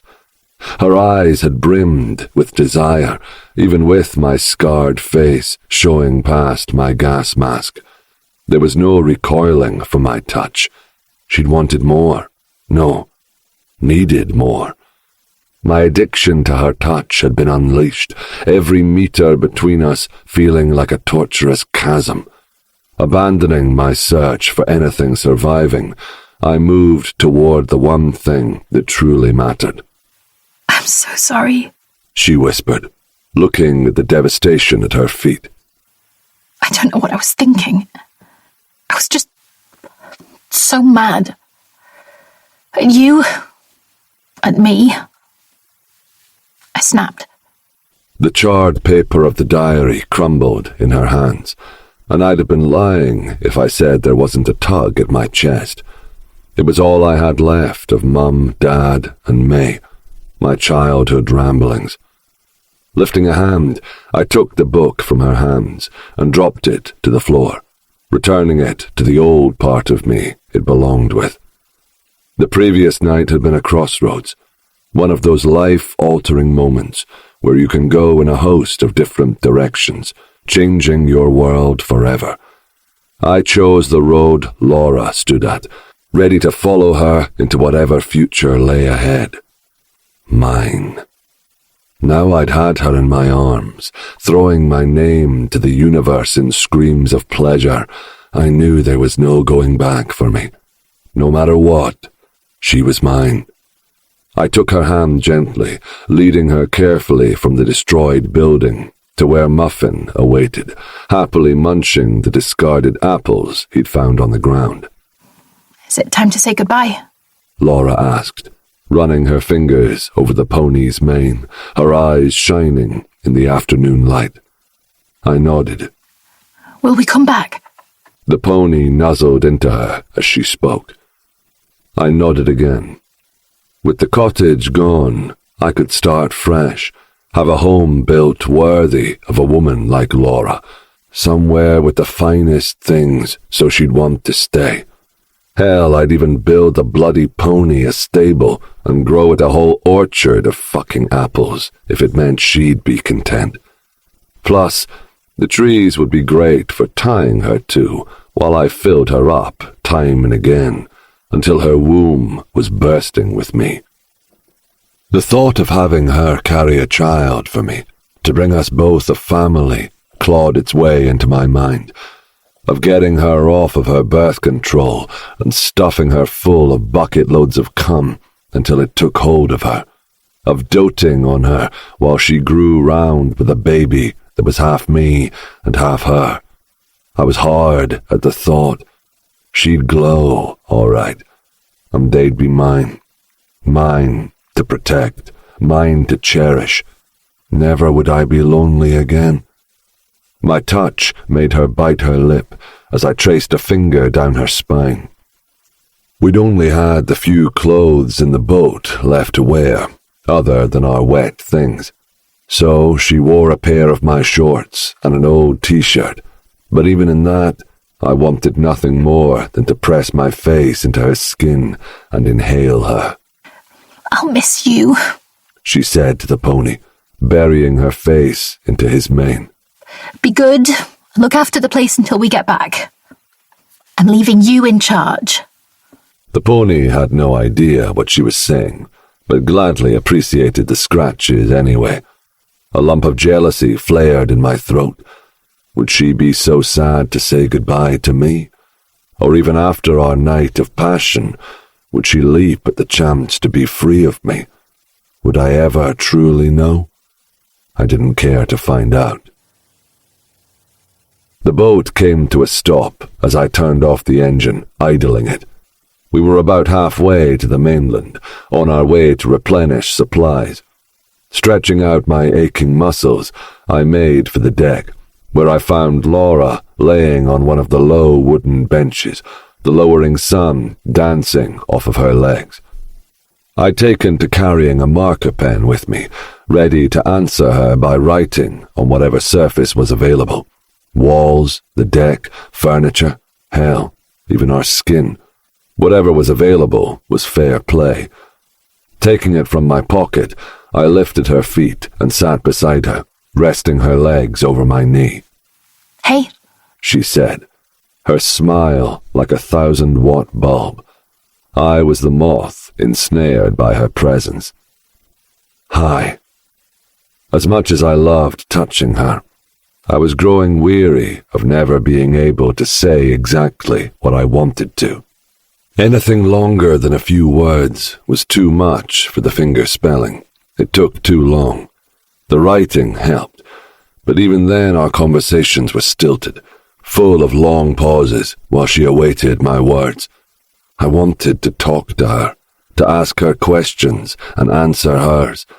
I wanted to be able to pull her against me and whisper dirty little things into her ear, to lick and suck at her skin, to kiss her. I'd never been kissed. You okay? She asked, sitting up and looking into my uncovered face. I still felt naked without my lower face mask on, but I'd left it in my bag, wanting to get used to being around her without it. I wasn't immune to the fact that sometimes her eyes drifted to my scarred mouth and held there a moment too long. Sitting in my discomfort was a new battle for me to fight. I nodded at her, placing the pen down on the bench. It promptly rolled off and along the deck. Laura let out a giggle. I rolled my eyes. Will you play for me? The violin case had been unsalvageable, but my violin and bow had survived the fire, a little smoke-stained, but usable. It was the first time she'd asked me to play. When I taught myself, I either did so on the other side of the island, or would get told to shut the fuck up by my uncle. Having her request a performance made me both as pleased as Punch and as shy as a school kid asked to perform an assembly. Laura had heard me play, but never had I done so to please her. Running my hand down over her leg, I nodded. Thank you. There's something enthralling about your music backed by the waves. It makes me feel like a mermaid caught in a fairy tale. I fetched the instrument, playing a few practice notes and getting it tuned back up.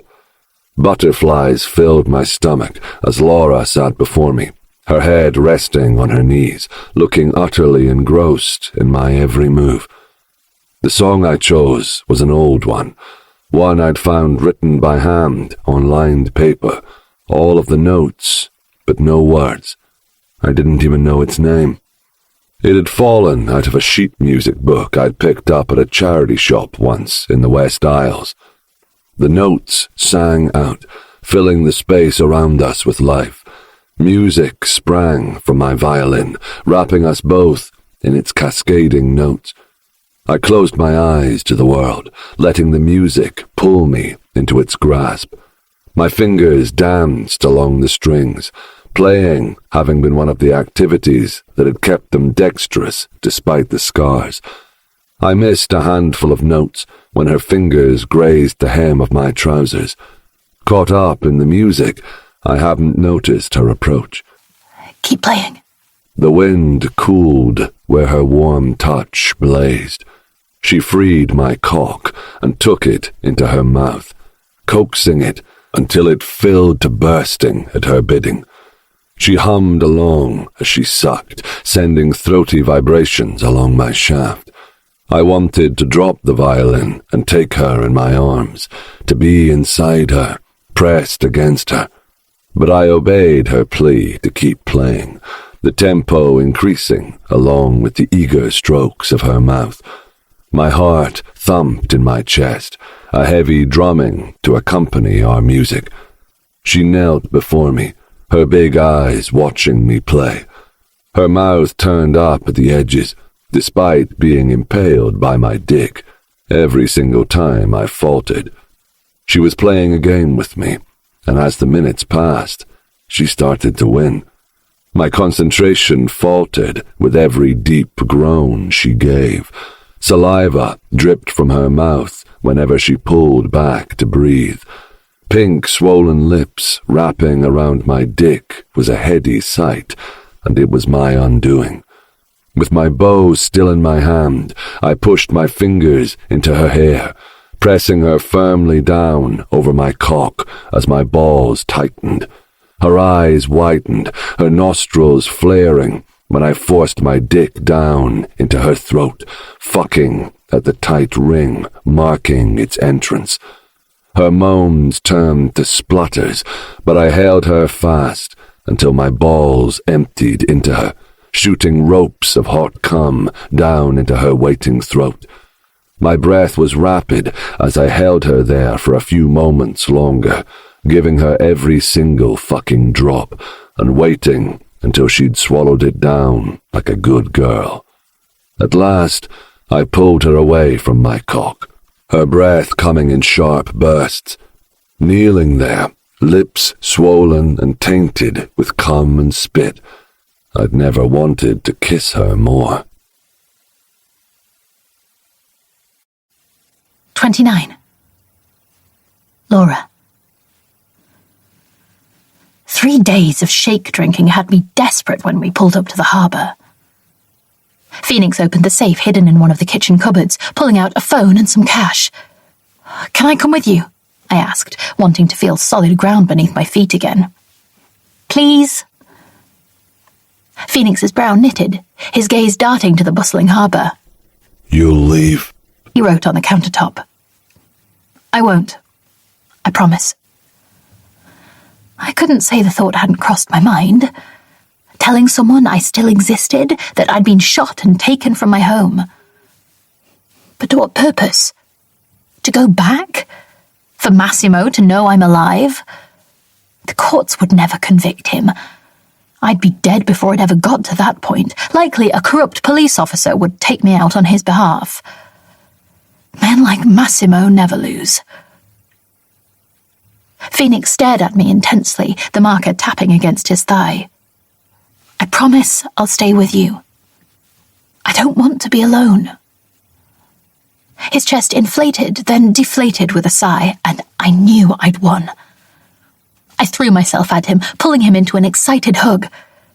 It took me a moment to realize we hadn't exactly hugged like that, and I stood awkwardly with my arms looped around his muscle-clad back. My heart jumped when he reacted, wrapping his arms around me and squeezing me tight. I had no idea how long it had been since someone hugged Phoenix, but he hugged me like he'd never been embraced before. Emotion flooded me as he sniffed above my head, holding me to his chest. One hand cupped the back of my neck, tracing something in the midst of my hair. I couldn't make out what it said. I can't understand, I mumbled against his chest. He moved back a touch, tipping my head upward, and I swear I could see the smile glittering in his eyes, however impassive his scarred mouth remained. Go freshen up, he wrote on the counter, squeezing the words into a gap.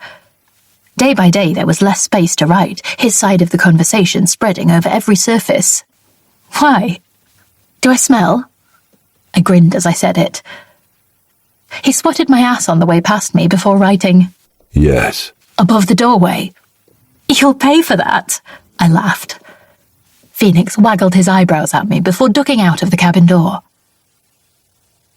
Being back in civilization felt utterly alien. People chatted about their weekly shop. Children begged parents for some E-number-filled goodies with pouty faces. An old couple inched down an aisle at a glacial pace, supporting one another by the arm. Life bubbled around us, yet Phoenix looked the most uncomfortable I'd ever seen him. Bar grabbing some spare t-shirts, underpants and socks, he barely glanced at the shelves. Guilt ate at me as I picked up a pack of profiteroles, practically salivating. I placed it back on the shelf, not wanting to indulge when all Phoenix had was his stupid strawberry shakes. Pushing the trolley forward, I moved to the dairy shelves. When I picked out a bottle of milk and placed it in the trolley, I saw the profiteroles placed on top of the eggs. I glanced back at Phoenix. He touched the back of my arm, his fingers quickly drawing words against my skin. Treat yourself.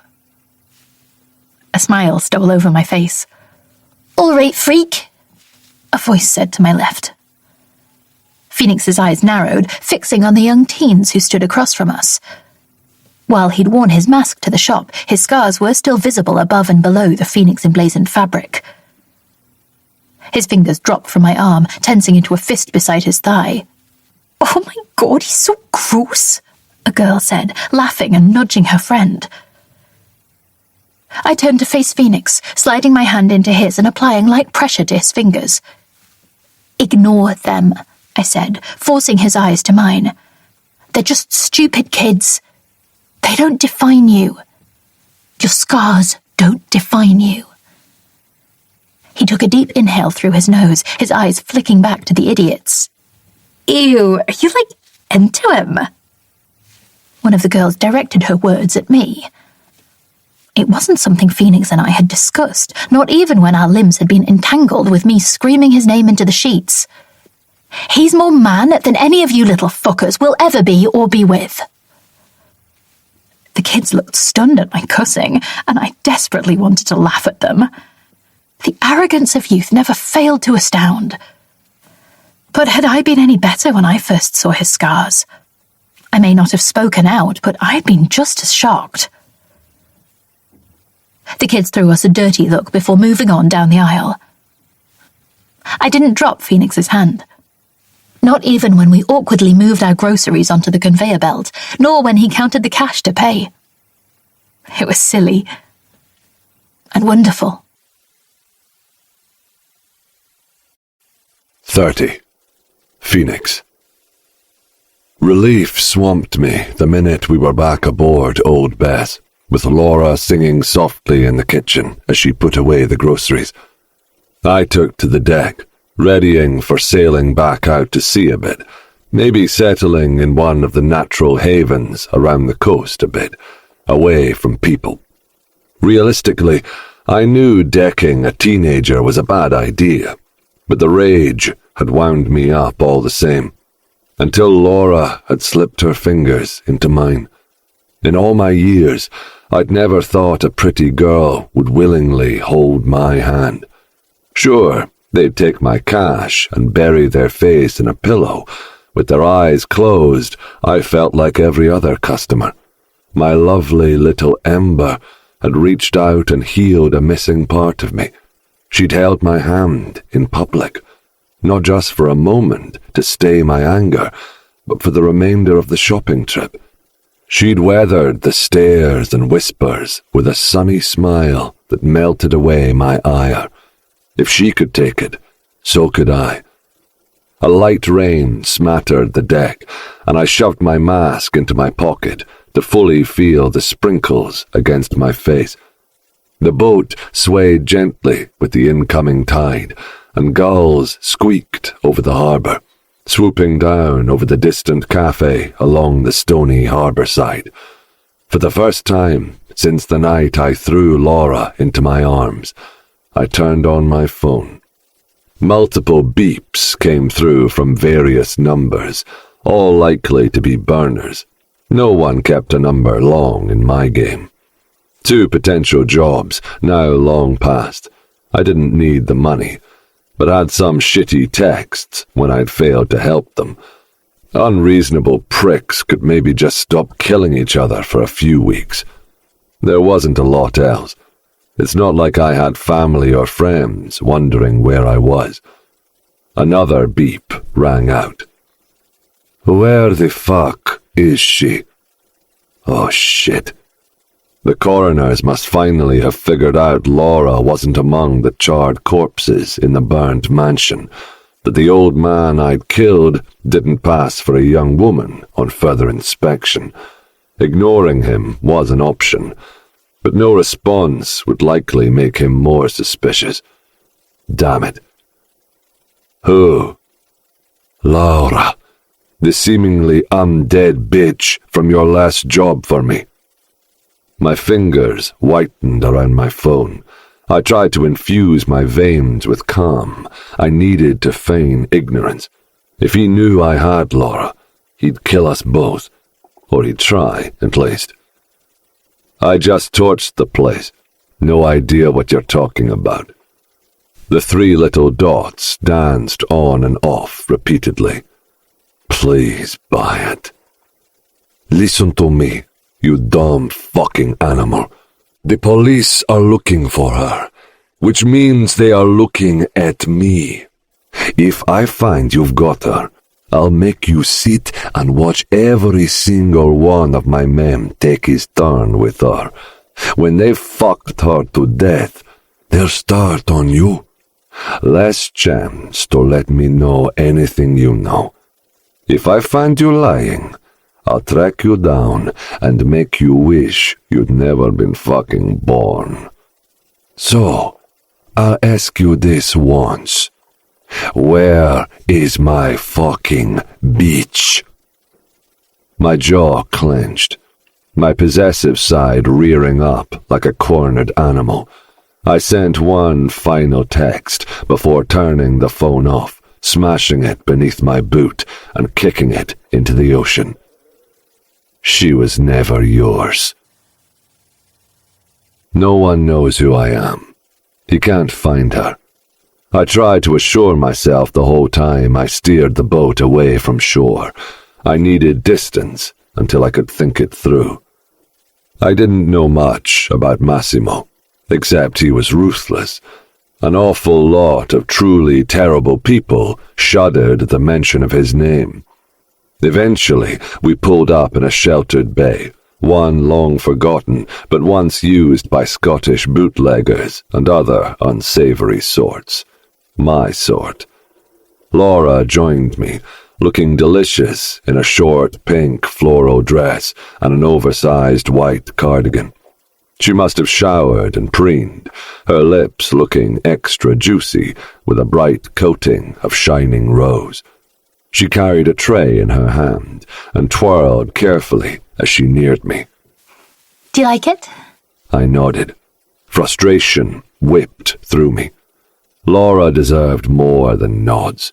She deserved a man who could tell her she was the most beautiful woman in the world, that I'd give my right fucking arm just for one of her smiles. She sat beside me on the bench, her skirt barely reaching her thighs. God damn. Every inch of their soft, smooth surface needed to be worshipped. The tray held my usual smoothie, but also 2 bowls of delicious-smelling spicy soup. Laura's cheeks pinked as she picked up her bowl and spoon. You don't have to eat it if you don't want to. I know you're used to the shakes and... I didn't need another word.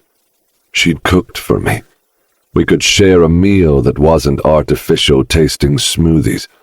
No one had cooked for me since my parents died, my uncle never transitioning me from the high-calorie shakes. Soup would never have been able to nourish me to the same level, so I'd never bothered with it. What was the point? Now I had a point. My pretty little flame. I turned my head as I pushed the straw into the smooth bowl. It's okay. There's no need to hide for me. I closed my eyes and took a steadying breath before tasting the soup through the small hole on the side of my mouth. It slid quickly up the straw, warm, spicy flavor hitting my tongue. I groaned. The sound caught as ever in my throat. Fuck. I'd forgotten what flavor was. I'd had nothing but cold, powdery, fake strawberry for over a decade, and the soup may as well have been Michelin-fucking-starred. You like it? Laura asked, her face breaking into an absolute beaming smile when I eagerly nodded. It's carrot and potato curry soup. I don't know many recipes by heart, but I know that one. We had to make it in school during home economics. Was there no part of my life she couldn't make better? Well, except burning down my house. I finished my soup in record time, reveling at the heat inside my stomach. The soup was like a warm hug from the inside out.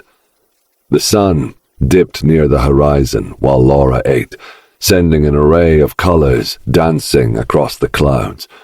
Laura caught my gaze over the sea, placing her bowl down and scooting a little closer to me. Wrapping my arms around her, I pulled her back against my chest, leaving my fingers resting against her shoulder. "Thank you," I spelled out in slow strokes. You're welcome.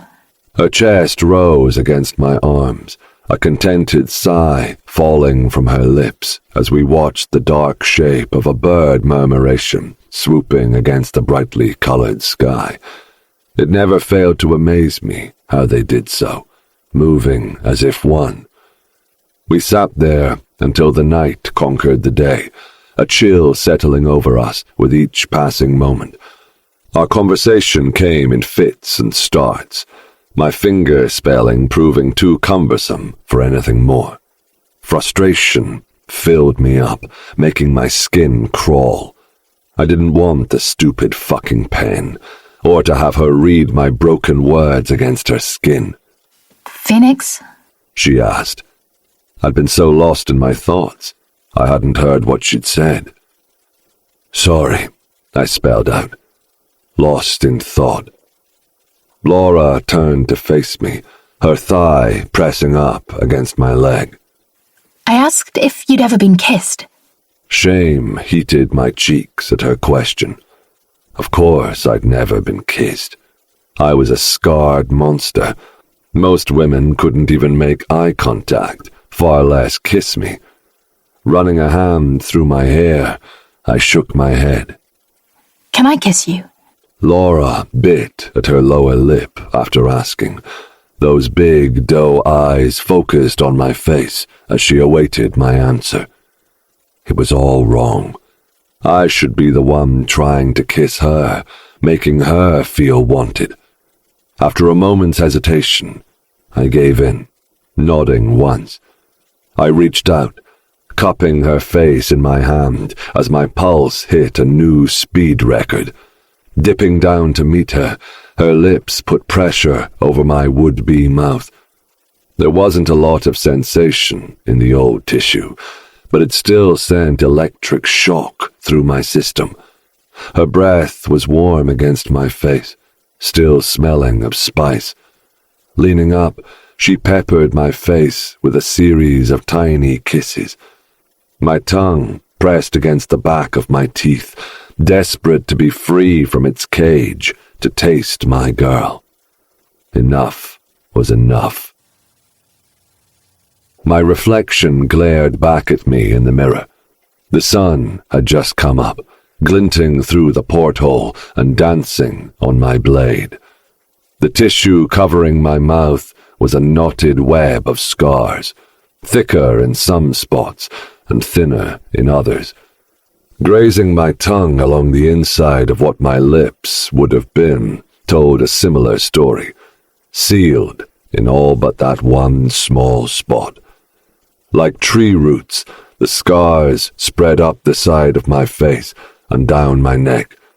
The memory of feeling my flesh bubbling was still there, my cheek pressed against burning metal as I tried to grasp May's fingers, her terrible screams making me stay there, despite the smell of burning fat and skin. I'd worn the scars so long, I couldn't picture the face that had existed before them. No matter what, I'd never be handsome.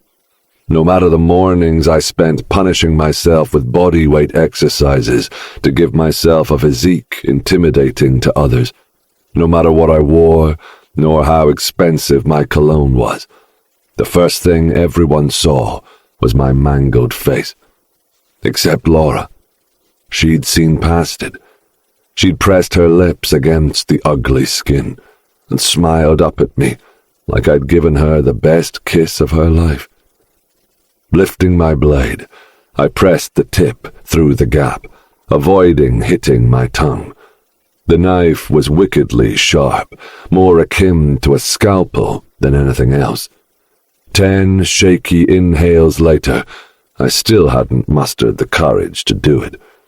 The blade trembled as I applied a little pressure at the corner of my mouth, a singular drop of blood escaping.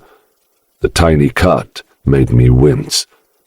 Withdrawing the knife, I leant against the sink, watching the thin rivulet of blood drip down my chin and land on my bare chest. A wave of dizziness hit as I gripped the handle of my blade, my hands growing clammy, my pulse thundered. Come on, you useless prick. One quick cut, and you can have Laura against your tongue. The metal glinted in the light as I raised it to my mouth, opening my jaw wider to stretch the scarred skin. My breath caught as I panted through my nose. Steadying myself, I dragged the edge through the scarred tissue, fighting the scream that I wanted to wail. The skin was tough, and I had to wrestle the blade through it, blood splattering down into the sink. My chest painted red as I neared the other side of my mouth, tears streaming down my cheeks. I inhaled deep through my mouth. My teeth were coated in bright red blood, but I could see them. I ran my tongue along their scarlet-covered surfaces, tasting the coppery liquid. Pain radiated, but so did excitement. A laugh broke free. It was the most ridiculous sound I've ever heard, but despite the ache thrumming around my mouth, I couldn't break the smile. 31. Laura. The sound of the bedroom door clicking woke me. I rolled over, expecting Phoenix to be beside me, but found the bed empty. Sitting up, I glanced to my left. I shrieked when Phoenix filled the door, his torso dripping in red. He moved forward, climbing onto the bed and coming toward me, his face breaking into a grin. Oh my God! Phoenix! Pressing bloodied fingers to my cheek, he tipped my face up to his. His mouth opened, his torn lips leaking afresh as he did. Laura! His voice was a croak, stiff and broken. Beautiful. His one word was music to my ears. Phoenix, I whispered, hardly believing what he'd done. Jagged, torn flesh bleeding with every movement of his mouth. Lifting my fingers, I deftly placed them against his chin, scared the touch would hurt him. Why did you do it like this? I asked. His eyes darkened, fingers scooping my chin and pulling my mouth closer to his. I couldn't wait another minute without knowing what you taste like. Heat filled me at the urgency in his words, at the sheer desperation within them. Our mouths met in coppery embrace, his tongue tentatively seeking mine. It should have disgusted me, but I opened my mouth wider, tasting him, drowning myself in his desire. I hadn't realized how much I'd been holding back, how much I craved kissing. Whimpering, he slid his mouth down my throat, his teeth grazing against my pulse. I fell back into the pillows, giggling as he pushed my nightshirt up, sinking his teeth into one of my nipples. The giggle turned into a yelp until he soothed the pain with the flat of his tongue. A deep groan vibrated against my nipple, and it sped through me, hitting me right between the thighs. "Oh my God," I moaned, threading my fingers into his hair. He left a stream of red wherever he touched, a visible marker of him on my skin. Hot breath caressed my wet pussy as he moved between my legs, spreading me wide. Laura, you have no idea the depth of my obsession with you. Phoenix's voice was deep, the cracked resonance tinged with a Scots accent. I hadn't even considered he'd be Scottish, despite spiriting us away to an island way up north. It was a voice I could listen to forever. I have craved feeling you against my tongue since the moment we met. I have inhaled your scent, but been denied your taste for too long. You are going to be my first feast. The taste I've longed for more than any fucking food on God's green earth. "Please," I whimpered, his breath taunting me with every word. A rich chuckle sounded against my clit, and I could have sworn I'd died and gone to heaven. I love it when you plead, he said, his tongue grazing against the spot right above where I needed him. "I need you." I pushed my fingers further into his hair, trying to press his mouth down on me. Blood dripped from his newly fashioned lips, reddening my cunt. It was dirty, and yet made me so fucking horny I was practically humping his face in desperation. My perfect, needy little slut. Open and ready for me. Fuck me. If he'd driven me to the point of burning down his house without a mouth, he was going to kill me with one. The first tentative stroke of his tongue made my world spin on its axis. The growl of need he gave disjointed me from reality entirely. Clinging onto his hair, I whimpered, not sure if the way he slid against me was from his blood or my wetness. Fucking delicious. He grumbled against me, his breath hitching. Tenderness fled. He pressed his mouth against me, not caring about any pain he felt. Lashing with his tongue, sucking me into his hot, wet mouth, sliding 2 fingers inside me and roughly fingering me. There was no sweetness. Lust fueled us both. My hips crashed upward, meeting every wild stroke of his tongue. He ate like a ravenous beast, devouring my cunt with a fervour that only stoked my desire further. Moans and whimpers filled the cabin, growls and curses following. I could live right here, he moaned, sliding a 3rd finger inside me. I lost any semblance of control I may have had. Blood-coated and panting, he tipped me over the edge. I came hard against his face, wetness flooding us both. My chest was so tight I worried it might explode as I clenched my thighs and rode his tongue, desperately seeking out every last drop of the pleasure he inflicted upon me. My limbs turned to jelly, flopping on the bed as I sought to gain my breath. Phoenix had other plans. He didn't stop. Wrapping his arms around my hips, he held me tight, sucking my clit back into his mouth. It was torturous having already orgasmed. "I can't," I whispered, gripping fistfuls of blanket. "It's too much." You will. He moaned, face stuffed between my still quaking thighs. Phoenix, I breathed, trying to wriggle free. There was no escaping the onslaught of his tongue. Sensation overwhelmed me, and I fought to overcome it. But I had little choice. Phoenix was a man possessed. You are going to spend the entire morning as my breakfast. I'm going to make you squirt on my tongue again and again until neither of us can take any more. His voice was gruff and commanding, making my stomach fill with butterflies. I don't think I can take any more, I said, a wall of pleasure already peaking. He pushed a fourth finger inside me before grinning up at me with his slash-mouthed smile. You'll take a whole lifetime of it, my little Ember. His nickname for me fell over me as he pried another orgasm from my sweat and blood-caked body.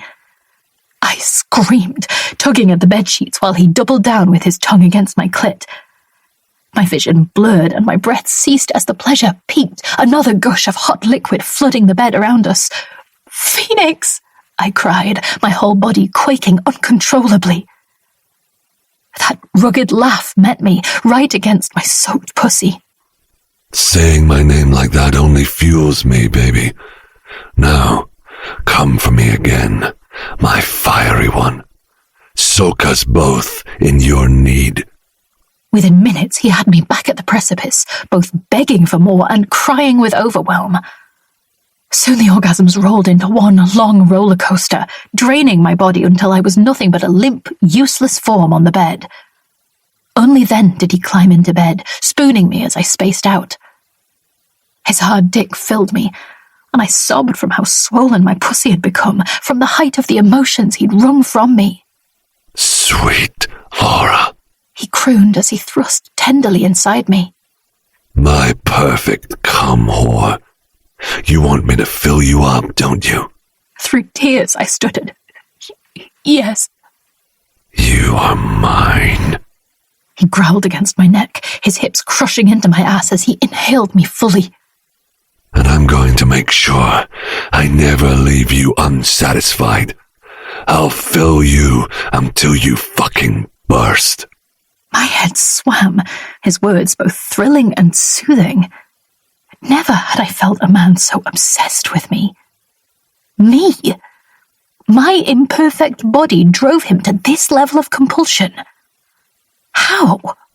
And one day, I'm going to fill you with so much cum, you'll grow round with my children. I'll make you my wife, then breed you. We'll grow a perfect little family.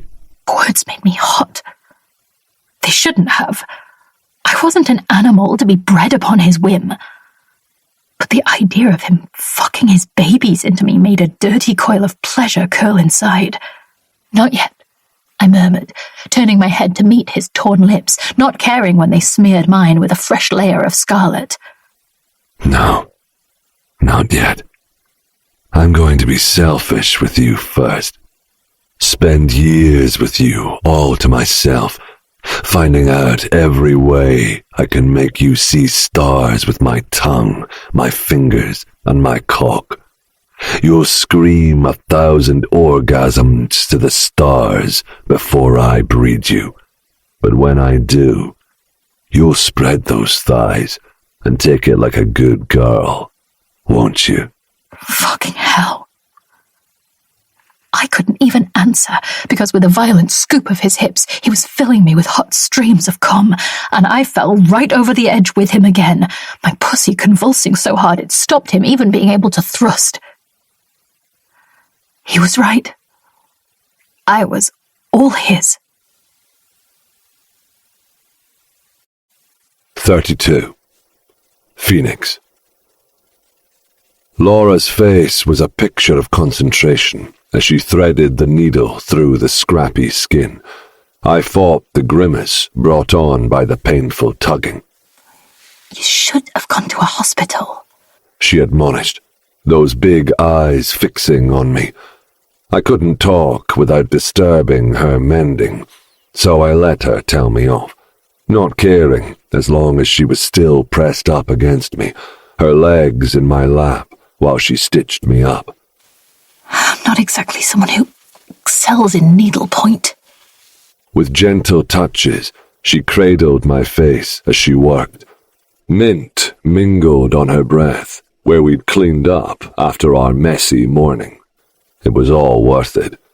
Worth the pain, worth the blood, worth the fear.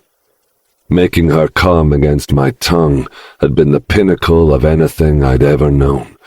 Power had surged through me at the demented sounds my mouth had wrangled from her pleasure-engulfed body. I was completely and utterly addicted. I'd been so unsure on whether the words would come, whether my vocal cords would even still work. The years of humming along with my music must have kept them in working order. Communicating my thoughts with Laura without the delays or the difficulties had been thrilling. So much so, it pained me to have to sit still while she sewed my torn skin into some sort of lips. The softness of her thighs was the perfect distraction from the odd sensation of the medical string pulling through my would-be lips. Grazing my fingers over them, working my way ever higher, watching as her pupils dilated. Behave. Never, I said, letting my thumb glide over the crotch of her shorts. She snipped off the end of the string, finally finishing her task. The fact she'd sat me down and looked after me left me feeling warm and fuzzy. Not since my initial hospital stay had I had someone caring about me. Passing me a washcloth she'd had steeped in warm water, she instructed me to wash away the fresh blood the needle had drawn. It's not perfect, she said, her voice breathy. I don't care. I leaned forward and kissed her softly, not wanting to burst the stitches. Admittedly, I'd happily burst them if it meant pouring myself into kissing Laura, but I had a feeling she'd be less than amused. Some 10 minutes later, we sat on one of the wooden benches, watching the seals poking their heads out of the water below us. Laura had cut up various fruits, cheeses, and meats into tiny cubes, and for the first time in years, I actually had textured food. It was a lot to handle at first. Slowly, I tried a few pieces, enjoying the sweet burst of the fruit against my tongue. Fuck. Had grapes always been so damn tasty? My mum always had high expectations for me, I guess. I just didn't live up to them. Not smart enough, not skinny enough, not pretty enough. It's why Massimo made me fall so hard so fast. I never believed a guy like him would ever want to marry a woman like me. Laura and I had been discussing our pasts as we ate, and it was a good job her mother was already dead. I'd have been tempted to find her and do it myself if she hadn't been. She was crazy. You're perfect. Laura looked down at the strawberry piece between her fingers. I'm not. I don't just say that as a loser with no mouth. I mean it. The moment I laid eyes on you, I was a goner. And then you came at me with all the blaze of a fire, and you had me obsessed. You're not a loser, mouth or otherwise. It just took me a while to see past how we met. Stealing women isn't exactly an honourable pastime. She grinned before popping the strawberry into her mouth. Not women. Just you. I pushed the plate of food aside and pulled Laura into my lap, trailing my fingers up and down her spine. So, what now? More sex? I lifted a brow. No, you rampant fiend. You need to let your mouth heal for a bit. I mean, what's next? Do we just Stay on the boat forever? Bar filling her with my babies, I hadn't seriously thought about what came next, especially with Massimo now looking for her. We'll rebuild the cottage. No, build a better one. With whatever you need. I'll build a stable for that pony of yours, and enough bedrooms to spend years filling them with a family. She blinked up at me. You want to make a family with me? I thought you were just dirty talking. One day, after I've had you to myself for a good while. My family is nothing but a distant and painful memory, and yours was shit. We deserve a real family, with all the eye-rolling stuff other families do. Board games, long walks, stupid Christmas jumpers. I want it all. It was something I thought would always be out of my reach. Whoa, one thing at a time. I've only just come around to the idea that I'm staying willingly. I'm going to marry you, Laura. I want to worship you every single day for the rest of my life. Her face softened, and she wrapped her arms around my neck, pulling me tight. Okay, but you'll need a better proposal than that. Noted, I said, inhaling the fruity scent of shampoo lingering in her hair. 33. Laura. People still stared at Phoenix in the street. Instead of hiding, he smiled his scarred smile and held his head up high. Pride flourished in me as I watched him. He'd come so far from the angry child in his diaries. It had been 2 weeks since he'd cut open his mouth, and happiness bubbled inside me. The thick muscles of his left arm bulged under the weight of the shopping bags, while his other hand held mine. I trailed him, dawdling at the shop windows. We'd lasted as long as we could in our lust-filled haven, but with the two of us eating, our supplies had soon diminished, and we braved a village shop. A light rain smattered us as we walked, but it couldn't steal the smile from my face. I'd spent so many years wishing to be free of my family's expectations, and, despite the trauma and heartbreak, I'd found myself there. Phoenix spent every day making me feel seen, adored, desired. The way we had met had been the biggest of red flags, but after all was said and done, he'd saved me. From the fire, from the bullet, and from my depressing future. Come on, slow coach, Phoenix said, smiling over his shoulder at me. You could drop my hand and I could take some of those bags. His one arm looked ready to burst, thick veins coating the rippling muscle. Not a chance. A familiar face flashed on the TV mounted inside the newsagents. I froze, terror gripping me in its vice. My blood ran cold as Massimo filled the screen. Phoenix stopped, turning to see what held my attention. Subtitles danced along the bottom of the screen. I'm appealing for information on the whereabouts of my fiancée. She was taken from her home by a known associate of criminals who killed her family and set fire to the building. His words reached through the screen and wrapped around my lungs, squeezing them until I couldn't breathe. Darling Laura, if you see this, know that I am looking for you, that I will find you and bring you home. Massimo touched a perfectly folded tissue to the corner of his eye, making a great show of his mock grief. I still love you. Phoenix was by me in a second, pulling me into his arms as my pulse seemed to stutter to a stop. He knows.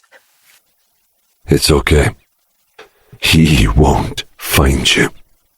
Phoenix's voice quavered, but he held me firmly in his arms, not caring as the rain picked up and soaked us both. Placing the shopping bags on the ground, he took both hands and cupped my face, turning it up toward his. Tears mingled with rain on my cheeks. Massimo tried to kill me. If he found me, he'd succeed. We're in a village. People will see us. And we'll get back to the boat and disappear. We have enough food here to last us a few weeks. I can arrange for more to be delivered directly to the island, and we'll pick it up there. I know some guys who owe me a favour or two. When I glanced back at the TV screen through the window, he pulled my attention back to him. Laura, I will protect you. I promise. Every day I'm going to be searching the horizon, fearing the day he comes for me. Massimo's the kind of guy who gives up. My teeth began to chatter as the rain soaked us through. Neither am I. And I'll lay his goddamn head at your feet before I let him touch a single hair on your head. I wanted to believe him. 34. Phoenix. Fucking Massimo. The man was going to die, painfully. Laura sat on the bed, her arms wrapped around her legs and staring out at the sea. The wind was picking up a touch, and I dropped the anchor for the night, hoping to get through the dark haze, diminishing my girl's light. I moved in beside her, wrapping her up in my arms and watching the waves with her. I was getting so excited every time we spoke about the future, she said, her voice too soft. It broke a little piece inside me to see her hurting. But I just can't now. I can't get the picture of him on the TV out of my head. You're safe here. I spoke the words with confidence, hoping they'd soothe her. I feel sick every time I think about it. When I close my eyes, I see him there, the gun pointed at me, my family's blood splattered over his expensive suit. His eyes. God, they were filled with so much hate. Laura trembled in my arms, her breathing growing more rapid with each word. It's okay, I said into her hair, kissing the back of her neck softly. I've got you, Laura, and I won't let him hurt you. I only hoped it was true. Massimo used his power to corrupt far and wide. I'd been one small part of his extensive chain of terror. There were many others who'd sell their right bollock for the chance to give him information he needed. No one even knows my birth name. They've never seen my face. The boat is still registered under my uncle's business partner, and they're both dead. Laura turned in my arms, her brow quirking. Will you tell me your name? I hesitated for a moment. I buried it a long time ago. My uncle just called me boy, or something far less kind. When I started burning for pay, I assumed the name Phoenix. You don't have to, she assured me, her fingers moving up to slide into the back of my hair. But I wanted her to know every part of me, even the parts I'd long hidden from the world. It's Thomas. I stumbled over the name. It felt alien on my lips after so long. Thomas James Porter. Thomas, Laura repeated, the name sounding far more pleasant from her. My dad used to call me TJ, I said, a blurry version of his face sifting through my mind. Not for the first time, I wished I had a picture of us all together, a reminder of the boy I'd once been and the people who I'd called my family. my dad used to call me Pudding, and not in a sweet way. Laura shrugged and then laughed. God, they sucked. They really did, I agreed, pushing a strand of hair away from her face with my thumb. Do you want me to call you Thomas? No. It's a name that died when they did. Good. I like Phoenix much better. A man who rose from the flames. Laura's eyes fell back on the roiling water outside. Phoenix, I need you to make me forget about Massimo for a while. I need a break from the worry. What can I do for you? Fuck him out of my head. I knew what she needed. More than a quick romp in the bed or a fuck in the shower. Laura was asking for an escape, to be pushed to a place where she'd be so lost in sensation that she wouldn't even remember her name. Stoking the fire bins on deck, I had them roaring, sending an orange wash over everything on deck. The wind was picking up, waves crashing against the stern, salt water splattering against my shoes. I pulled Laura up onto the deck, her eyes covered in a makeshift blindfold. She shivered as the wind hit her naked skin, instantly pebbling those perfect nipples. The boat rocked, and she fell heavily against me. Phoenix, she breathed, her voice trembling. Trust me, I crooned, running a hand over her round ass. I'd spent many a stormy night on the deck, feeling the power of nature. Nothing made me feel more insignificant in the face of an issue. What were our problems in the face of the power of the sea? Guiding her toward the railings, right to the point where they stretched out over the sea, I used a reel of rope to fasten her wrists behind her, stretched to the rails to the left and right. The metal rail cut into the soft flesh of her stomach, her tits suspended over the wild sea below. I pressed against her, pulling her hair tight in my fist and tipping her head to the side. Tonight, you're going to feel fear and lust combine. I'm going to push you until there's nothing left in your head but me. Do you understand? Yes, she moaned, already melting beneath my touch. I'm going to use all but that pretty mouth tonight, and only because I thrive on hearing you squeal for me. I want fucking Poseidon to know I'm coming deep inside your hot little ass. My ass? I watched as she bit her lower lip.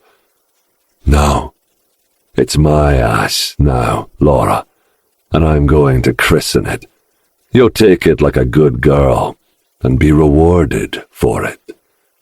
Yes, she whimpered, her body quivering. Leaving her blindfold on for now, I slid one hand between her thighs. There was no doubt she was already hot and heavy. Her wet cunt welcomed me, swallowing up my fingers. There's my girl. So fucking eager, aren't you? She nodded, her head lolling back against my shoulder. I pinched at her clit and grinned as her whole body shuddered. I rolled letters against her clit, too quickly for her to know that they spelled out my feelings. I love you, I love you, I love you. Words I hadn't dared dream about for a lifetime. Words I'd never appreciated the last time they were said to me. Words that almost choked me every time I spoke to her. Her breathy pants soon turned to wickedly wanton moans, her hips gyrating against my hand. That's it, Laura. Come for me. I waited until her body shook, her hands pulling against the bonds which held her fast, to whip off her blindfold. Her scream could have woken the fucking dead. A wave crashed into the boat right as her orgasm intensified, splashing icy water over us both. She coughed and spluttered in my arms, and I didn't move until her pussy relaxed its hold on my fingers. Phoenix, untie me! This is crazy! Do you trust me? I asked her, taking my wet fingers and bringing them to her mouth. Yes. Good. Then you'll behave. Now lick your cunt from my fingers, like the perfect little slut you are for me. Her eyes hooded at the slight degradation, her mouth opening without any further hesitation. Taste how wet you are, how your pretty little cunt reacts to my touch. Her moans made me feral. Need gripped me as her tongue wrapped around my scarred fingers, licking at them like a pet. Such a very good girl. I moved to the side, placing my lower face mask over my chin. Her eyes blazed as she watched me, her lips opening. For old time's sake, you think I didn't see how turned on my masks made you? I could smell the desperation from between your legs. Now hold on tight. I'm going to fuck your sweet cunt without letting you come, because the next time you do, it'll be with my dick deep in your ass. And if I don't beg? She asked, her big doe eyes fixed on me. You will. 35. Laura. Heat from the burning metal bins warmed my back, while the icy sea splashed up and froze my front. The contrast had my head spinning. Phoenix positioned the head of his big dick against my entrance. My legs shook in anticipation as he waited there, teasing me with infuriating nudges. Phoenix! Fuck me already! Such a needy little cock whore. So impatient to be filled. His dirty words made my cheeks heat, but it only made me try harder to wriggle back onto him. Fingers threaded into the back of my wet hair, pulling my head back and making my tits stick out over the rough sea below. The reminder of it had me feeling queasy. The storm was picking up, and another large spray of seawater hit me right in the face. I gasped a breath, unable to shake the water from my face with the way Phoenix held my hair tight. I'm obsessed with this body. Phoenix crooned, his deep voice sending butterflies right down between my thighs. Every inch. When I'm not with you, I count down the moments until you're back in my arms. I writhed my hips, succeeding to pop the very tip of him inside me. The moan shuddering out of me was utterly shameful. I'd never needed a man as badly as I needed Phoenix. He tapped into me in a way no one ever had, left me craving his next hit of passion. With an impassioned grunt, Phoenix slammed into me, stealing my breath and making my body shudder. I panted, adjusting to the sudden feeling of fullness, his cock stretching me wide. Was that what you wanted? To be stuffed full of dick? His words were lightly mocking, and a sweet mix of shame and desire filled me. Yes, I moaned, shifting my hips to feel him shift inside me. Please, I need more. Oh, Laura. I'm going to fuck you like I hate you. Use this divine body in the way it was designed to be used. But no, I don't hate you at all. Gripping tight onto my hair with one hand and my hip with the other, he pulled back and smashed back into me, making me cry out over the waves. The railing I was tied to ground into my stomach, winding me. The sensations hit me all at once, pain crashing with pleasure, making me squeeze my thighs together, trying to apply friction to my clit. That only made the squeeze around his dick tighter. I'm going to fuck every last worry out of your pretty little head until there's nothing but pleading and desperation left in there. Until you can't think of a single thing but my fucking dick impaling you. Phoenix's rough words had been grinding back against him, meeting his harsh thrusts. His breath was hot on my neck, coming in sharp bursts as he fucked me ruthlessly. Losing control, his teeth dug into the back of my neck through his mask, pain radiating as he bit me. The feral action had my knees quaking. He wrapped his arm around my waist, holding me up as he drove his cock into me with abandon. His hips smacked into me so hard my feet suspended off the deck with every heavy thrust. I was lost to everything but him, like a rag doll being toyed with by its master. He played my body as expertly as his violin, bending me to his needs. I loved it. I needed it. My pants pants grew heavier, my eyes rolling. Even the splashing of the waves against my chest didn't take away from the mind-blowing pleasure building between my thighs. When he pulled away, dropping my feet to the deck, I let out a pitiful cry. "No, Phoenix, don't stop." You know what I want. His words were inky, his fingers grazing over my well-fucked pussy. I shivered. I'd never been fucked in the ass, but I wanted to come. Very, very badly. Will you be gentle with me? No, you'd be disappointed if I was. I'm going to claim this ass, mark it as mine, watch as my cum drips from it. Imagining his cum dripping out of my ass made my thighs clench. I wanted it. I wanted him to own every part of me. He leaned in close, his mouth grazing my neck, his mask gone. I've never fucked anyone in the ass either. You'll be my first. Despite the rolling boat, he dropped to his knees behind me, his arms wrapping my hips and his mouth sinking over my clit. It was like lightning striking right between my legs. Sensation washed over me with every divine stroke of his tongue. He went at me with gusto, not holding back as he devoured my cunt. I was at the edge within a minute, my arms straining against the ropes which held them fixed. His tongue lashing stopped, and I cursed him out viciously. You know what I want, he said, his voice dripping with wickedness. I want you to fuck my ass, I panted. I'd have given him anything just to have him take me over the edge again. Please. His mouth settled over my cunt again, licking and sucking until my brain melted to mush. Then it moved higher, his tongue darting between my ass cheeks. I squirmed in his hands, my mouth gaping as his tongue pressed into the tight ring. I bucked against the alien feeling, squeezing my ass at the invasion. Phoenix was relentless, sliding one hand around my pussy and slowly fingering me until I relaxed my ass again.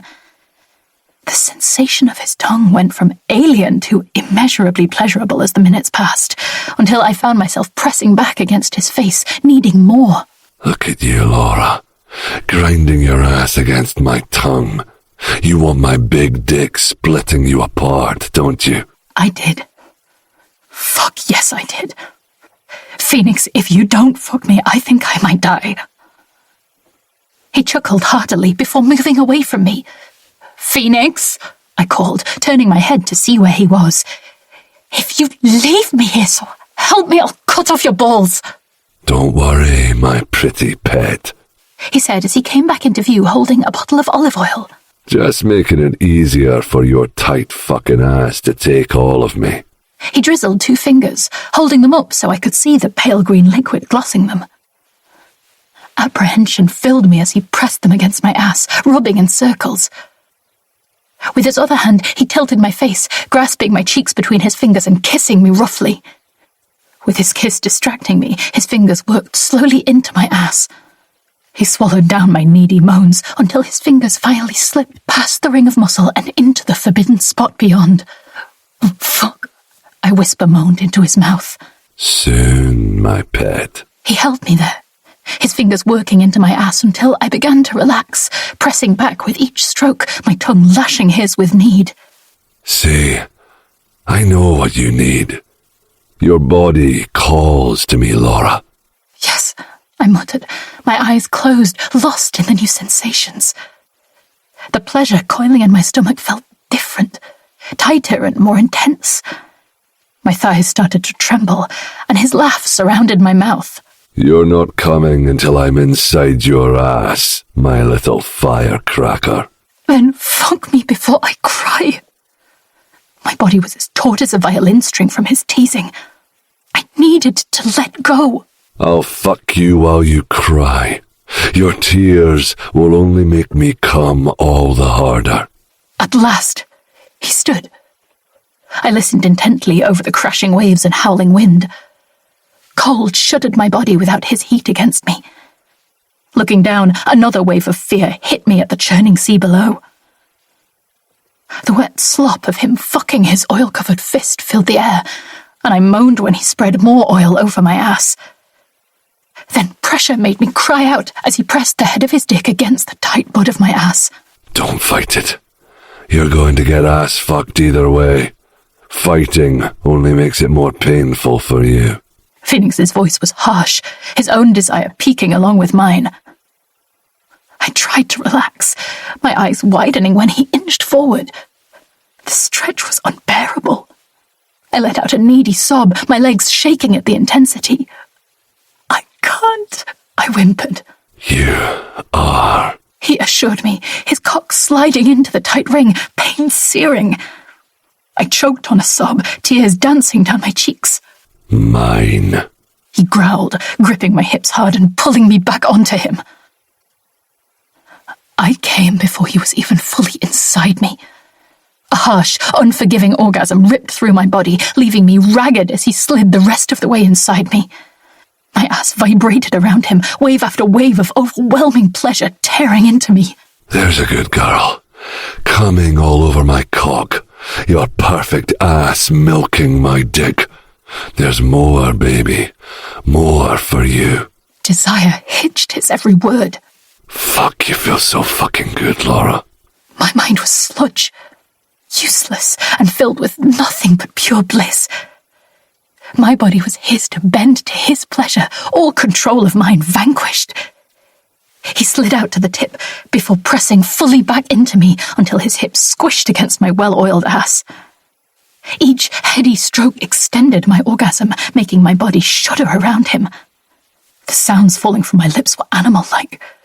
Truly, I sounded like his pet. It's too good. He groaned, every deep sound coming from him only making me hotter. I'm going to come. Fill me, I begged, wanting him to mark my last hole as his. Phoenix wrapped both of his hands around my neck, pulling me harshly against him as he fucked my ass with abandon, the intense stretch making me sob. Despite my cries, my body reacted to his deep thrusts by tensing around him, a final, muscle-quaking orgasm making me scream out into the storming night. Phoenix tensed, his hands tightening around my throat, stealing my breath as he unloaded deep inside me, filling me to bursting with his hot cum. I love you. He stuttered, his hands dropping to my chest and stomach, his panting breath against my shoulder. More than I ever thought I could love anyone. His sweet words were the end of me. I broke completely, tears falling, great heaving sobs racking my body. I wanted to reply, to tell him I loved him too, but I couldn't. He truly fucked me into oblivion. 36. Phoenix. I tucked Laura into the bed, wrapping the duvet round her and sliding beside her. She'd barely spoken since our intense session, so I'd carried her into the cabin, cleaned us up and soothed her.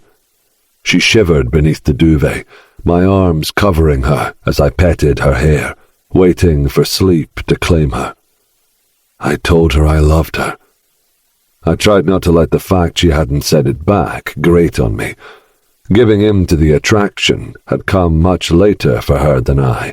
It didn't mean she wouldn't get there. Plus, she'd been in no fit state to say anything after we'd fucked. Silken strands of hair slipped between my fingers, her breathing settling as she warmed back up. Soon, her breathing settled into a slow, rhythmic beat, and I wallowed in my self-pity for just a little longer. I could only hope she'd get to where I was, because I was all in for her. Soaking up her sweet presence, I let my mind wander to the place I'd been trying so hard to distract her from. Massimo. Despite being as off the radar as I could, I knew his poisonous claws ran deep in Scotland. If he set his heart on it, he wouldn't settle until we were both dead. Laura's cheeks flushed, her eyelashes fluttering against them as she sank into a deeper sleep. Grabbing a hoodie and jogging pants, I headed for the kitchen, making myself a strong cup of coffee. Taking a sip, I screwed up my nose and promptly spat the horrible liquid into the sink. Ugh, why were people so obsessed with that? I swilled my mouth out with water and topped up a glass.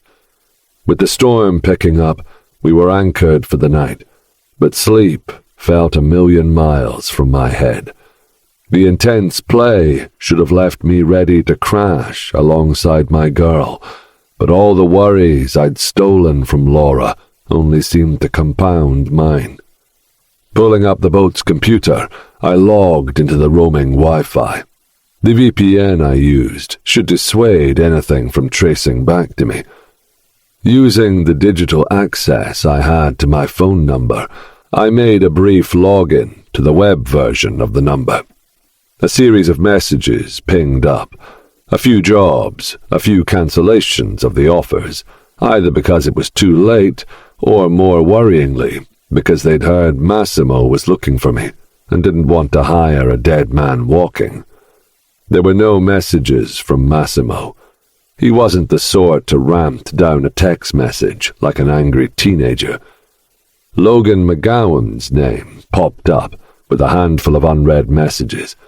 I clicked through, wondering if he needed another job done for his family.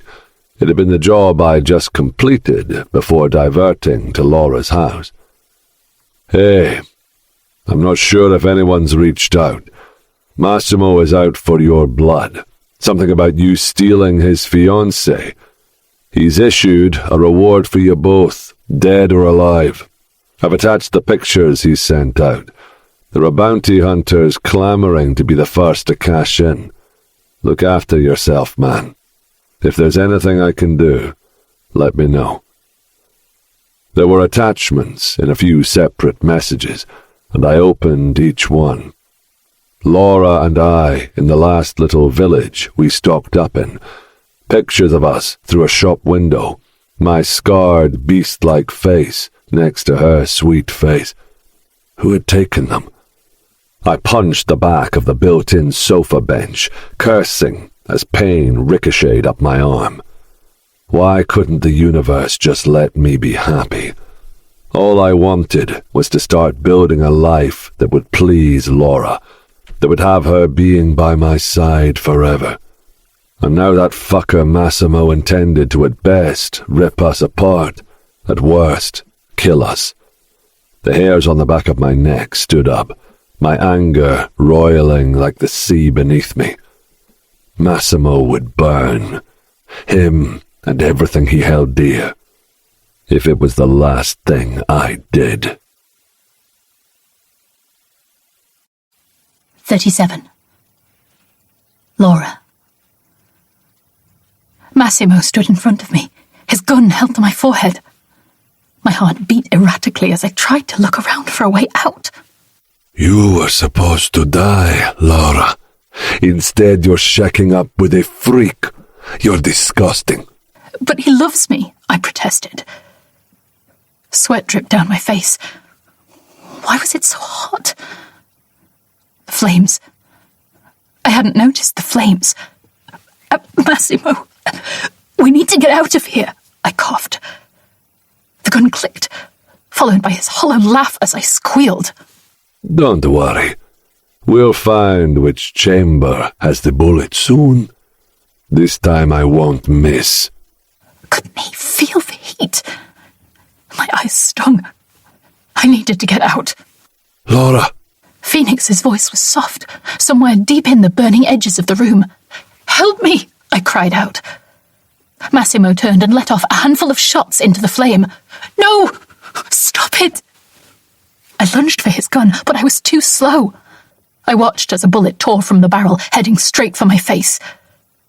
There was nothing I could do. I was frozen to the spot, awaiting the pain. Hands wrestled my shoulders. Laura, wake up!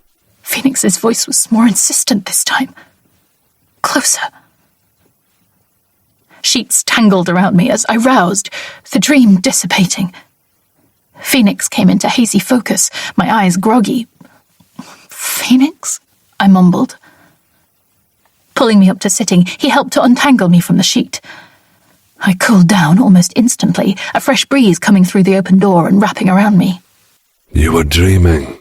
He said, concern furrowing his brow. The same nightmare again. I nodded, reaching for the glass of water by the bed and taking a long drink. It had been 2 weeks since we'd seen the TV appeal through the shop window, and instead of my worry decreasing over time, it had been compounding. By day, I could mostly push it to the back of my mind, but by nightfall, Massimo stalked me through my dreams, turning each into a familiar nightmare. I don't think we can stop for food, I said, my heart pounding at the thought. We have to. Even with the stock of shakes I have here, we're running low. Most of my stash was in the cottage. We need to stock up. As if mocking me, my stomach let out a deep grumble. Phoenix leaned forward and grazed his healing mouth over mine. We'll be quick. In and out. You can stay on the boat. I can go alone. Your picture is far more recognizable than the blurry one of me. Panic seized me, and I pulled his fingers into my hand. No, you can't leave me. It's safest on the boat. It's safest with you, I said, my voice cracking at the idea of being left alone near the port. Phoenix tugged a hand through his hair before scooping me up and pulling me against his chest. Then we'll stay together. We can get you a hat and shades, something to disguise you a little. I've ordered the food for pickup. We just need to get to shore and make a quick trip to grab it. Okay, I breathed, apprehension still making me feel sick. I'll make you a cup of tea and a piece of toast before we pull into the dock. Rake through my drawers there and see if you can wear something that'll disguise you a bit. Phoenix injected calm into his voice, deliberately slowing it. But beneath the calm, it rang out the same worry I felt. Every movement I made was drenched in foreboding, shadowed by some sort of black dog waiting to pull me back to Massimo. The ever-lingering fear of my dreams dogging me by day now, too. Splashing water on my face at the sink, I tried to shake the feeling of impending doom, but no matter what, it remained. In the circles beneath my eyes, in the prickling sensation at the back of my neck, in the dullness of my eyes. I threw up a silent prayer to God, or the universe, or anyone who was listening. Let us get the food and get back to the boat safely. Please. 38. Phoenix. I breathed a sigh of relief as Old Bess came back into view, our footsteps quick on the old stone harbour side. We'd stocked up on plenty of food, both of us weighed down with the stuffed bags. The water containers should have been topped up while we were away too, all set to hit the seas. Almost there, I said, encouraging Laura, who still looked as pale as a sheet. She'd barely spoken a word since we pulled into the town. Anger bubbled up in my stomach with every fearful glance she gave. Massimo had become a monster who haunted her dreams, the one place I couldn't protect her. An insidious vampire leeching away our chance at happiness. It was no good. I wouldn't spend our lives fleeing and hiding. Massimo was on borrowed time. I'd find a way to get to him and indulge myself in seeing him pay for hurting my girl. I climbed a ladder up onto the deck, one-handed, my other arm straining with the weight of the bags. Plopping them down on the deck, I reached over to take Laura's bags before offering her a hand onto the boat. Her face visibly relaxed the moment she set foot aboard. Wrapping my arms around her, I pulled her to me for a quick kiss, my body still filling with wonder at the graze of her tongue against mine. I can put the shopping away while you get us back out on the water, she said, her brow creasing as she glanced back to shore. By nightfall, we'll be back at the island, docked next to the shore. Muffin will be delighted to see you. A smile lifted her lips, erasing the worry line on her forehead. I'd burn the whole damn world to keep that smile on her beautiful face. After lifting the bags into the kitchen area for her, I headed back out onto deck, to ready old Bess for the trip. I hummed to myself out of habit while I worked, scanning the dark clouds gathering over the horizon. My stomach lurched when a blood-curdling scream came from the cabin. I dropped the rope I had in my hands and ran toward the door, panic scorching me. All hell broke loose in the kitchen. 2 dark hooded figures attacked Laura, who slashed at them with a large kitchen knife. She was backed into a corner, and there was no doubt they'd overwhelm her in seconds. Wrestling a fire extinguisher from the wall beside the kitchen, I picked it up, slammed it against one of the intruder's temples. He fell down like a sack of shit, but I wasn't quick enough. The other held Laura with the knife to her throat, his arm wrapped around her to hold her still. We both froze, her eyes wild and filled with terror, my heart thundering as I looked for a way to get to her. "I don't need her alive," the man said, his accent thick and rough. "Take one step, and I'll slice right through her neck." Fuck. 1,000 thoughts dashed against my mind. Too much risk.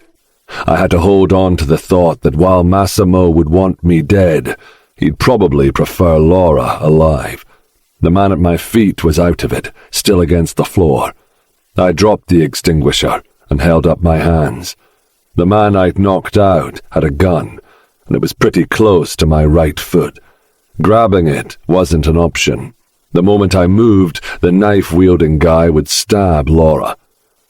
"All right, I surrender," I said, keeping my hands above my head. I stepped back against the wall, pressing my foot down on top of the dropped gun and sliding it backwards. "Mickey," the guy said, trying to peer around the kitchen cabinets without losing his hold on Laura. "You okay?" Mickey didn't answer. The man moved with Laura, keeping the knife digging into her neck. Shit. If he came too close, he'd see the gun beneath my boot. Laura's eyes met mine, and I flicked them quickly to the floor and back up, her brow wrinkled in confusion. The man was close enough to see his friend, but hadn't rounded the kitchen counter yet. When he used his toe to nudge his co-intruder, I mouthed, "Distract him," to Laura. "Oh my God!"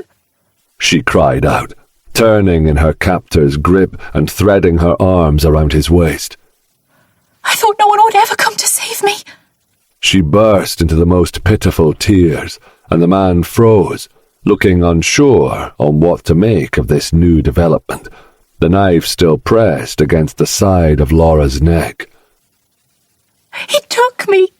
I've been waiting for someone to come rescue me. Did the police send you?" She sobbed against the hooded face. The moment he glanced at her, I used my foot to slide the gun up the wall and into my hand, not waiting for a moment before aiming and blowing a shot through the fucker's brain. A red rain splattered Laura, who let out a scream as the body fell away from her, the knife clattering against the floor. "You could have shot me." I shrugged, moving over beside the man with half a skull. "I'd never hurt you. Well, only when you beg for it." "Oh my God," she murmured. "I think he got brains on me. What will we do with the other one?" "Help me get him tied to the chair. When he comes back round, we'll see what information we can get out of him before sending them both down as chum." I hauled the unconscious man upright and pulled him toward a seat. "Massimo knows where we are, doesn't he?" Laura said, her voice small and tight. "He's not going to stop sending them." "He'll stop," I said, pulling tightly on the ropes I bound the unconscious man with. A puddle of blood pooled beneath his friend, spreading over my floor. I couldn't even throw him over the edge until we'd got well out to sea. "How do you know?" "Because I'm going to kill him." 39. Laura. Rain smattered the man's face, making rivers which fled down into the collar of his top. I shivered, the cold wind freezing against my wet clothes. Silently, he watched as Phoenix finished securing the weighted containers to the dead man's body. I could hear my heart beat through the noisy wind as Phoenix rolled the man to the side of the boat, sliding the weighted containers over the edge, the ropes attached pulling the wrapped body overboard. Then he was gone. One splash, and out of our lives. Our captive dug his nails into the material of his trousers, his wrists reddening against the ropes holding him. Seeing the way Phoenix had disposed of his friend without a care had him finally looking nervous. Phoenix joined us, wiping his hands on his thighs. So there's no doubting Massimo sent you, but we need to extract a little information before we send you down to the seabed with your pal. The man narrowed his eyes, looking from Phoenix's face to mine. Why would I tell you anything when you'll kill me anyway? He spat the words at us. Phoenix grinned, his scarred lips looking terrifying with the unhinged look in his eyes. He'd warned me he was going to intimidate our captive and that I could stay inside rather than see it. I'd wanted to stay, but I hadn't realized how creepy Phoenix could be when he wanted to. Because, Phoenix said, walking over to the chair where the man was bound. It's the difference between the state you go down to visit Davy Jones's locker, in one piece, neatly put down like a beloved pet, or looking like a fucking smashed watermelon. A dark patch spread around the man's crotch, making Phoenix take a measured step backward. Just kill me already. All in good time. Now how about you tell me about Massimo's current whereabouts? I wrapped my arms around myself as Phoenix spoke, wishing it was all over. I don't fucking know! In a fit of rage, the man tore at the ropes, his chair shuddering against the deck, but holding him fast despite his outburst. Let's see if we can jog your memory, Phoenix said with a smile. He opened a red case, pulling out what looked like an orange gun. The upper part of the case held white and orange tubes. He looked over at me, his face softening. You sure you want to be here? My stomach churned, but I gave a nod. The gun opened up, and Phoenix slid one of the smaller, chunkier red tubes into the barrel-like portion. What the fuck do you think those are going to do? Sending for the fucking Coast Guard? Phoenix stood, stretching out his back and clicking the barrel into place. They'll send for something. The man practically snarled when Phoenix walked over to him, pulling up his t-shirt to expose the man's stomach. A flare gun isn't going to do jack shit. You've got my fucking gun. Why not just do the job properly? I couldn't believe the guy had the balls to talk to Phoenix like that given his predicament. What an idiot. A click sounded over the wind as Phoenix primed what I now knew to be the flare gun. I pressed my lips together, also not entirely convinced it would do much. Flares were just lights. Where were you supposed to take Laura? Phoenix said, his voice lowering to a deep, almost intoxicating level. Fuck you. The shot gave more of a wet thunk than anything else. It took a moment for the man's face to register what happened. His eyes widened and he let out an ear-splitting yell. Blood trickled out of the wound on his abdomen, along with smoke. Holy fuck! The man cried, his body writhing as if possessed by a whole army of demons. Make it stop! Make it fucking stop! It's burning my insides! A wave of vomit hit the back of my throat, and I squeezed my eyes shut, swallowing it down. The sounds escaping the man blackened my soul. Horrible, animalistic noises. Panting, crying, begging. Make it stop, I pleaded after a minute. Soon, Phoenix answered, gripping the man's hair and hauling his head back. Where were you supposed to meet? I need the details. A warehouse in Sherburn Wharf. Need to text the code to the number for when. We'd already secured the man's phone. What is the code? Phoenix asked, placing the gun against the man's chest when he hesitated. Rabbit for dinner. Send it to the one marked Graham.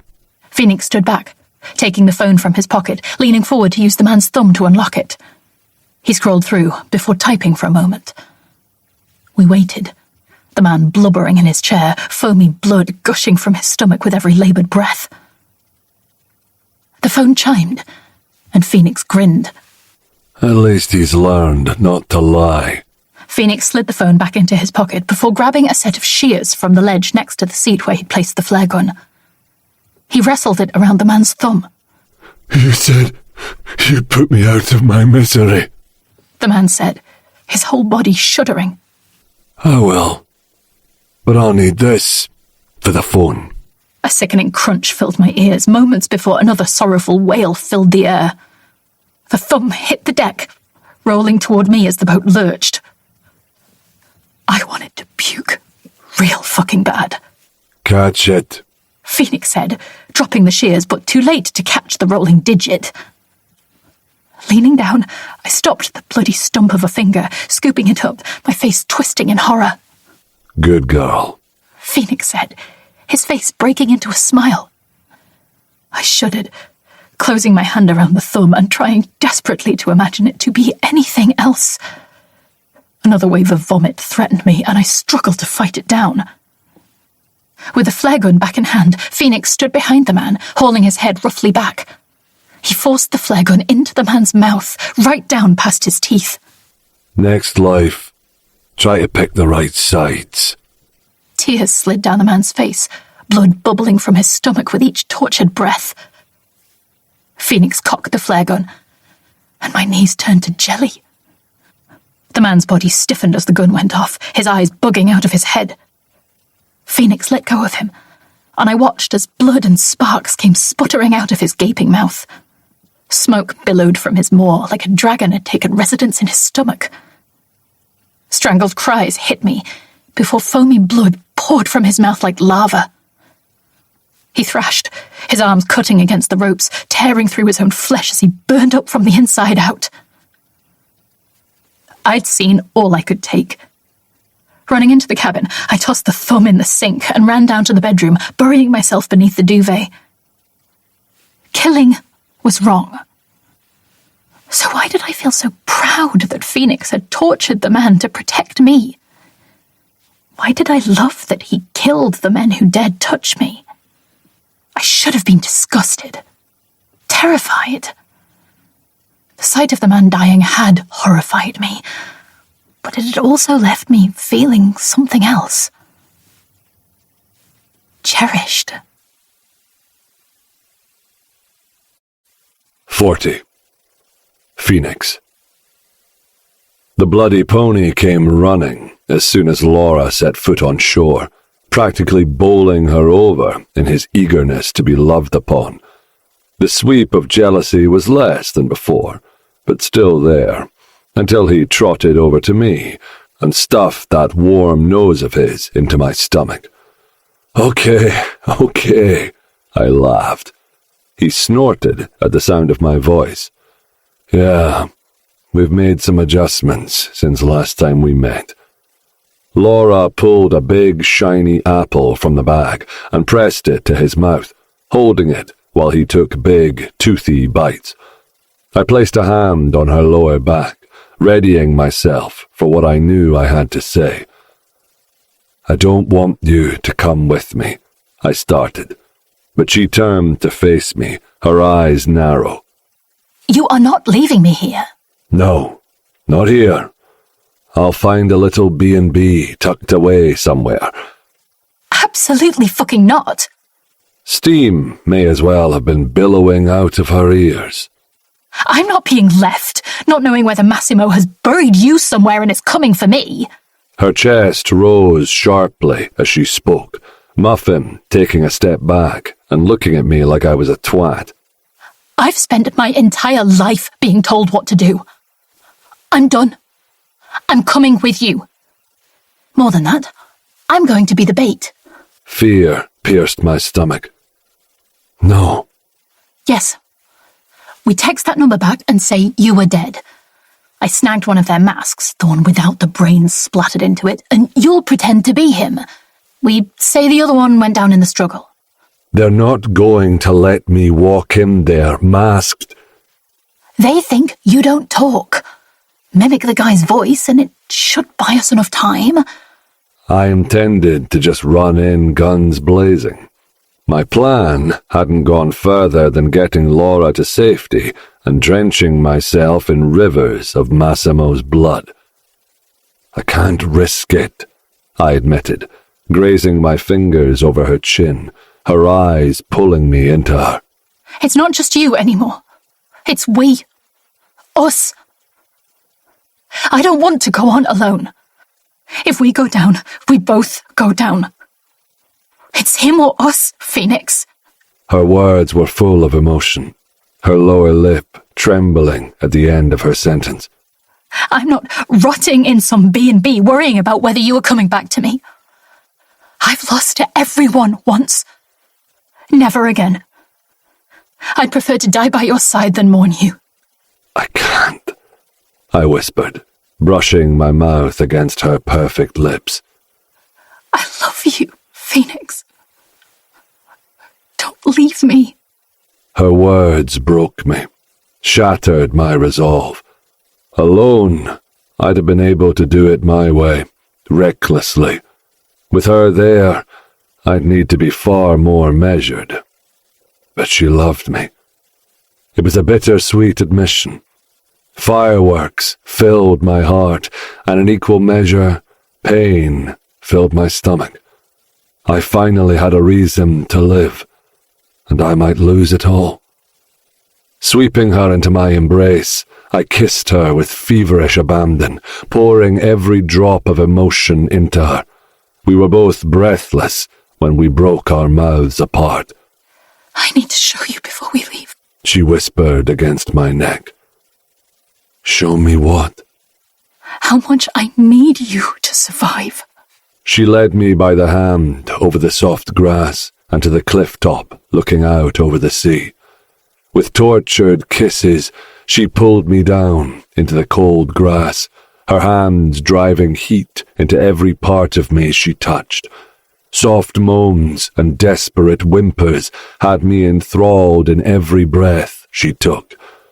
Without a clear reason how, she had us both naked beneath the orange-hued sky, our limbs entangled in a sweet knot. We'd fucked, but never had anyone touched me with such reverence. Every stroke of her lips infused my skin with adoration, and I returned her touches with impassioned pleas of my own. Finally, I understood the difference between fucking and making love. Each motion of our sweat-slicked bodies cried out our love to the world around us, our panting breaths like smoke signals dispersing into the universe, alerting all to our need for one another. When she took me between her thighs, her lips spelled out lust-filled incantations along my neck. I pulled her face to mine, devouring her sweet sighs as pleasure blossomed from every part of me she touched. He can't take this, she moaned between feverish kisses. He can never take this. Tears pricked at the corners of my eyes as I lost myself in her soft body, feeling her wrap her love around me. It was a feeling I'd been missing since childhood, and it both mended me and broke me afresh. I'll love you until the rivers run dry, I moaned against her lips, until the stars perish and the moon ceases to rise, until the world can no longer sustain our souls. Her cheeks were wet as she came apart beneath me, her orgasm slow and tortured, her tears flowing when I let go and gave her my everything. My cum spilled as freely as the tears dashing my cheeks. All the anger I'd stored up since that fateful day which had stolen my future came running out of me. It filled her womb and splashed her cheeks. I poured it into her mouth as I swallowed down her own needy sobs. We watered the earth with our bodies, giving a plea out to the universe. Our love was worth saving.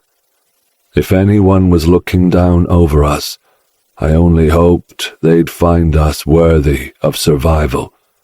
If not, I'd spend whatever lives I moved on to, searching for my perfect burning ember, waiting for her to set my world alight once again. 41. Laura. The dingy motel down the street from the industrial estate reeked of decades-old cigarette smoke and body odour.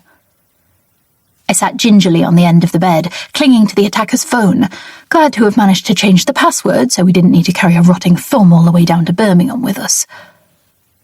Phoenix stood by the window, peering through a crack in the curtains. He'd already cased out the warehouse ahead of the meeting. From what he could see, there were 4 men posted on the outside, 2 at each entrance. Massimo clearly had believed the ruse to have so few men guarding the place. Albeit he would have his personal henchmen with him when he arrived, no doubt. The phone buzzed in my lap, making my fingers light up where they clenched the screen. Hope you had fun last night, breaking her in. Get her cleaned up. I want her to look fit for being my fiancée. The previous night, when we'd awaited more instructions, Massimo had informed the remaining bounty hunter he could use me as a reward. It made me sick to my stomach. Phoenix had pretended to be the man, mimicking his voice while also crackling a packet near the receiver to make the signal appear disjointed. The veins in his neck had protruded as he fought to stay calm, fighting the urge to tear Massimo a new one over the phone. It was all becoming very real. Less than 1 hour until showtime. There's his car, Phoenix said, holding the binoculars up to his eyes and moving them faintly in line with what must have been the car. My stomach knotted. In just over an hour, I could be free. Or dead. He's only brought 2 guys. They're big and armed, with pistols at least. I gulped down the lump in my throat, the phone trembling in my hands. Phoenix watched them for a few more minutes until they walked into the warehouse. They use the south entrance. I imagine they'll have us use the same one. What if he recognizes you? He's bound to see the differences between the dead guy and I. We won't have much time. Do you have the syringes? He asked, trying to focus me back onto the task. I nodded. 3 syringes were fixed into the belt of my dress, hopefully small enough that I'd get past a brief pat-down if they inflicted one. Just stick one in anyone who grabs you, if things take a turn. I have the gun and ammo. I'll deal with the others. The plan was as simple as it was risky. Take out the 4 outside, the second 2 only after they'd given a call through to Massimo, assuming they had one at all. Then, as soon as we got close enough, let Massimo grab me. While he was tied up with me, Phoenix would kill the other 2. We needed to catch them by surprise for any chance of not having our brains blown out. Minutes ticked by, my palms growing sweatier by the second. Phoenix came and sat beside me, slipping one scarred hand into my palm. A gentle squeeze made me smile. Remember what I told you? Bite off more than you can chew, and then chew like fuck. The saying was stupid, but I could see what he meant. It was all or nothing.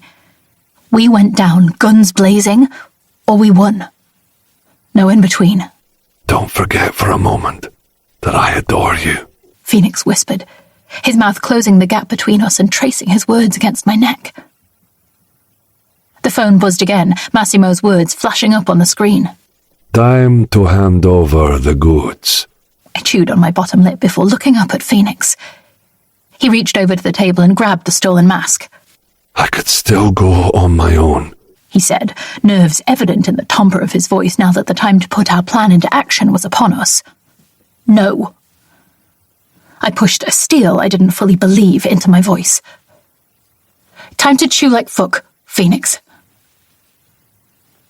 Feeling like we were walking toward our own execution, I pulled my shoulders back and smoothed my hair over my shoulder. The dress was new, cinching me in at the waist, which only made my ass and bust seem even larger. Phoenix had assured me it would leave mouths hanging. I'd spent so many weeks in nothing but shorts and t-shirts that I felt like I was reviving some long-dead version of me. Every step made my knees wobble, whether from my stilettos or the fear, I didn't know. I looked the part. Every bit a potential mafia wife. I was hoping Massimo underestimated the true part of it that he'd overlooked. Those women were fucking deadly. 42. Phoenix. The two men at the rear of the warehouse were too easy to dispatch. I thought a man like Massimo would be less sloppy. They were distracted watching fucking football, gathered around one of their phones. I'd crept up on them right as the commentator started speaking at a head-achingly quick pace, excitement in the tinny voice. They never got to see the goal. I wiped the knife off on one of their jackets, tucking it back into the sleeve of my jumper, its switchblade once again concealed. Thank God for the black clothing. The edge of my sleeve was sodden with warm blood, invisible in the dark alley, at least. I dragged the bodies to the rear of a dumpster before nodding at Laura. I took her arm roughly in my hand, manhandling her round to the main entrance of the warehouse. She teetered on ridiculous heels, and two sets of eyes greeted us as big as saucers. Well, shit. No wonder the boss man wanted her back, one said, nudging the other. Shame about the scar on her tit. The other nodded toward the now healed bullet wound. Still, the tits are fuckable at least. Don't react. Laura let out a pitiful squeal in front of me. Please, you've got to get me to Massimo. He's done horrible things to me. The men laughed. As if the boss man didn't sanction it. No one touched his goods without permission. The other chimed in. Damn, I hope he's feeling generous again tonight. I'd give her something to complain about, all right. I'm just here to drop her off and pick up payment. Can we get on with it?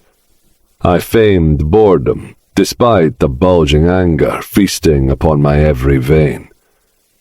Yeah, mate, sorry. The one on the right took his phone from his pocket. Yeah, they're here. I'll let them in. Course I'll check for weapons. The tone in his voice told me he wasn't talking directly to Massimo. He'd never have let the thinly veiled disdain fly. Pete'll check you both down before you go in. And you'll have to lose the mask. You look ridiculous, the one with the phone said, gesturing at the other. I pushed Laura towards Pete, his grinning making me want to punch out both of his eyes. The minute Laura was in front of him, he took full advantage of feeling her up, sliding his hand up her skirt while the other groped her backside. She reached for one of the syringes.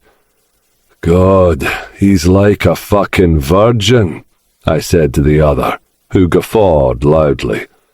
It was all the distraction I needed. Unsheathing my knife, I took a step closer while he looked over at Laura's hiked-up dress. His eyes lingered for too long, and it was the last thing he saw. I thrust my blade through his throat, covering his mouth. Simultaneously, Laura thrust the needle into her victim's neck, his eyes widening and his mouth gaping like a fish. Moments later, he slumped to the floor, his heart stopping near instantly. Laura stepped back, smoothing her skirt. You all right? I asked, gently touching the small of her back, after wiping my bloodied gloves on my victim's slumped form. Yeah, she answered, breathy, her voice quavering a little. Ready for this? I asked, kissing the back of her neck. No, You? No. I think you should stay outside. I can't. They'd open fire on you the minute you walked through that door without me. They might not. It's not a chance I'm willing to take. Just promise me you'll kill the fucker. Her voice took on a new harshness I hadn't heard before, a layer of iron replenishing my own steel. How could I promise that I'd save her? The last time I'd promised that, May's melting face flashed into my head, hazy from the years without her, but horrid enough to rattle me. I couldn't make promises I couldn't keep. I promise I'll kill him, I whispered, before capturing her lips for one last kiss. I just have to make sure I kept the fucking promise.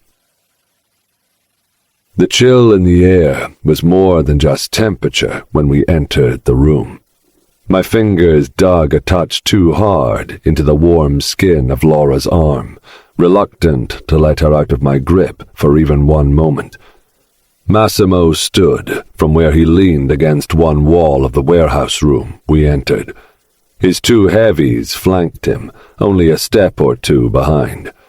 I needed to get as close as possible without my identity being revealed. Massimo's eyes darkened when his gaze fell over Laura's tight-fitting dress.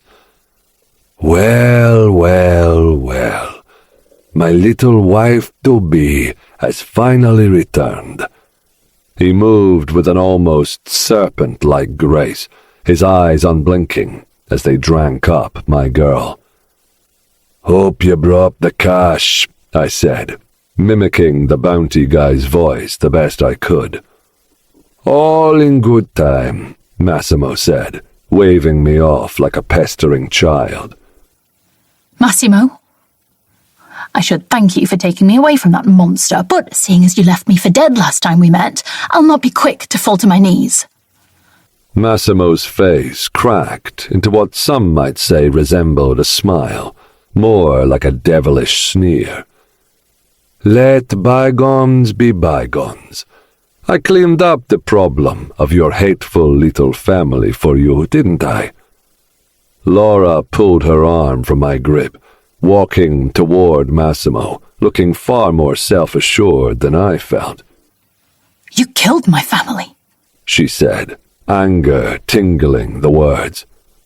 Massimo gave a shrug, his gaze fixated on the swaying of her hips, the clip of her heels ricocheting around the hollow building. Huge machinery surrounded us, oversized chains and big hulking wheels. Must have been some kind of construction storage building. One of the bodyguards stood with his hand on the gun at his waist, the shadow of one of the huge machines casting over him. I'd have to take two of them out in quick succession if we stood half of a chance, which meant leaving Laura to distract Massimo. I did you a favor, Massimo said at last.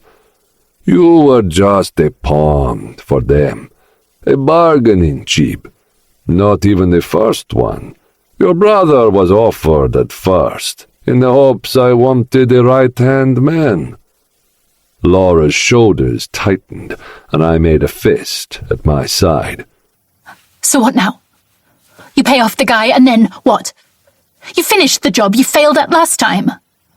Laura's voice grew more shrill as anger flowed into her words. That's up to you. Massimo closed the space between them, his fingers reaching out to caress Laura's jaw. I've had a little change of heart in the time you've been missing. I fucked my way through half of the mafia princesses on offer, but they are all so fucking dull. But you, well, you're scrappy, a survivor. The guards were listening to Massimo, watching as his fingers glided down to Laura's chest, circling the scar he'd left on her. See, branded as mine. I took the moment's distraction to take the bounty hunter's gun from my waist, cocking it in one smooth motion. The first guard's head exploded like a fucking overripe watermelon, but the second was quick to react, throwing himself against the machine. The bullet meant for his head clipped his neck, sending a spray of blood arching over Laura's torso. I hoped it was enough to kill him. Massimo grabbed Laura, turning her and putting his own gun to her temple. "What's this now?" he said, excitement filling his voice. "Did you mean to double-cross me, Laura?" Laura quaked in his grip, one of his hands around her throat, while the other pressed the muzzle of the gun to her head. Fuck. I kept my gun pointed at him, my heartbeat thundering in my ears. "May as well take off the mask." When I didn't comply, he pulled back the gun before crashing it against Laura's skull hard enough for a trickle of blood to mar her pretty skin. "Throw the gun down while you're at it." Rage flooded me, clouding my vision as I held steady, knowing that rushing him would just end with either Laura or me dead. He was still under the impression he had backup outside, and I wanted him not to take any chances. Reaching up, I tore the mask off, tossing it on the floor. "Hideous," Massimo quipped with a mock shudder. "Oh, Laura, don't tell me you bedded that monster, and you think you could come here and win your freedom. There's no freedom for you. You'll live your life under my feast, or you'll be underground next to the worms." Laura swallowed hard, her big eyes focused on me. "So, what do you say, my sweet? Wear my ring and live as my pampered bitch, or die lusting for a scarred freak? I'm giving you a second chance at the life you always dreamed about. Yachts, parties, friends who envy you, carrying my babies until they're old enough for a nanny, then spending your days by my side. You can have everything you always wanted." Massimo's voice took on a sickly sweet undertone, and Laura's eyes glazed before she inclined her head toward Massimo. "You really want me?" she whispered, her voice packed full of wistfulness. My heart broke. But why would she want someone like me, when she could have someone who could offer her the world? All I'd offered her was a pony who loved her anyway, and my undying devotion. I'd been a fool to believe it was enough. She'd tricked me for her freedom. "Of course I want to marry you," she said, her face breaking into a sunny smile. "It's all I ever wanted." I know. It's all any woman wants. Massimo looked me up and down and shook his head. "You believed she wanted you? That a woman like her could settle for a man with a face like a melted jack-o'-lantern?" Massimo's grip loosened slightly on Laura, and she grazed one hand over the hand he used to secure her throat, threading her fingers through it and dragging it to her lips. She placed a sweet kiss on his knuckles, looking up at him with rapt desire. Desire she'd given to me. I cocked my gun, aiming for Massimo's head. "Watch your aim, Phoenix. One slip, and you'll hit Laura. Look at your face. I think that would kill you worse than I ever could." "She doesn't want you." My words were hoarse, filled with anger. "I should put him down," Massimo said, his non-gun hand dropping down to Laura's side, gripping at her hip. Like the damaged dog he is. Laura simply shrugged. If you wish. It was death by 1,000 fucking cuts. 43. Laura. My palm was sweaty as I reached for a syringe, trying not to alert Massimo to my movements. Phoenix's tortured face killed me. None of it was true, but I needed Massimo to believe me long enough to stick the damn needle into him. Phoenix cocked his gun, taking aim, but Massimo was ready. He fired 2 shots, hitting Phoenix right in the torso. I screamed, trying to break free of Massimo. Phoenix's body hit the floor, his legs crumpling beneath him. My soul all but ripped from my body, rage filling me and exploding from every fucking pore. No! I screamed, grabbing the syringe from the back of my dress and turning, aiming it right for Massimo's bollocks. He caught my wrist, crushing the bones in it, sending horrific pain radiating up my arm. The syringe fell to the floor, useless. Massimo lifted one perfectly polished shoe and crushed the syringe, its paralyzing liquid seeping away into the concrete. Oh, Laura. Massimo tutted, pulling my body flush with his. He reached around my back, finding the final syringe and tossing it to the floor. The crunch a moment later stole away the last of my hope. You could have had it all, and you threw it away for what? An ugly loner? He's more man than you could ever be, I spat at him, all pretense gone.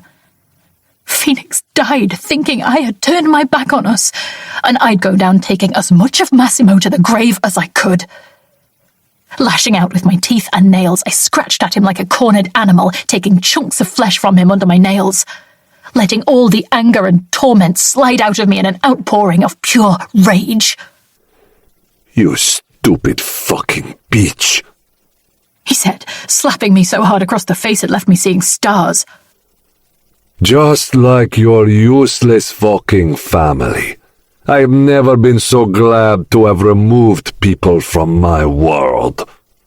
Using his pistol, he whipped me across the face, an explosion of pain filling my head. I stumbled and fell backwards, landing hard on the cold concrete. One of the machines loomed over us, and I tried to shimmy back between its wheels. My body ached, feeling broken in 100 places. Tears stung my eyes. For the pain, for the loss, for Massimo winning. It wasn't fair. Don't cry, Laura. I'll make you come over my cock before I blow your brains out. You'll get to know what a real man feels like before you die. If you were the last man on earth, I wouldn't fuck you, I said, my voice quavering. I'm not giving you a choice in the matter, sweetie. Flailing my legs, I fought him off as he neared me, but he hit me with the gun again, dazing me. I tried to pull myself up and failed. I had nothing left to give. It had all been pointless. My whole life had been nothing but a giant waste of time, trying to fill other people's expectations. Expectations that had driven me into the arms of the one man who truly loved me as I was. Not for my connections or my clothing, not for what he could gain by my family name. I'd come to Phoenix with nothing, and he'd made me feel like the wealthiest woman in the world. I closed my eyes as Massimo kicked me, his sharp brogues inflicting yet more pain upon me. I let myself leave him. Leave the warehouse and find Phoenix back on the island. Back in the place I hoped to spend eternity. Come with me, I whispered, seeing Phoenix's ghost appear over Massimo's shoulder. It's time to go. 2 shots rang out above me, dull and tinny from my place in the fantasy world I'd escaped to. Not yet, my love. Not yet. 44. Phoenix. Massimo went down like a sack of shit. His scream filled the warehouse, his gun clattering to the floor.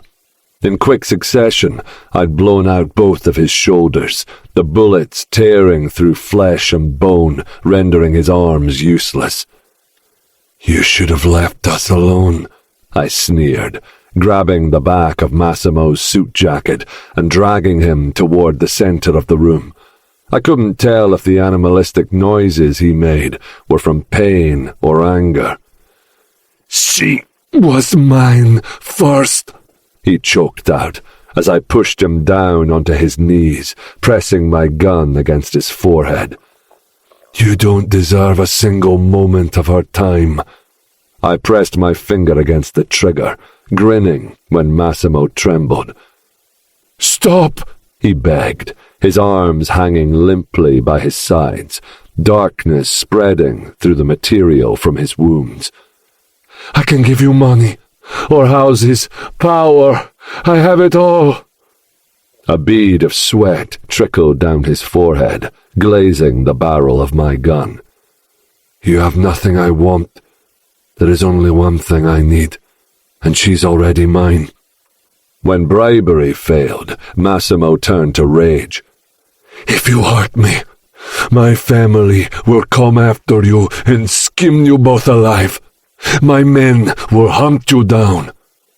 "They only do as you say out of fear. They have very little loyalty to you. The minute you cease to exist will bring nothing but relief to everyone who's ever known you.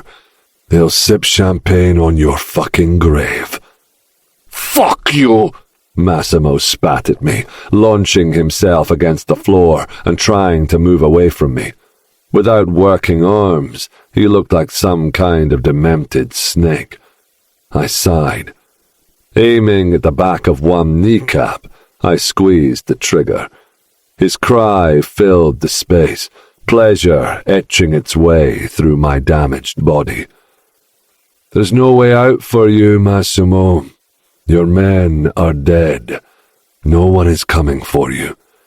I'm going to kill you, and then burn this place down with you inside. There won't be enough for your family to even identify you." "No," he groaned, rolling on the floor, still trying to use his one good leg to push himself toward the door. "Have mercy." "If there is anyone in this world who deserves no mercy, it's you. You've snatched power by hurting everyone you come into contact with. You don't see people. You see business deals and opportunities to further your own gain. You deserve far worse than I'm going to give you." Massimo struggled feebly as I put my gun down and hauled him up, my face inches from his. "I'm doing this for Laura." I walked him backwards, half dragging him with his mangled leg. A large metal hook hung directly behind him, and with one great push, I pressed us both into it. A wet crunch gave way to a pained yell as the hook ate into his muscles. His eyes widened, tears and snot dripping, a desperate choking sound coming from him. "That's for all the hurt you've caused her," I growled. Leaving him struggling on the hook, I moved to the vehicle, turning the keys left in the ignition and smiling as the engine kicked into gear. The chain attached to the hook creaked when I hit the button to wind it in. His wails grew more panicked when his feet suspended above the floor, his body jerking and only making the hook bite further into his sinew. I stopped the machine when his feet were at my eye level. "Get me down," he croaked when I neared. "Not a chance. Before you die, you are going to know what it's like to burn." He kicked with his one working leg, and I laughed as I made my way to the edge of the room. grabbing one of the jerry cans of petrol stashed there for the smaller vehicles. I splashed it liberally over his legs, knowing the flames would burn their way more slowly up his body if I kept the splashes there alone. "Phoenix, please, no, just shoot me." Standing back, I lit a match, delighting in the way his eyes widened. "Goodbye, Massimo," I said, flicking the lit match at his feet. With the flames engulfing his trousers, his manic flailing increased, the hook cutting into his intestines with every flinch. To the crescendo of his screams, I went to fetch my girl. 45. Laura. Gentle arms lifted me, my head lolling against a wide chest. The black material was warm and wet against my cheek, a coppery twang invading my senses. Pain filled my body, leaving my limbs weak and useless. Opening my eyes proved difficult, barely a slice of vision available. My headache intensified as I looked over a broad shoulder. "Don't look." But I wanted to look. I'd blacked out, and I needed to see for myself that Massimo was truly dead. Orange flames hungrily consumed Massimo. Massimo's limp form dangled in the middle of the room, the giant hook protruding through his back. His face gawped like a dead fish, guts spilling out through the large hole left from the hook impaling him. His body turned slowly above the greedy flames, roasting the devil. It was like watching hell welcome him. Relief swept through me, leaving me sobbing against Phoenix. "I didn't mean any of it," I whispered, keeping my eyes on Massimo as the flames grasped at him. "I know. I heard you after." Phoenix stroked a thumb over my thigh, right where his arms supported me. "He's really dead." 100%. The fucker's gone. "Thank you." My words came out pained, and I finally dragged my eyes from Massimo as we left the room. "I thought you were dead too." "Not this time," he assured me, his breath crackled in his chest. "We need to get to a hospital," I murmured, my vision blurring as we stepped out into the night. The cold night air greeted us. In the distance, a siren wailed. "Later. I need to get us out of here," Phoenix said, his voice soothing. His motorbike sat around the corner, and he fixed a helmet over both of our heads. I winced as he settled me over the seat and climbed on behind me. "It's going to hurt, but we need to put some distance between us and the building." I nodded, shivering as he wrapped his arms around me. "I love you," I whispered into the interior of my helmet, my head swimming with the increased pain as he kicked the bike into gear. I could have sworn I heard "I love you" drifting on the air right back to me. Pain took over as we moved, my entire focus taken by trying not to vomit. My balance was off, my ability to grip the bike with my injured legs impaired. We limped our way back towards Scotland. Toward home. 46. Phoenix. Making it to the boat wasn't an option. I'd moored it too far from the border. Car lights streaked past me as I pulled off of the motorway, my vision blurring with each passing mile. Laura sagged against me, her body floppy, but her chest still rising.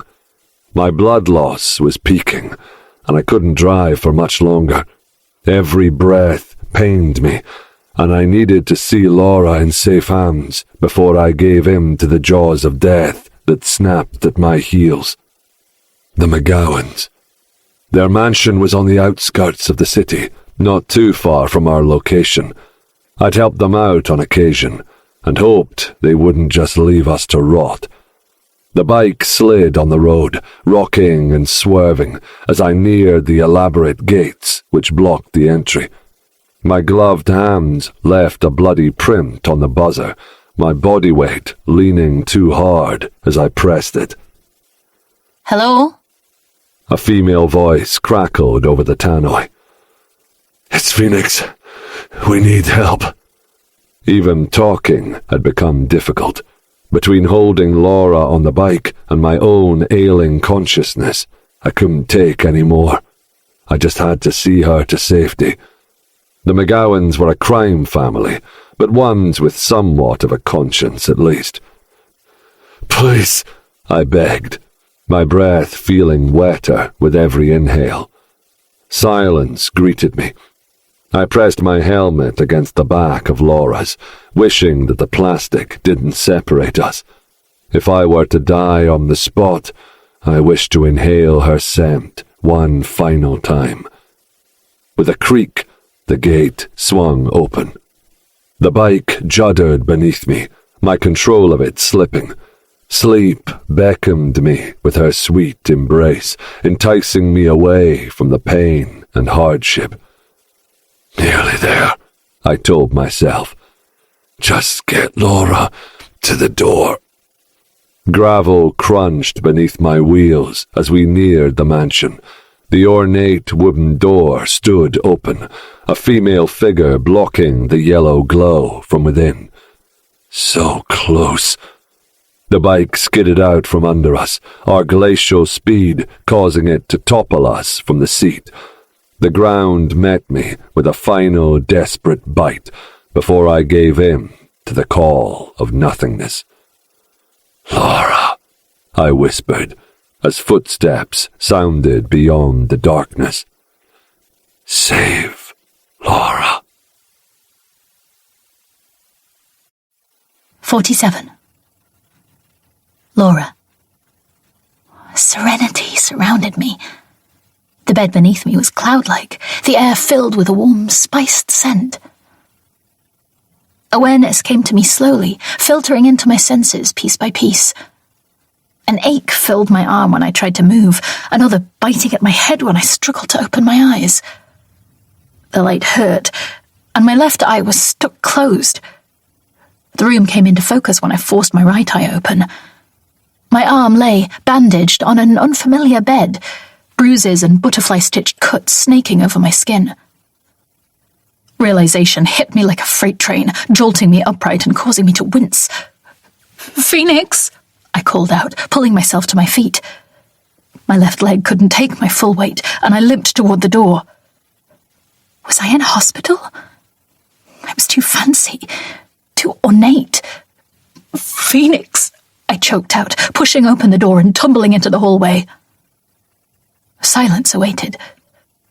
Limping, I dragged myself toward another door, opening it to find a similar room to the one I'd awoken in. Empty. I kept going, finding myself at the top of a grand staircase, leading down into an open library. I teetered at the top of the stairs, the floor zooming up toward my face. Whoa! Easy! A man's voice said, firm hands gripping around my upper arms. "Where is he?" I begged, my legs jellying. The man smelled expensive, a deep, spice-filled scent enveloping me as he wrapped sturdy arms around my waist and supported me. "Is he dead?" "He can't be dead." He's okay. I'll take you to him. I'm Ewan. He turned me from the stairs and guided me with a firm grip around my waist. You've been out of it for a few days, but you'll both live. "Thank you," I said, grimacing as pain radiated through my hip. I'm not the only person who owes Phoenix one for killing that fucker Massimo. He had a long list of enemies. Glad you guys made it here. It was a close call. Ewan stopped at a door, knocking softly before nudging it open. Phoenix was paler than I'd seen him, his top missing and his chest a patchwork of bandages. The moment I laid eyes on him, a sob ripped from my mouth, and momentarily pain ceased to exist. Crossing the room, I threw myself on the bed, wrapping my arms around him. There you are, he whispered, his fingers cradling the back of my neck as I adorned his chest with my tears. "I thought," I murmured, pushing my hand over his heart to assure myself of its steady beat. Shh, he crooned, giving Ewan a crooked smile over my shoulder. He backed out of the room, leaving us to each other. It's over. We did it. You don't need to hide anymore. I finally let relief sweep over me. After all of the hurt and the fear and the loss, I could finally relax. It's over. And just beginning, Phoenix said, pulling me gently to his mouth and pressing a tender kiss to me. Assuming you want to stay with me. A smile covered my face. What are you offering? Not much. The ruins of a cottage, a mangy old pony, more grass than you could hope to cut in a lifetime. He whispered the words against my lips, and I grinned. It's a tempting offer. I'll sweeten the pot, he added, his fingers sinking into the hair at the back of my head. I can make you come on my tongue until you see the stars. I will spend every single day working to build us a home, and every night between your thighs building a family with you. I'll cherish every second you offer me, until the minute my useless heart packs in. Warmth flooded me at his sweet words, and I pressed my lips to his, greedily stealing a deep kiss. He winced, but held me firmly to him, his tongue sliding over mine. You might have to wait just a little longer for me to fulfill the promises, though. I feel like I've been hit by a bus. Phoenix gave a chuckle, and I slid down, tucking myself neatly into the space between his arm and his chest. I've got all the time in the world. Epilogue. Phoenix. My arm shuddered as I hammered the long nails into the post. Sweat trickled down my spine in the warm summer air, a rare enough feat in Scotland. The stables were almost complete, built to Laura's specification. No gates. It needed to be open to the ponies, so they could come and go as they pleased.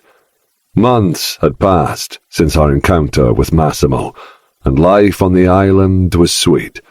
I'd handed over a load of money to have the new cottage built as quickly as possible, needing to have a place to settle into together, to begin our new chapter.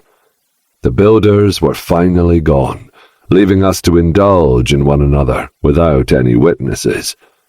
The days were short and the nights long, and with each passing day I only fell deeper in love with Laura.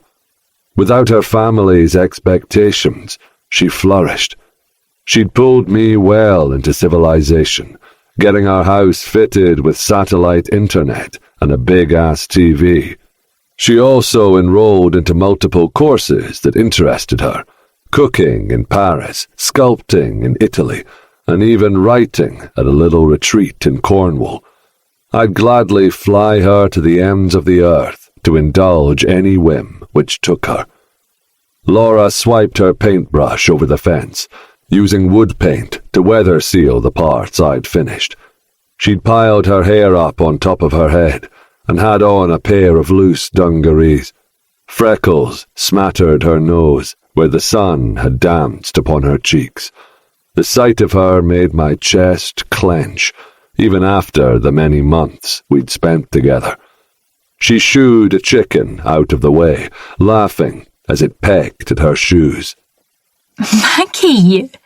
She laughed, waving her free hand above the chicken. Honestly, these chickens are the most unruly bunch yet. Maybe we need a bigger henhouse?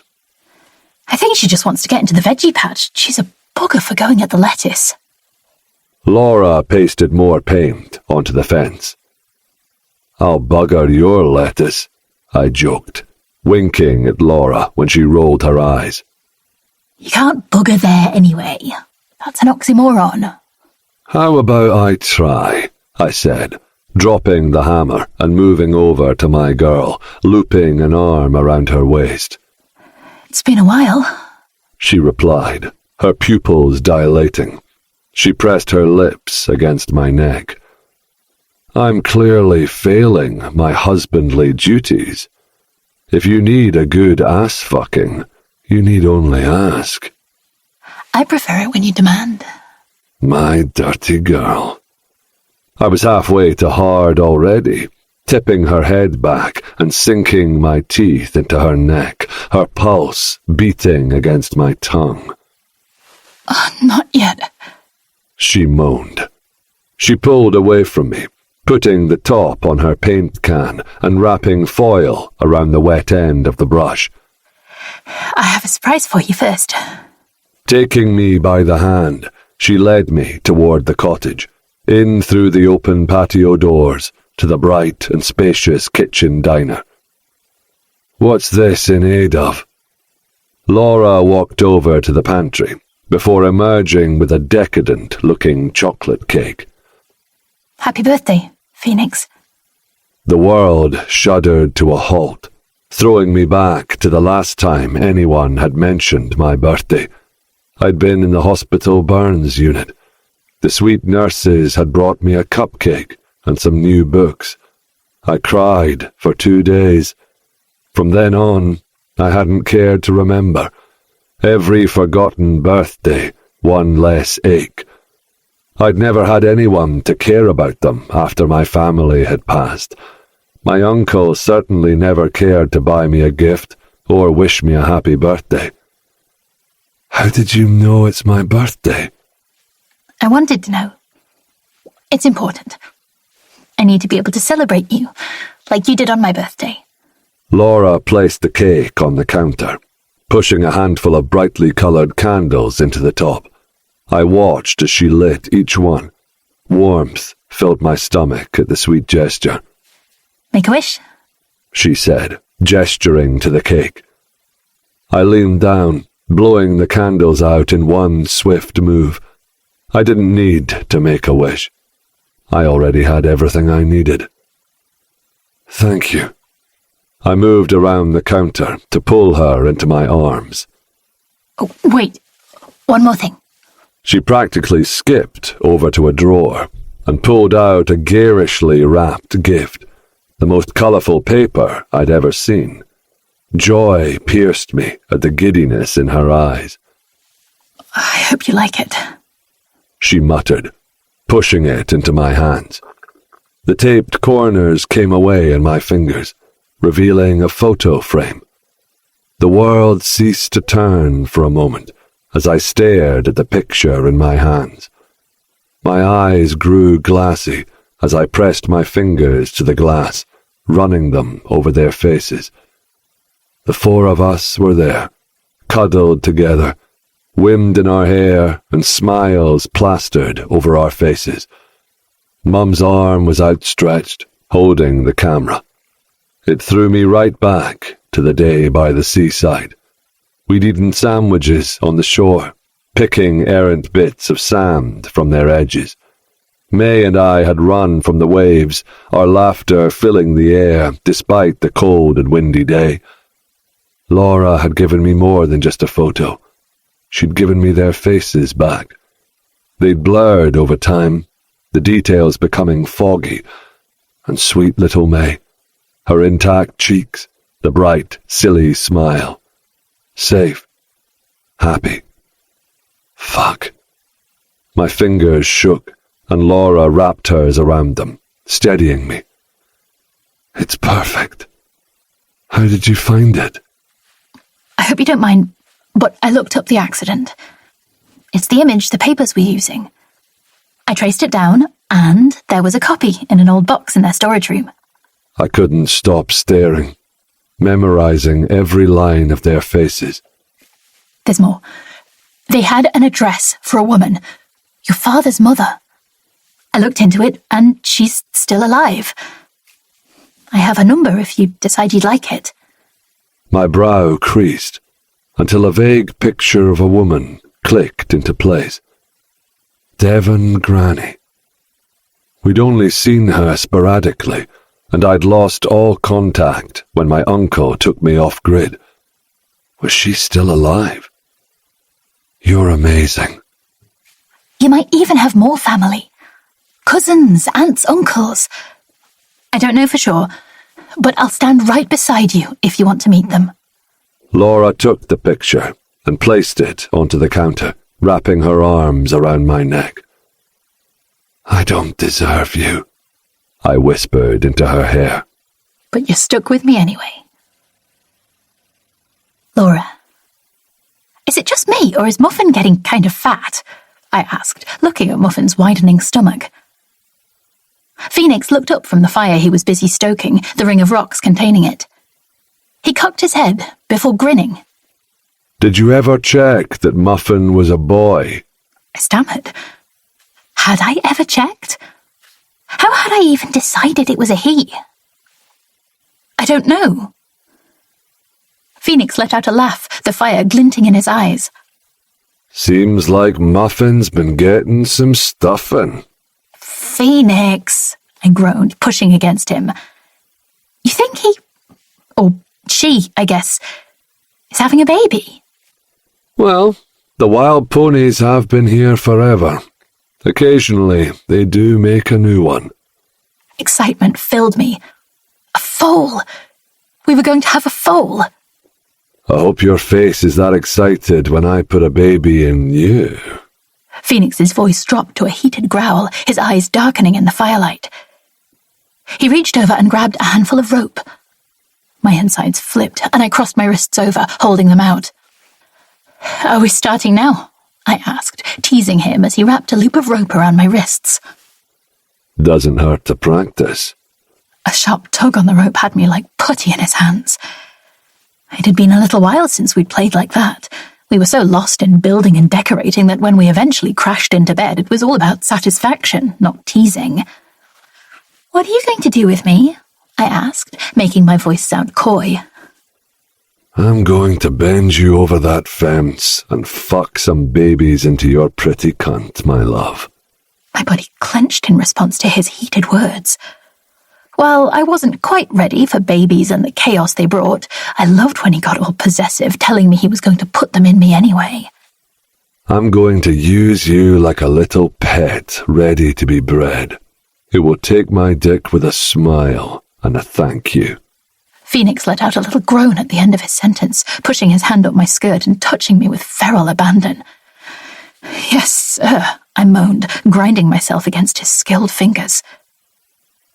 His expression deepened at the word sir, something feral filling his eyes. Picking me up, he tossed me over his shoulder, the rope dragging at his feet as he stalked over to the fence.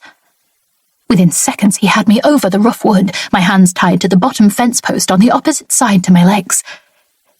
Kicking my legs wide, he looped the rope around them too, restricting my movement entirely. My hair fell over my face, and I let out a needy moan when he lifted my dress and dragged my panties down as far as they'd go with the way my legs were splayed wide. There was no warm-up, no tenderness as he plunged 2 fingers deep inside me. Fuck! I groaned, wanting to push back against him, needing more. The ropes held me utterly immobile. Trussed up like a farm animal ready to be bred. Shall I fill your pretty pink cunt with cum, my love? Please, I begged, feeling the way his fingers slid into me without any friction. I knew I was already sodden for him. The sound of his zipper gave me butterflies. Even after the months we'd spent together, I never got bored of him. He forever found ways to make my heart and my pussy flutter for him. He removed his fingers, replacing them with the head of his cock. I trembled as I waited for that delightful first stretch around him. Phoenix, I whined, trying to wriggle backwards when he made me wait. What happened to Sir? He asked, landing one hard slap against my ass. The sharp smack took my breath away, and that was the moment he gripped my hips and slid a tiny bit further into me. It was sheer bloody torture. He slid just enough to make me moan, but not enough to satisfy me. What's wrong, Laura? Need more of this cock? Is your hungry little cunt so desperate to be filled? Yes, I need it. I know you do. He slammed into me, ramming the breath right from my lungs. The sudden invasion made my legs quake, and I panted as he remained there, fully seated inside me, stretching me mercilessly.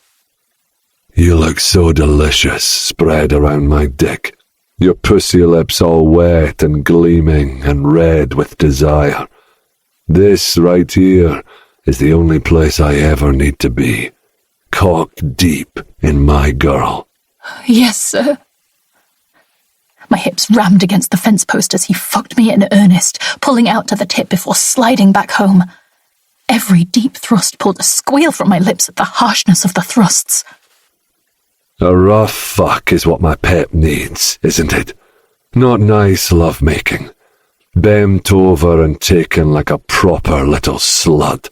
Yes, I cried between thrusts, my voice practically a yelp. Always ready to take every inch.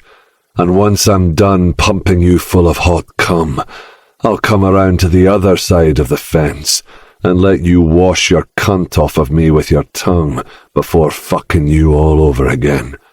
I wonder how many times I can fill you before the sun rises. How much you'll take for me. I'd take it all. Everything he had to give. Because despite his degrading words, I knew the depth of his adoration for me.